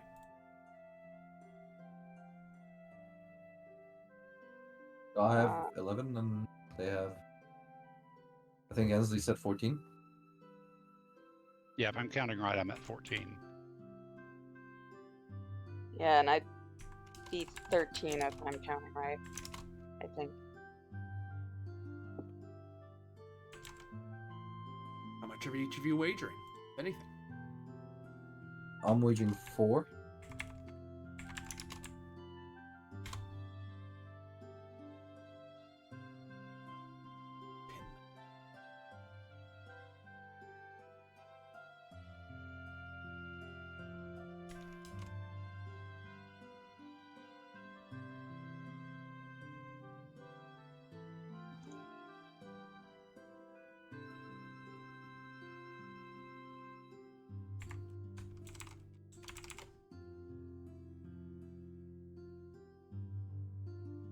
I'll wager 9.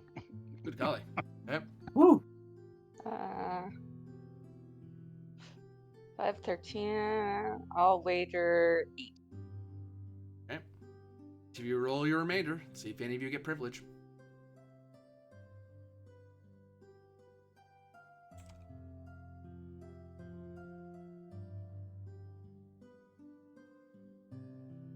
Mama, what the hell? You all got it. So. I haven't rolled yet. Oh, She hasn't rolled yet, so give her a sec. oh sorry, I got that backwards. I have to roll 5. There we go. So I think Jamie keeps all of his, and we keep half of ours. I believe so. Yep. Kenzo, you did 9, half 9 round up. 5? 5, yeah.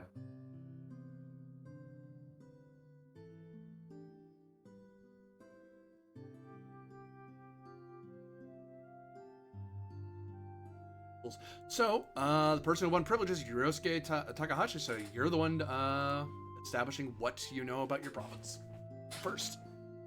Oh, well, okay. Let's have a bit of teamwork makes the dream work on this one. So, we've got a lot of mountains in here. I'm thinking, hard life, and especially a rice farm right here, could potentially create us some problems with outlaws. Just because that rice farm is a decent enough distance away from the castle where it's not as protected as we would like it to be protected. So nearby mountains have several bandit hideouts.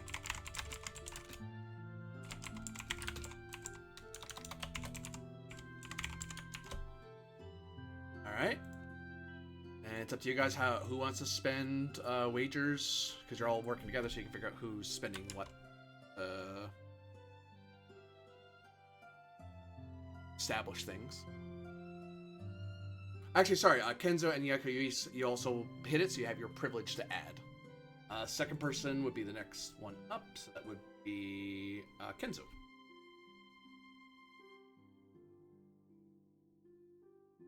Your privilege addition of information. Nearby mountains have several bandit camps.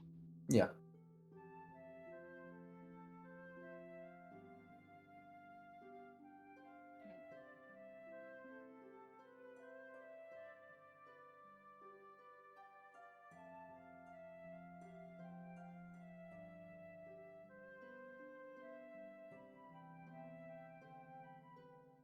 And this is all to figure out what's going on inside the province this winter, right? Yep. What is the status of Dewa currently? Okay.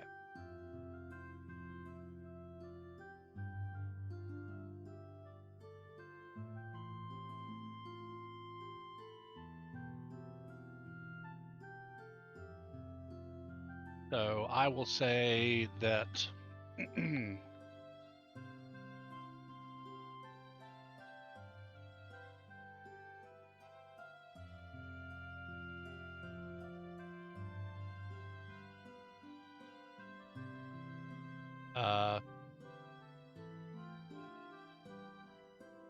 nearby mountains have several bandit camps, but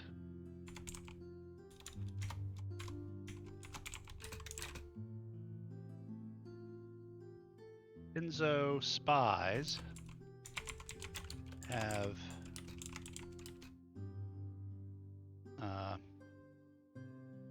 trade the work have Kenzo spies are embedded in the largest of the bandit camps.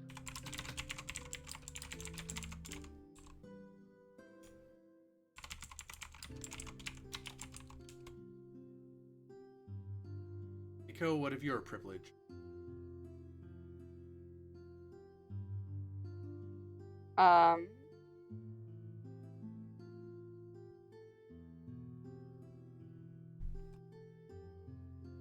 Apologize, I was fighting with a token maker to make my token up. You still have 5 there, Kenzo. That was your privilege. You just... Oh, sorry.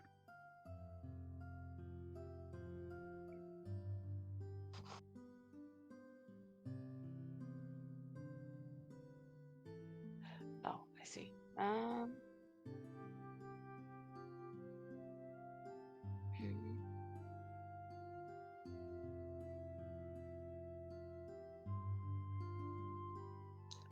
Say.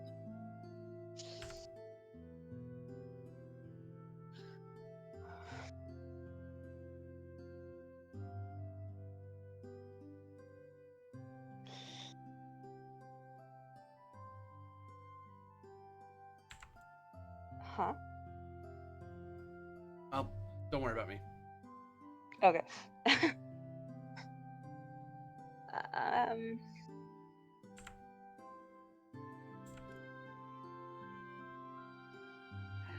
I'd say if we know that the stores are in good condition, like the food stores.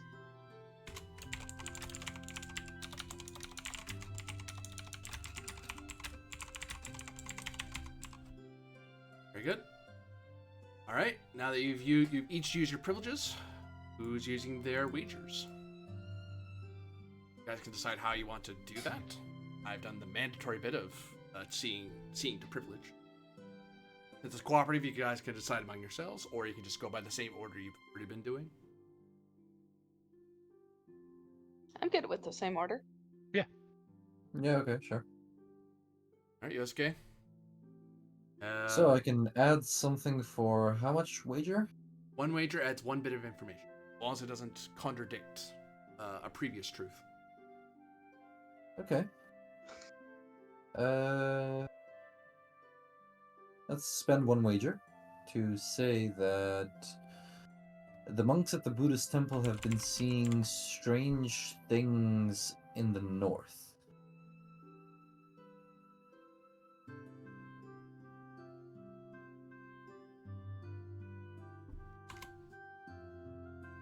Very good.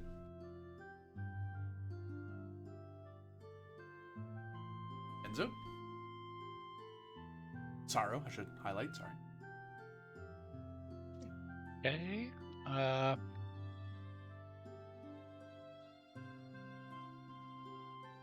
Let's say the winter fishing harvest.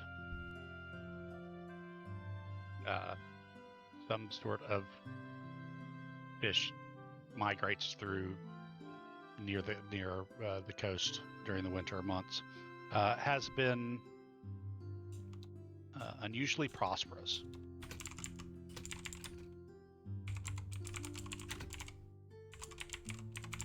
Okay. Geiko?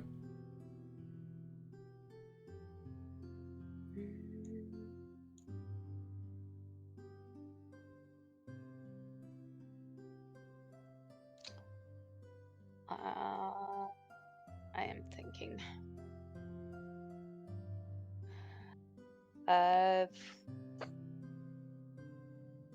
The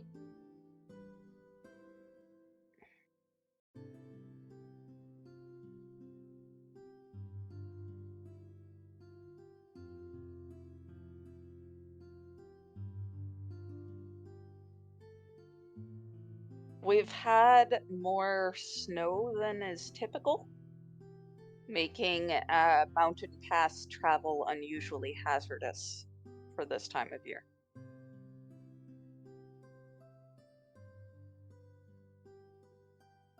What was that? Has made it unusually.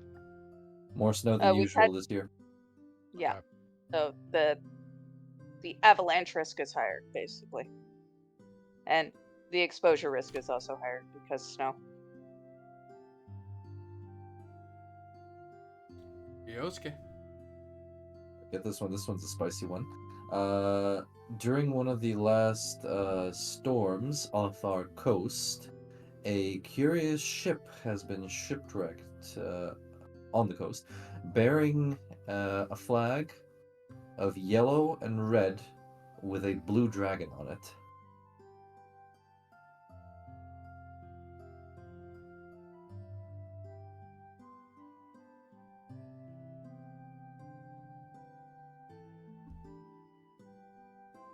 Okay.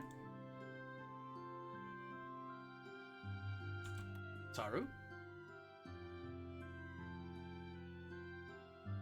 Still writing that. Okay. I do have a status of Dewa handout. Updating. Oh, there you go. Oh, cool.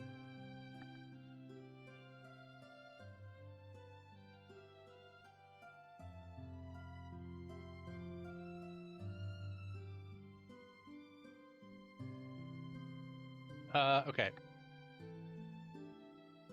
What's the meta level? What's that flag? Is that Portugal? Ming. Ming. Oh, okay. Those assholes. Would it be that unusual, though? I mean, Japan's been trading with the Ming. Yeah, but maybe in our parts we haven't seen a lot of Chinese ships, you know? You don't even have a port. Yeah, we don't even have a port. Weird for us. Or if you do, it's minor ports like the fishing, Right. because you have a fishing village. Is that a holding? Am I flipping things here? I may be mixing my system. I don't think it is a holding. You probably have a port. You just probably aren't one of the big. Right. You've yet to establish. I should correct myself. You've yet to establish whether or not you do trade at all in a port. Right. We just know that there's at least one village that could be a port. Right. Then there's the Yeah. major river crossing here. Okay. And the survivors of that shipwreck have been taken into custody. Oh, snap. We're holding the Chinese prisoners? Well, we got to find out what's up with these people. We can't speak the damn language. Eiko?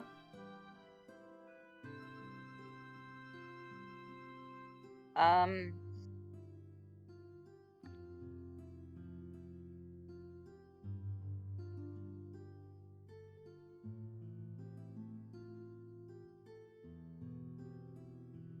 Sec. There is rumors again of unrest to the south.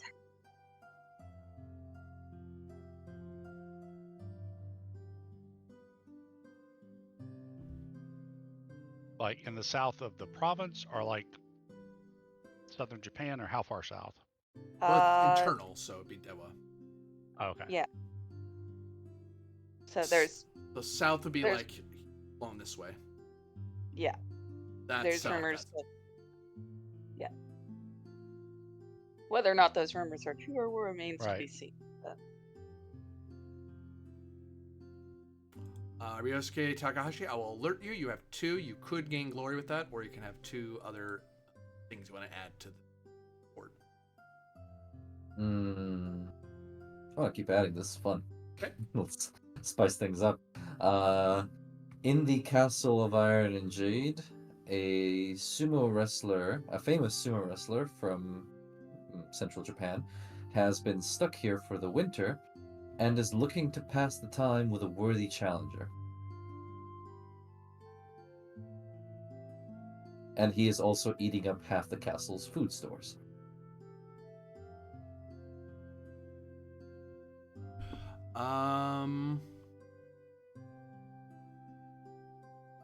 I would say eating up a lot of the stores because you've established your provisions are in good Yeah, condition. yeah, but I wouldn't say he's like living off, leeching off us, but he's going into the tavern like almost every day and like eating their entire supply.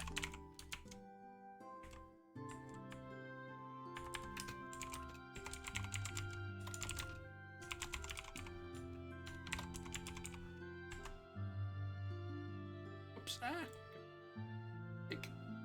Good. Saru. Okay.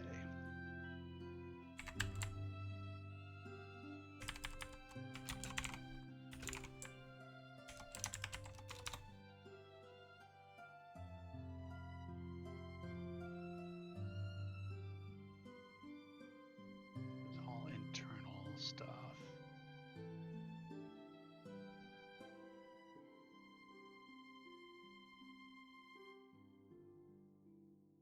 Um,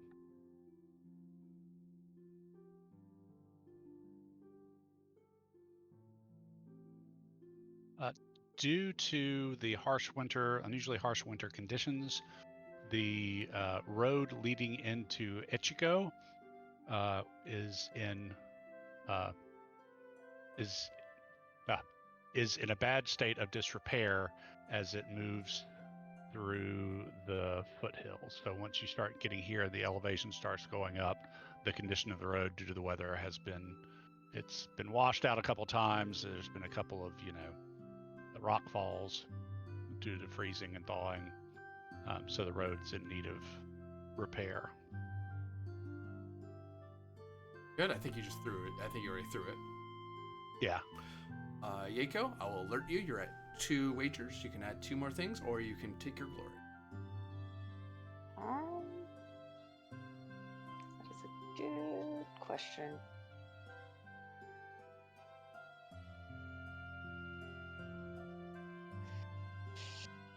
I think I shall convert it to glory. How much is it again? 1 for every 2. Cool. Right? So yes. Ryosuke Takahashi. Before the snow locked them in, an imperial census taker was also in town, trying to list all of the province's citizenry. Rather, taking a census of the citizenry. So is he also overwintering with us? Yeah.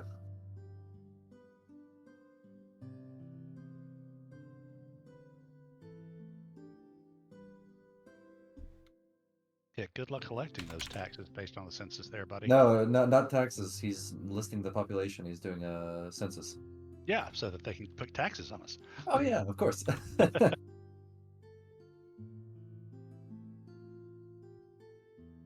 I might hazard to throw out there that perhaps that may have been Shimo Kenzo may have gotten that guy to slow down a little bit longer. Like, I have one more. I have one more.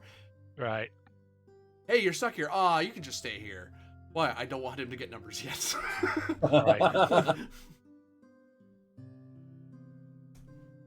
Bet, Kenta Masaru, you can take your 2 for glory, or you can add 2 more things. You have only 1 left.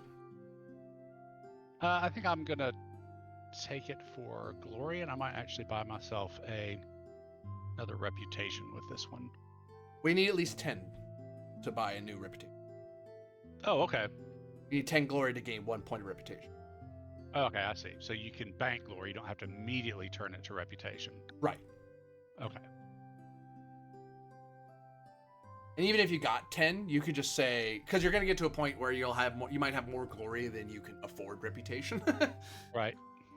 So yeah, that is, you 3 have learned the state of Dewa, and you have learned the things you have learned.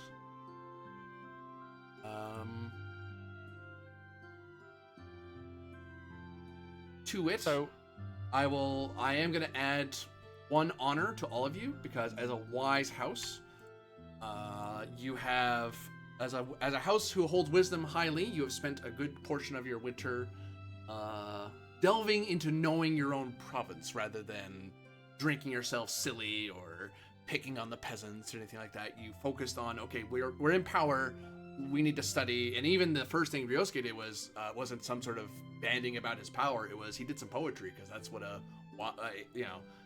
samurai. He's aspiring to beauty, but he's learning something about his surroundings and such. And you were going to say something, Masaru. Sorry. so do we add that? Does that get added to the pool, or does? That's added to the bowl, basically. So there's now Okay, 7 cool. honor in the bowl. Cool.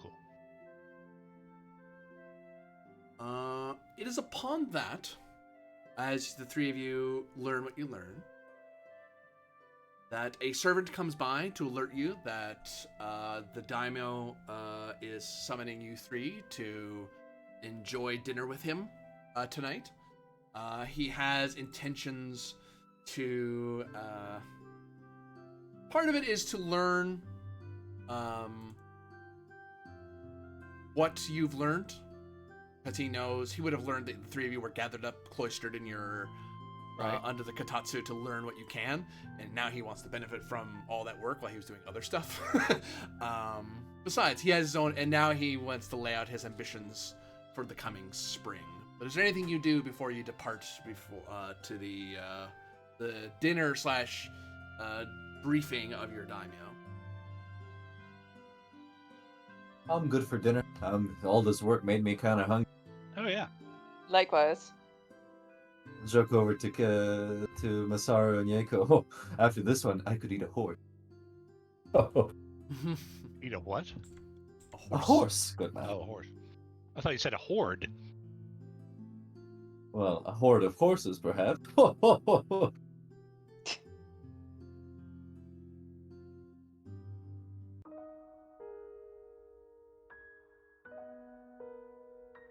So, with that, we have learned what we can of those samurai, learned of what the status of Dewa will be and the spring that is to come.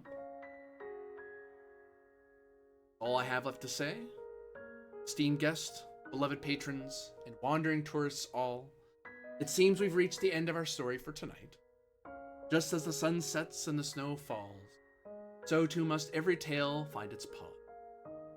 Even if the journey isn't quite finished, fear not, for the path ahead is still long, and our samurai heroes have much more to face, evidently. Whether it be steel, frost, or fate itself. I hope you've enjoyed this small slice of our tale, that you'll return once more to see what becomes of these brave souls in the frozen north. Will their blades cut through destiny, or will they be buried beneath the weight of duty? Only time will tell. But for now, let us rest, just as every samurai must at the end of a long day. Until we meet again, may your heart be warm, spirit strong, tea hot. Thank you for joining me, and remember, no story is ever truly over until it is forgotten. Let's keep these tales alive together. Night. Next time. Bye.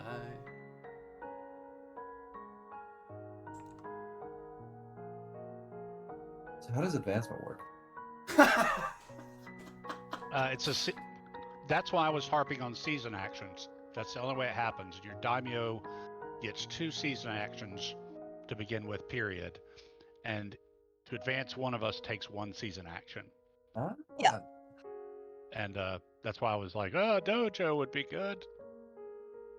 Well, That's fine. Next time we can get another like next season we can try to build a dojo if we Yeah. don't already have one. So We don't already have one rather. trying to figure out